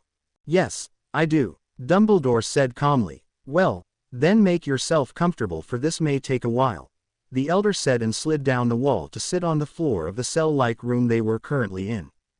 Dumbledore made himself comfortable on the mattress in the corner and waited for the elder to begin his tale. It really started with a prophecy, but let's save that until the end of the story. "Did you know Lord Voldemort as a child?" the elder asked. "Not before his 11th birthday, no," Dumbledore said, not understanding what that had to do with anything. "A shame. He was a sweet boy before he turned about 5, the elder said thoughtfully. "Couldn't harm a fly if he tried." Now that Dumbledore just couldn't believe. Then something happened. "A demon of sorts, you could say," the elder continued, ignoring the shocked look on Dumbledore's face. "We have kept this beast in a prison for several thousand years, but somehow he got out, nobody knows how. And like the demon he is, he possessed a little boy's body. That little boy happened to be Tom Riddle." Dumbledore stared at the vampire. Did he mean that Tom Marvolo Riddle once upon a time had been nice? Oh, yes, he was very nice, which was why nobody understood what had happened to him. He was a 5-year-old that was possessed by a demon, and nobody in the Muggle orphanage could help him. The only reason we even know this thing is inside of him is his red eyes. A vampire who happened to cross his path on day saw them and told his elder, who told the rest of us. Now the prophecy I mentioned earlier basically says, the child of the Chosen One and a traitor shall be the darkness rebirth. So you see, we think that the child of Harry Potter and Draco Malfoy is this child that the prophecy mentions. This means that Draco will be present when Harry destroys the Dark Lord, and the demon that is inside of him will take up residence in their child. The elder took a breath and looked up at Dumbledore. "Do you see now why we have to get the child away from them? We intend on giving it back to them as soon as the final battle is over," he finished, eyes fixed on Dumbledore's. "Well, yes, I see now. But I still don't consent to it. Harry would never let it happen," Dumbledore said confidently. "Maybe, but we can't take that chance." Draco beeped quietly and stuffed his fist in his mouth so it wouldn't be heard too much. They hadn't put up silencing charms this time. Harry had been too enthusiastic to remember to put it up. And frankly, Draco didn't mind all that much. It made it more exciting to be aware of the fact that if somebody walked in they would be heard. Harry held one of his thighs higher than the other so he could thrust more easily from their position on the side. Draco nearly screamed when Harry hit his prostate dead on, but stopped himself before he made too much sound. Ron and Hermione were just down the stairs. "Make some sounds, dragon," Harry begged and keyed his neck. "No," Draco breathed. Harry growled and thrust hard into Draco's prostate, making him let out a strangled cry. He caressed, keyed and pinched all of Draco's sensitive points to make him beep, scream, anything. Draco was then reduced to a mindless puddle within minutes and made all those sounds that Harry loved. Not long after Draco had refused to make a sound, he cried out his release loud enough to be heard all the way down to the dungeons. "I love you, my dragon," Harry said between keys to Draco's neck. Draco could not make a sound, so he only nodded, still breathing hard from his orgasm. Harry pulled him tight against his chest and keyed his neck. His hands caressed Draco's belly, and the small beeps that had developed in Draco beeped breathlessly. "Go to sleep, it's getting late," Harry whispered, and Draco nodded again. Only moments after Draco had fallen asleep, and Harry was about to follow him, the door to the dorm was thrown open and in ran Hermione and Ron. Their entry startled Draco awake once more. "What's the matter?" Ron asked as soon as the door closed behind him with a slam. Draco looked somewhat confused, but then when he understood what Ron was talking about, he blushed furiously. Harry smiled gently at him and keyed his cheek. Then he pulled up the cover to hide his mate's belly from his friends. "What do you mean, Ron?" Harry asked innocently. "You know exactly what I mean." The redhead snapped angrily. His hormones were getting a little weird now, and questioning him or getting him angry wasn't something you wanted to do. Still, Harry enjoyed it. "Why did Draco scream?" "Oh, I enjoy making him scream when he comes," Harry said while looking into Draco's eyes, caressing his cheeks and smiling. "Oh." Ron blushed and dragged the gaping Hermione from the room. Harry kept smiling and caressing Draco's cheek until the buddy was once again asleep. A few weeks later, it was the 20th of February, and nearly Draco's due date. They were expecting the baby somewhere between February and March, and Draco was getting anxious. He wanted to go to Godric's Hollow with Harry and stay there until the baby was born. However, Dumbledore would not allow it. They knew the reason to this, so really, they didn't pay it much attention. Snape was also getting anxious. Ginny had begun cutting herself again, but she wouldn't say why. And because she was a human, Snape could not make her like Harry could with Draco if he had a secret from him. "Bloody hell, man," Harry exploded when they were sitting down in his chamber not doing anything. "Just ask her." Draco was sitting very close to Harry with his hands on his big stomach. Harry glanced over at him and saw him plucking at his oversized shirt for the 1000th time that day. He gently stilled the pale hands and keyed them. His hands went under Draco's shirt and caressed his belly gently while keying Draco's jaw and neck. "It'll be okay," he whispered in his ear. Draco only nodded in response. "Why can't we go now, Harry?" Draco quietly asked, refusing to look at his mate. "Because Dumbledore is breathing down our necks," Harry answered simply. "I don't want to stay here. I want to go somewhere safe where I can have our baby in peace." Draco muttered a bit crossly. "Take him away, Harry. I'll deal with the old coot," Snape said irritably. Harry smirked a little. "I'm sure you will," he said, and then keyed Draco on the cheek. "Okay, we'll go." Draco, who was too excited to hear that, threw himself at Harry and let small keys rain down on his face and neck. "But I want Hermione and Ron to come too. They can look after you when I'm not there, and they need a safe place as much as you do," Harry softly said as Draco stopped keying him. The buddy reluctantly nodded. "Good. When do you want to leave?" Snape asked cheerfully. "As soon as possible," Draco said firmly, and Harry nodded in agreement. "All right, you two go and inform the other 2/3 of the Golden Trio that you will be going to Godric's Hollow come daybreak," Snape said, and then shooed them off with the excuse that he needed to take care of everything before they left. Harry and Draco went back to Gryffindor Tower. Hermione was, as always, sitting by the fire with her nose in a book while Ron was playing chess with one or the other. When Harry silently gestured for them to follow them up to the dorm, Hermione got curious as to what he could want at this hour. The clock in the corner showed that it was almost past 10. Shouldn't Draco have passed out by now? Anyway, they followed the two vampires up to the empty dorm, and Harry closed and locked the door behind them. "What's up, Harry?" Ron asked cheerfully. "Do you guys have everything in your trunks?" he asked, ignoring Ron's question and raising Hermione's curiosity even more. "Yes, of course," they said at the same time. "Good. Shrink them and put them in your pockets," Harry instructed them. Ron did this right away so he wouldn't forget it. "Why do we have to do that, Harry?" Hermione asked after a short while of silence. Harry was sitting on the edge of his bed looking down at Draco, who had gone out like a light as soon his head had hit the pillow. "We are going to Godric's Hollow before dawn," the raven-haired vampire explained without taking his eyes off his mate. "What brought this on?" Hermione asked, astonished. "Draco's getting anxious. He'll probably have the baby within a few days, and we both want him as far away from this school as possible when that happens. You two are coming because I want you to protect him when I can't. And I want you to be safe as well, so you don't have to protect him," Harry said softly so he wouldn't wake the buddy on the bed. Hermione nodded in understanding. She walked over to him and gave him a hug. "I'll protect him with my life, Harry, like you would. But I don't want you to make Ron promise you that. His magic is a bit off at times and he can cause more harm than good. And the baby, I don't want anything to happen to her," Hermione whispered in his ear so Ron wouldn't hear her. Harry nodded his understanding and hugged her back before letting her go. "Get some sleep," he suggested, nodding in the direction of Ron's bed. They nodded and walked over to it. Hermione slapped her hand over her forehead before running out of the dorm. Ron just looked after her.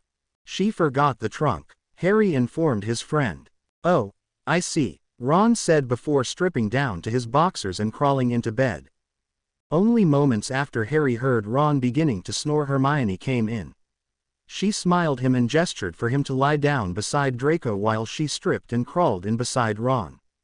Harry smiled back before closing the curtains around his bed and spelling an alarm so he and Draco would wake 2 hours before dawn.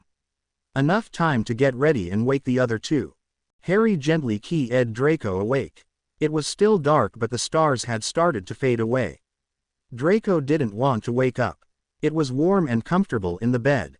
He didn't want to move. Harry smiled when he grumbled unhappily and turned away from Harry's lips, who threatened to bring him to full awareness.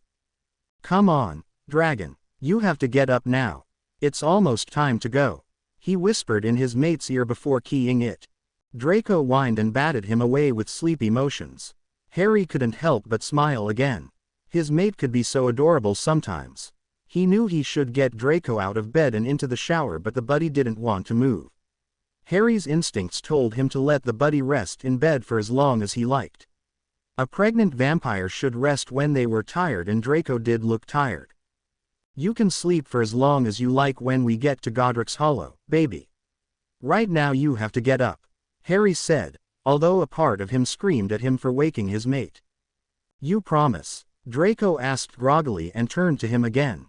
Harry smiled again. "Yes, baby, as long as you want," Harry promised. Draco grumbled and whined a little more while he got out of bed and followed Harry into the shower. Harry started to gently key and caress Draco's body to make up for waking him. Of course this made the shower longer than he had planned for from the beginning, but Hermione and Ron would still have time to get ready if he woke them now. He reluctantly pulled away from his now post-orgasmic mate and pulled a fluffy towel around him. Draco smiled sleepily at him as he rubbed him dry with the towel. Harry then pulled a towel around his own waist before leading Draco out into the dorm again. He told Draco to dress while he woke up the other two. Draco nodded silently and Harry walked over to Ron's bed where Hermione and the pregnant redhead were tightly wrapped in each other. He gently shook Hermione's awake. There was no use trying to wake Ron up without yelling him in the ear, so he would leave that to Hermione. He smiled at her when she opened her eyes and blushed. He still wore nothing but a towel. "Time to get up, my own," he whispered, and she nodded. When Harry turned back towards his own bed, he saw Draco sitting leaning on the headboard asleep once again. He shook his head. The buddy must really be tired if he fell asleep that fast, which meant that he was close to the birth and that it was a good thing that they were leaving Hogwarts. Harry got himself dressed first before he leaned into Draco and started to key and nibble on his neck. That made the buddy wake up with a beep. "It's time to get dressed, sweetheart," Harry whispered in Draco's ear, which made him shiver. "Yeah, you said that already," mumbled Draco before he captured Harry's lips with his own. Harry beeped quietly into the key before he forced himself to draw away from his delectable mate. "Not now, Draco. We don't have time," he whispered. He helped his mate to put on his cloths. Warm ones. It may be February, but it was still cold and Draco couldn't afford to get sick. They may not feel the cold, but that didn't mean they couldn't get sick because of his. Not feeling the cold just made it possible for them to work in the coldest of weather without a problem. "I love you," Harry whispered to his mate as he fastened a heavy cloak around Draco's shoulders. "Love you too," Draco responded, and Harry keyed him. Hermione and Ron joined them, arms around each other. "How do we do this?" Ron asked quietly so he wouldn't disturb the boys who still were asleep. Hermione goes under the cloak with Draco. "You and me, wing it." He shrugged. "Wing it?" Ron asked skeptically. "Yes," Harry said seriously. "Oh great, what if we meet Dumbledore?" Hermione asked a little too loudly. Draco had been dozing against Harry's chest, not particularly interested in what was said, startled at Hermione's loud voice. This made Harry smile and key him. Draco didn't respond to the key. He was into much of a shock over Hermione's words. "Yes, what if they met Dumbledore? Me and Ron will handle him if he comes along."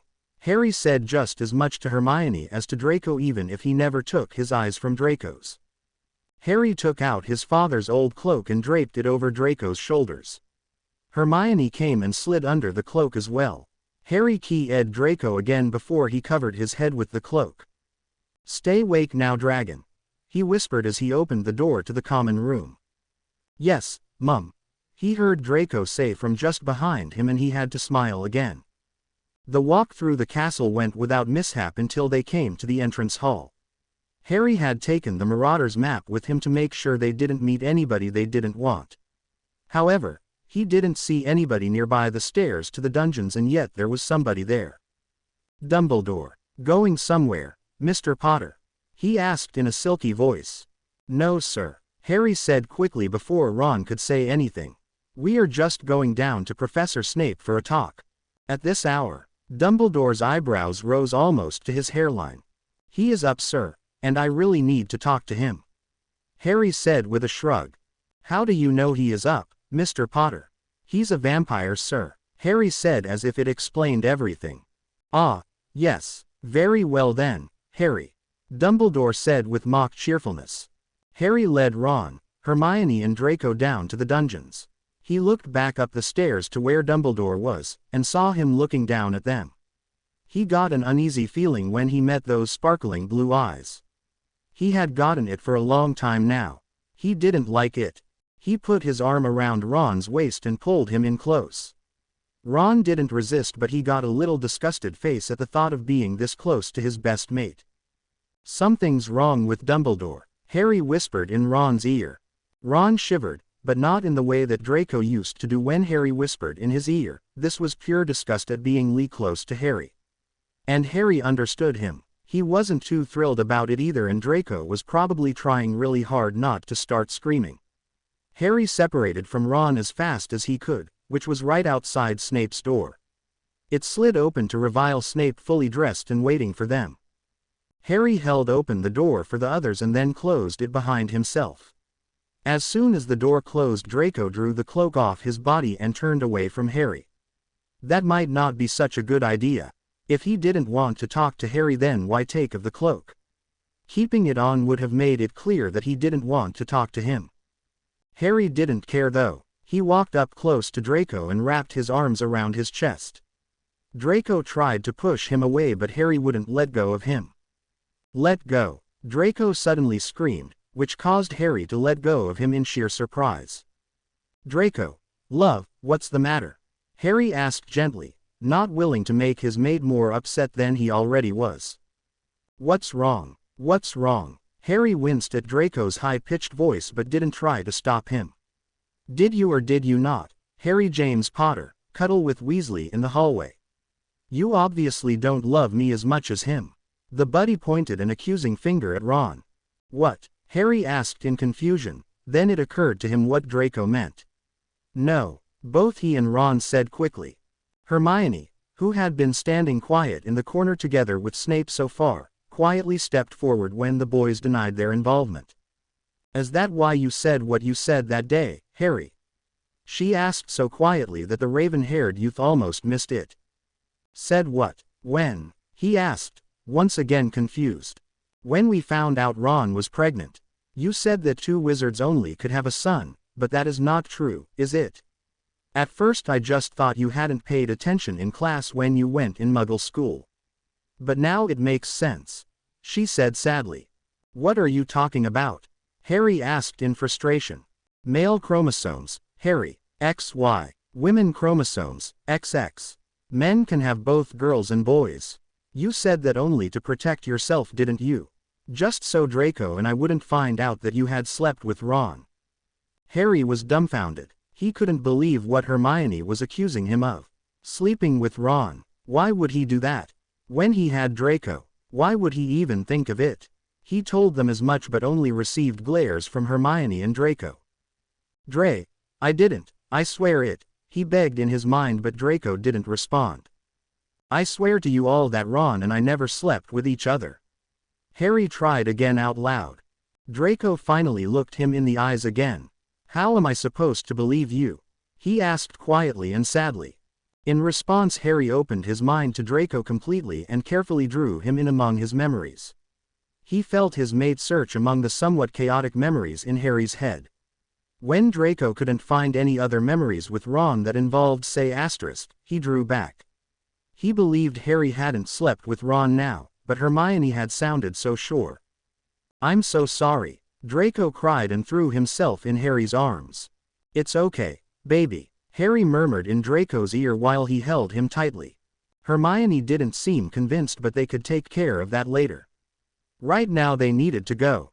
Ron and Hermione went through the flow first, then Harry sent Draco through with the promise to be right behind him. However, when Draco disappeared, Harry turned to Snape. Something's wrong with Dumbledore, he said, and the older man gave him a calculating look. No, I doubt very much that it's something wrong with that old man. It's the old man that is currently sitting in his office that I'm worried about, Snape said seriously before he waved with his hand in the direction of the fireplace to make the shocked Harry go. Wait, what about Jen? Harry suddenly asked. She will go through tomorrow night, Snape said simply. Why can't she come now? Harry asked, still shocked over Snape's comment about Dumbledore. Because she'll get an owl tomorrow from Ron saying that she needs to come home. Everybody will think that you, Draco, Ron and Hermione went late last night or early this morning to go to the burrow. Ginny, when she gets the owl, will come down here and flow to Godric's Hollow. Now hurry up, the connection is about to close, Snape snapped. Harry smiled slightly at the older vampire and threw flow powder into the fireplace, calling out his destination, before disappearing in the emerald flames. As soon as Harry fell out of the fireplace at Godric's Hollow, the connection to Hogwarts closed so nobody would be able to follow them. Draco also nestled himself close to Harry with his head on the dark-haired vampire's shoulder. Harry, who was still on the ground, put his arms around Draco and held him tightly. He still couldn't believe that Draco and Hermione thought Ron and he had slept together. I told you I'm sorry, Draco said poutingly without looking at Harry. Harry keyed the top of Draco's head and hugged him tighter. It didn't matter really. Draco was sorry and it was no point in making a fuss over it now. Draco yawned and drew Harry's attention back to earth. He suddenly remembered that he had to drag Draco out of bed and the guilt came back all over again. You tired, baby? He asked and keyed the buddy's forehead gently. Draco yawned again and nodded. Harry smiled at his half-shut eyes and lazy smile. He got up from the floor and lifted Draco's surprisingly light weight into his arms. As he walked out of the room, he glanced over at Ron and Hermione, who were sitting on the couch. Ginny's coming tomorrow and I bet Snape is coming with her, so you two better have stopped fighting by then, he said sternly and then walked out of the room. He had no idea where he was going, but as long as the room had a bed, he really didn't care if it was meant for them or not. He pushed open a big oak door and saw that it led to a room. He nodded, pleased that he had found one so fast. He walked into the room and put Draco down on the bed. The buddy was already asleep. Harry smiled and waved his wand over his mate so his clothes disappeared. Draco whined a little at the cold air and Harry pulled up the covers over him so he wouldn't be cold. Then he took off his own clothes and climbed into the bed beside Draco. The buddy immediately curled around Harry, his head just above Harry's heart, a fist on his stomach and a leg thrown over Harry's. But the other vampire didn't mind. He liked to have his mate this close. So he could smell his scent and hold him, hear him breathe. And of course, he could protect him more easily when he was this close. He didn't have to run across the house when he felt like something was wrong. Harry was soon asleep again, lulled by Draco's breathing and scent. He dreaded what tomorrow might bring, but that was tomorrow. There was no point in worrying about it now. Not now when he had his mate safe in his arms. Harry woke up suddenly. He sat up quickly and looked around the room to try and see what had woken him, but he couldn't see anything that was amiss. Then a whimpering sound drew his attention to the buddy by his side. He was sweating, his hair stuck to his forehead and a pained beep was heard from low in his throat. It didn't really occur to Harry that his mate was dreaming until he saw his eyes moving wildly under his eyelids. For a second he had thought he was going into labor. Dream. It began peaceful enough. He and Harry were lying on one of the couches in the living room at Godric's Hollow. Harry was slowly caressing his big stomach as their child kicked. He saw that the buddy in Harry's arms was almost asleep and Harry was whispering something in his ear. The on-looking Draco smiled slightly. He could tell that Harry was once again whispering sweet words to him about how everything would be all right. Then suddenly Severus Snape fell out of the fireplace. The Draco on the couch was now asleep and didn't wake by the sudden and rather loud entrance of his godfather. "It's time," was all Snape said as a greeting. "I recommend that you wake him now and say your goodbyes because the Dark Lord is moving fast in this direction," said the onyx-eyed man more calmly than he surely felt. "How did he find out where we were?" Harry asked as he gently maneuvered Draco so he was lying more comfortable. "I don't know. It most probably is a student who is a Death Eater. There are rumors going around, you know," Snape pointed out. "Yeah, I know," Harry said quietly. "I just wish they could wait a while longer." "I know you do," Snape agreed with a nod. "Draco will be safe here with Granger, Weasley and Gin." Harry nodded. "Can you give us a minute?" Snape inclined his head and walked out of the living room to leave Harry and Draco alone. Then the scene changed. They now were somewhere with wild forest all around them. Draco could see Harry with his wand raised against the snake-faced bastard himself. Voldemort. And all around them other Death Eaters were fighting Order members, so it was really hard to hear much of what was going on. "Daketa," he heard Voldemort hiss. He knew it was a dream, that it wasn't really happening, but he felt tears well up in his eyes as the green light of the killing curse shot towards his mate. He cried out when Harry fell to the ground, dead. End dream. Harry shook Draco again when he cried out. Then the buddy's eyes shot open and he stared at the ceiling for a few seconds before turning them to Harry. When he saw that Harry was alive and well, he threw his arms around his dom and started to cry. "You were dead. I saw you," he cried into Harry's neck. Harry was dumbfounded at first when Draco threw his arms around his neck and started to cry. Then he came back to his senses and wrapped his arms securely around his small mate and held him tightly. "Shish, dragon. It was just a dream. Nothing to be scared of, I promise," he soothed the distressed sub. It took a while, but finally Draco calmed down and went back to sleep. "It wasn't just a dream," he mumbled just before he fell asleep. Harry never got a chance to answer him. The next morning, or by lunchtime really, Harry and Draco got out of bed. Draco had grumbled about vampires that didn't keep their promises but followed Harry to the kitchen anyway. It wasn't very hard to find. The house elves had already started lunch, so it was just had to follow the smell. And following the smell of food was something Draco was very good at in his pregnant state. In the kitchen sat Ginny, together with Ron and Hermione. The bushy-haired girl was still glaring at Ron, Harry noticed. But he just shook his head at his friend's narrow-mindedness and sat down by the table. Ginny smiled at them and Ron muttered something that sounded like a greeting. Hermione just raised her hand at them. "Where is Severus?" Harry asked Ginny. Gin raised an eyebrow at the use of her mate's first name but said nothing. She shoved the last of the sandwich down before answering. "He's talking to the Order members about what you know who is up to.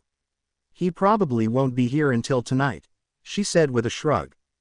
Harry felt Draco tense next to him when Ginny mentioned Voldemort and he frowned. Why would Draco be like that just from the mention of the Dark Lord? He had never been before, so why now? He leaned over and keyed Draco's neck gently. "It's all right, baby," he whispered to Draco so only he could hear him. Draco made a mewling sound and turned his head towards Harry's. They keyed and Harry tried to reassure Draco. To his surprise, Draco didn't seem to be content with just a key. The pregnant vampire stood from his chair and straddled Harry's lap facing him. Harry keyed him once again before the buddy buried his face in his neck. "What's with him?" Hermione asked like Draco wasn't even there. "Haven't you bitten him in a while or something?" "I'm not sure," Harry murmured as he nuzzled the skin behind Draco's ear and ran his hands up and down his back softly. "He looks scared, man," Ron pointed out around a mouthful of cereal. Harry just nodded and continued to attempt to reassure his mate. He had forgotten the food that occupied the table in favor of comforting his buddy mate. He really did look scared. But Harry couldn't figure out why. Why would Draco be scared when Harry was so close by? Didn't he believe that Harry would protect him? Then it hit him. Draco wasn't scared of Voldemort. He was scared that he would lose Harry when he went after Voldemort. He keyed Draco's neck again, pushing his nose against the skin to smell the blood underneath.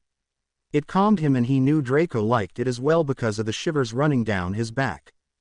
It took a while for Harry and the others to get Draco to eat something, but after they had all eaten Harry carried Draco out to the den. The buddy was unwilling to let go of Harry and protested even when Harry rearranged him so he could carry him more comfortably and not accidentally harm their child. And then he protested further when Harry shifted him again when they sat down in the couch. "Shish, dragon, I ain't leaving." Harry soothed him softly and Draco latched onto him again. The buddy whimpered in distress and Harry desperately tried to soothe him. Ginny quietly walked into the room and without saying as much as a word, she handed him a small phial with a bluish potion inside. She smiled at him and gave Draco's head a key before disappearing out the door again. Harry gently made Draco drink the potion in the hopes of him calming down or going to sleep so he wouldn't hurt the child with his anxiousness. It really wasn't good for the baby for him to be this upset. He gently told the buddy this but Draco only whimpered in response and burrowed closer to Harry. When Draco had taken the potion and had settled down some, Harry started to murmur sweet nothings in his ear. Draco choked back a sob and started to slowly go to sleep. It wasn't until 3 hours later when Draco was totally asleep, that the fire roared to life. Draco wasn't disturbed, thank the gods, when Snape stepped through the emerald flames. "It's time," Snape said in way of greeting. "It's time," Snape said by way of greeting. "I recommend that you wake him now and say your goodbyes because the Dark Lord is moving fast in this direction," said the onyx-eyed man more calmly than he surely felt. "How did he find out where we were?" Harry asked as he gently maneuvered Draco so he was lying more comfortable. "I don't know. It most probably is from a student who was a Death Eater. There are rumors going around, you know," Snape pointed out. "Yeah, I know," Harry said quietly. "I just wish they could wait a while longer." "I know you do," Snape agreed with a nod. "Draco will be safe here with Granger, Weasley and Gin." Harry nodded. "Can you give us a minute?" Snape inclined his head and walked out of the living room to leave Harry and Draco alone. Harry gently shook Draco awake. As soon as the buddy saw his face and sad eyes he knew what had happened. He shook his head violently, trying to deny the truth. Harry's hands came up and gently stopped his movements, cradling his face in his hands and smiling softly at him. "No." Draco beeped and tried to start to shake his head again but Harry's hands kept him from it.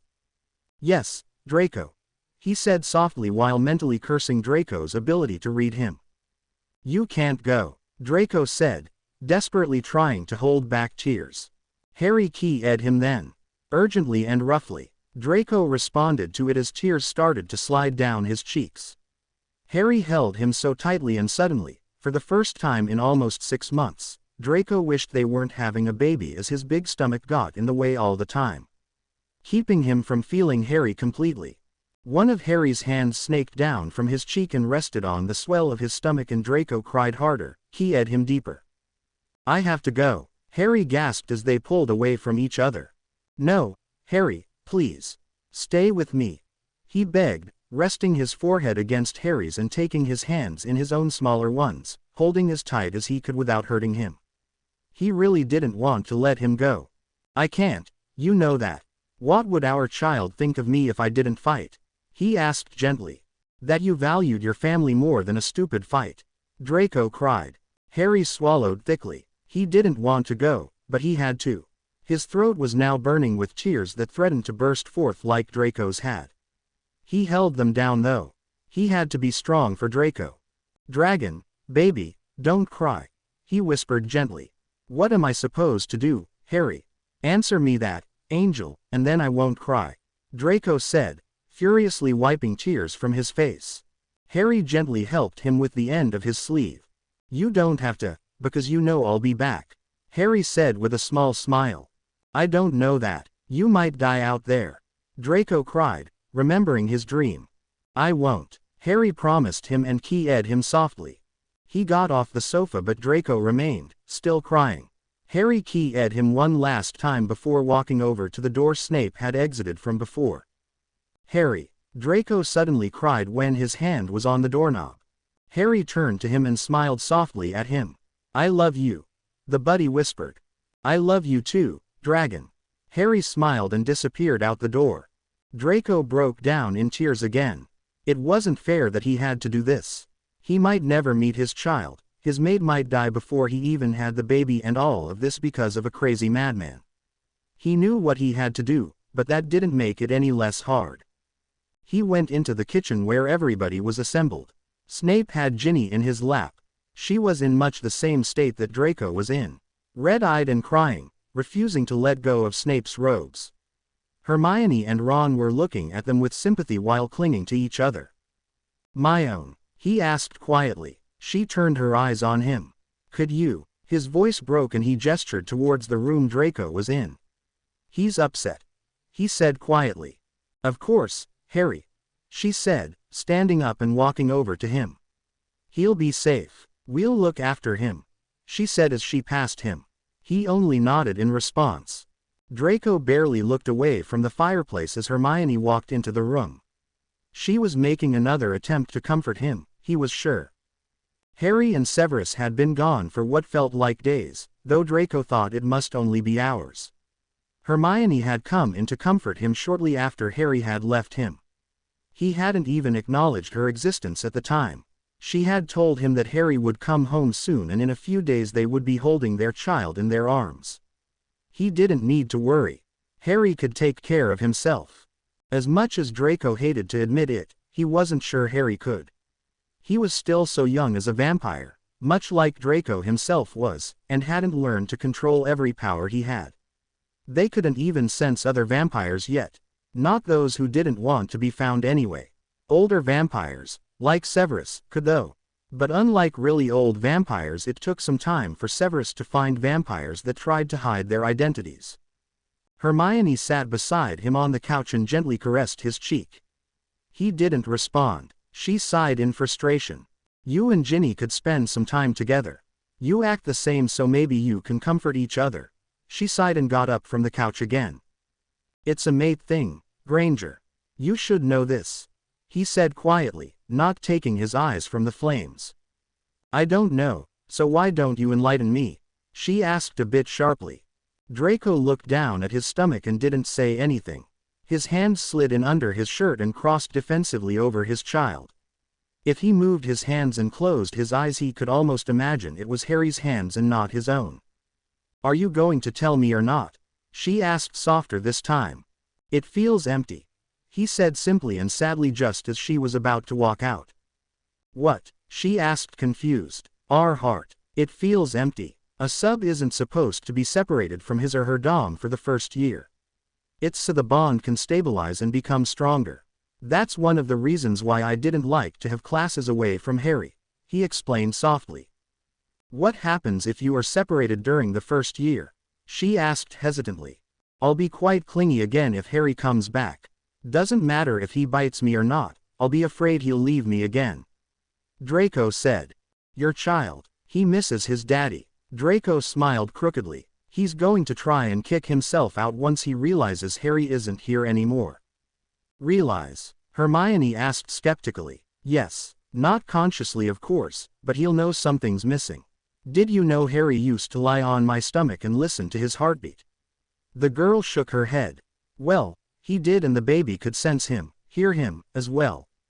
He'll miss his presence just as much as I will.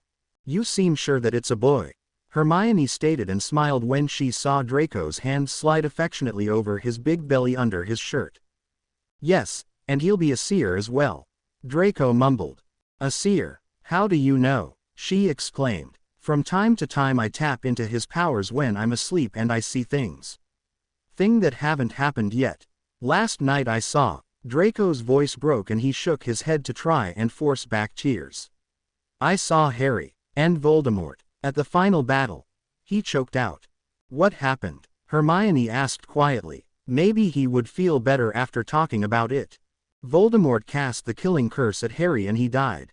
Then Harry woke me up and I didn't see anything else. I was hysterical. It seemed so real, almost touchable. Harry kept saying it was just a dream. It was just a dream, Draco.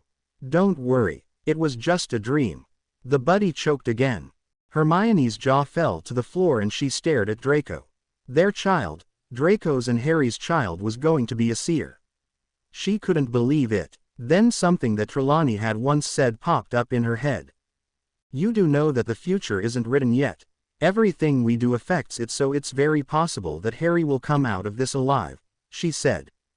Draco looked up at her and gave her a half smile. Maybe. He agreed. He would make sure Harry came back. He had seen the place where the battle would take place. It wasn't far from Godric's Hollow. You could see the clearing from the nursery that was attached to Harry's in his room. It wasn't far. He could make it. Harry was standing in front of Voldemort with his wand at the ready. Voldemort was sneering at him, but Harry just calmly met his gaze, not flinching once. Inside, however, he was wishing he was still in Godric's Hollow with Draco. If he turned he could still see the house, although it was only he and Snape that could really see it. The old wards that made the house unfloatable were still there, and the only reason why Voldemort knew where it was Wormtail. He was still the secret keeper. Why hadn't they thought of that? Well, Potter, I never thought we actually would get here. I thought that maybe Lucius would kill you before I got to you. It would be a pity, wouldn't it? The Dark Lord sneered at him. Yes, it would, Tom, Harry answered and rolled his eyes at Voldemort's slowness. Why didn't they just fight? Why did he insist that they talk? Very well then, say hello to your parents for me, Voldemort said and raised his wand. Draco pushed his way through the fighting Death Eaters and Order members on in the clearing towards the middle, moving towards the middle where Harry and Voldemort. They were firing curses at each other, but not very bad ones. They weren't deadly, although some of them hurt quite a bit. Slashing curses, cutting jinxes, and the Dark Lord shot some curses that Draco didn't know. As he got close enough for the two men to hear him if he screamed, he saw Harry fall to his knees after a particularly bad cutting curse called Sectum Sempra. Thank God vampires healed fast, or Harry might have bled to death. And as Harry still was on his knees, Voldemort started to say the killing curse. No, Draco screamed. The ones who were fighting near him stopped mid-motion and Voldemort turned his gaze from Harry to Draco. Harry cast a glacé behind himself and saw his sub there. He gritted his teeth. Why hadn't Draco stayed at the house? But hey, maybe he could take advantage of Draco's appearance anyway. Voldemort was focused on the buddy behind him and didn't really pay any attention to Harry. The raven-haired boy shook his head lightly at his foolishness. No wonder he had been defeated by a 1-year-old. He let himself get distracted far too easily. Slowly, so as to not get any attention back on himself, Harry raised his wand and aimed it at Voldemort's heart. Avada Kedavra, he yelled, and green light shot from his wand towards the Dark Lord before Tom could react. The pale body of Tom Marvolo Riddle fell to the ground with a dull thud. Harry was hurting after the last spell Voldemort had shot at him, but he had to make sure Draco was okay. He turned slowly and immediately had his arms full of a frightened vampire sub. He tried to calm him with soft whispers and caresses, but it was hard when your chest hurt so much that you rather bend over and try and breathe through it. It's over, love, he mumbled reassuringly to his buddy sub.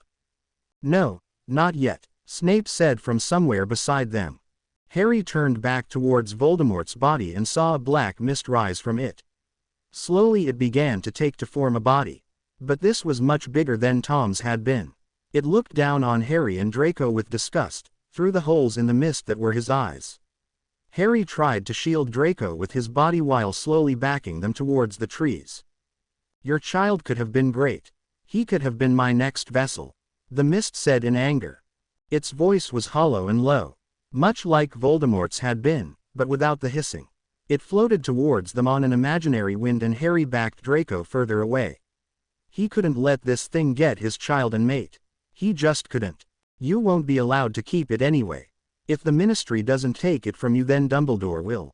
You are fools for trusting him," it roared as it advanced on them.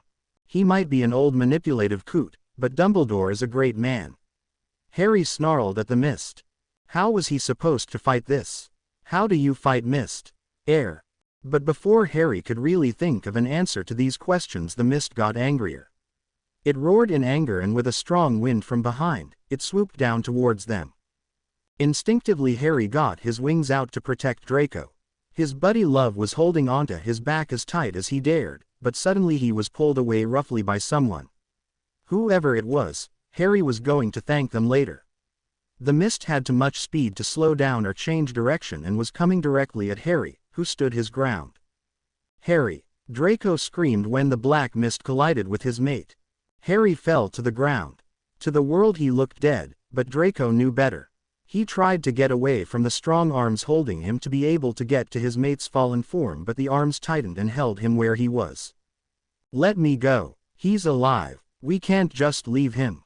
Let me go," he screamed in despair as tears started to make their way down his cheeks. "Shish, young one. He'll be all right. Your mate has a strong spirit," the man who was holding him said. Draco let his legs give out and he slid to the ground, crying. The man who had held him put his hand on his shoulder to make sure he didn't try and get to Harry. It wasn't fair, in Draco's opinion. Why wasn't he allowed near his mate? His dom. "You will see in a few seconds, young one," the man said from above him, like he had read his mind. Draco looked up at the man. He was tall, strong and totally vampiric. He had long black hair and his eyes held thousands of years within them. Draco guessed he sat at the council, but what could the council want them? He turned his eyes back to Harry when he heard a sound from him. He was shaking. His eyes were open but only the whites were seen.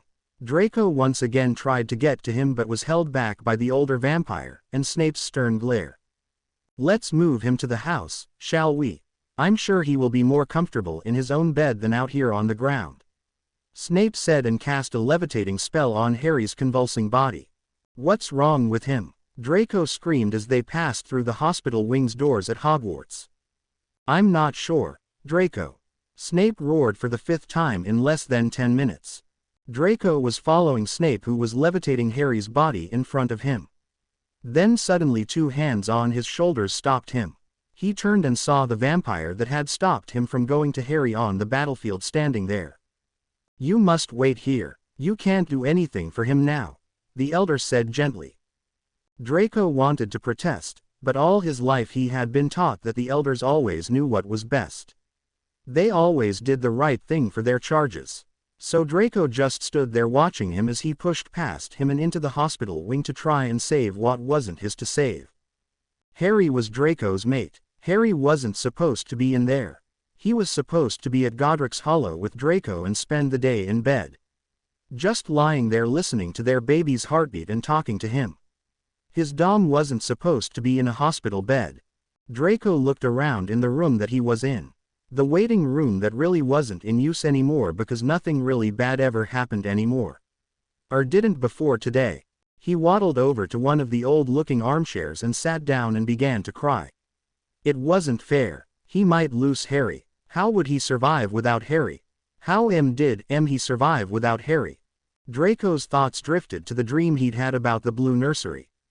How could he have been alive if Harry had been dead? Child or no child, a sub never lasted long without their dom.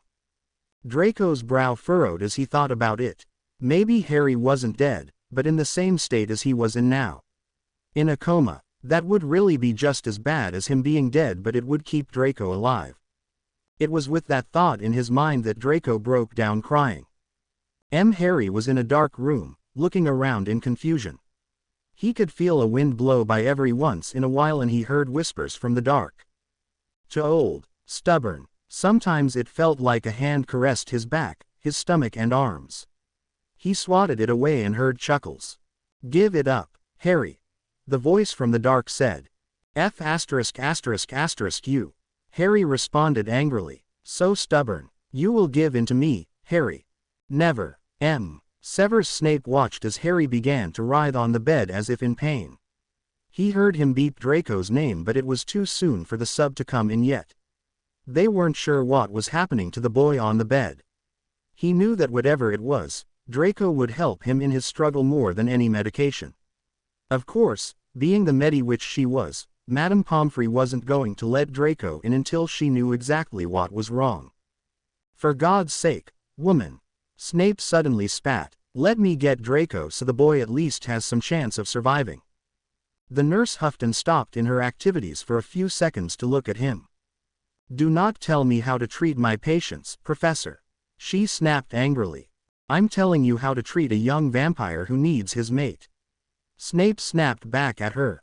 You should listen to him, madam, the elder said from the door where he had been standing for quite some time now. If he comes in, he won't let me do anything. I won't be able to help him properly. The nurse protested. He will not. The elder said calmly. If we tell him, he will only be there. He will not stop you from casting spells as long as they are to help the young one and not harm him. I would never harm a patient. Madame Pomfrey said outraged. I know that, Poppy. Now can we get the beeping buddy in here, please, The potions master said impatiently. Fine, let him in. The nurse huffed and turned back to her patient. The elder opened the door and in fell Draco.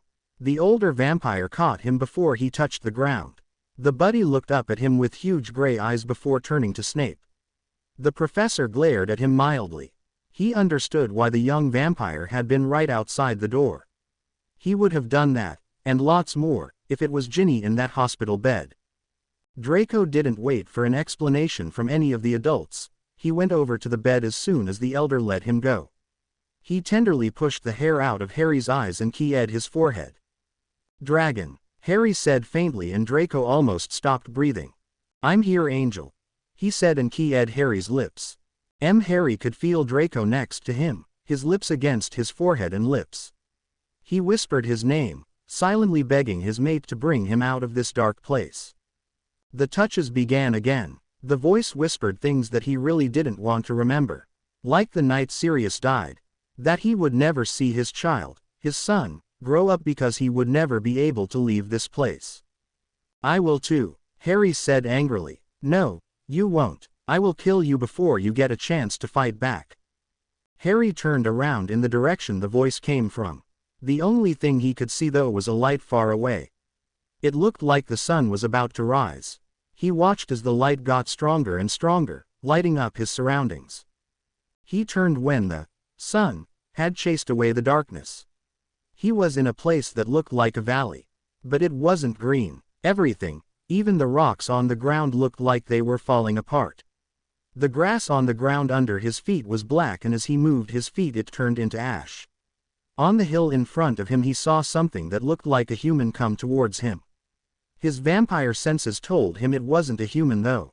When the person, or thing, came within speaking range, Harry said, "Where are we? My home world. This is where I was created and destroyed," the thing said with disgust. "And who, may I ask, are you?" Harry asked. He had a distinct feeling he knew this thing from somewhere. "I am the essence of Lord Voldemort," the thing said and bowed. Harry didn't quite understand, but he didn't say anything. He knew he would have to fight this thing to fully win over Voldemort. "You are quite a stupid little human, aren't you?" the thing said. "Sorry to disappoint you, but I'm not human," Harry said, not really looking at the thing. "What are you?" "I'm what the vampires call a possessive demon," the other said calmly. "And to defeat you I have to kill me in my own world. Nobody has come this far alive, and if they had they wouldn't have returned alive anyway." I live to kill, always have, always will. Harry could still feel Draco's presence beside him, and every once in a while he felt his mate's lips on his own or on some other part of his body. How long have I been here? Harry suddenly asked. Time doesn't work the same way here as it does for your mate.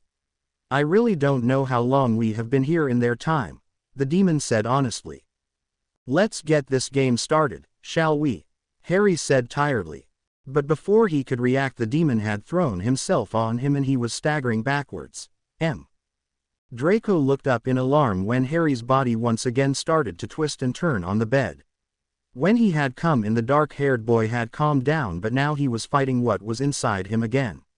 Madame Pomfrey said that it was something inside him. Something alive, and he would have to fight it, and win to get well again.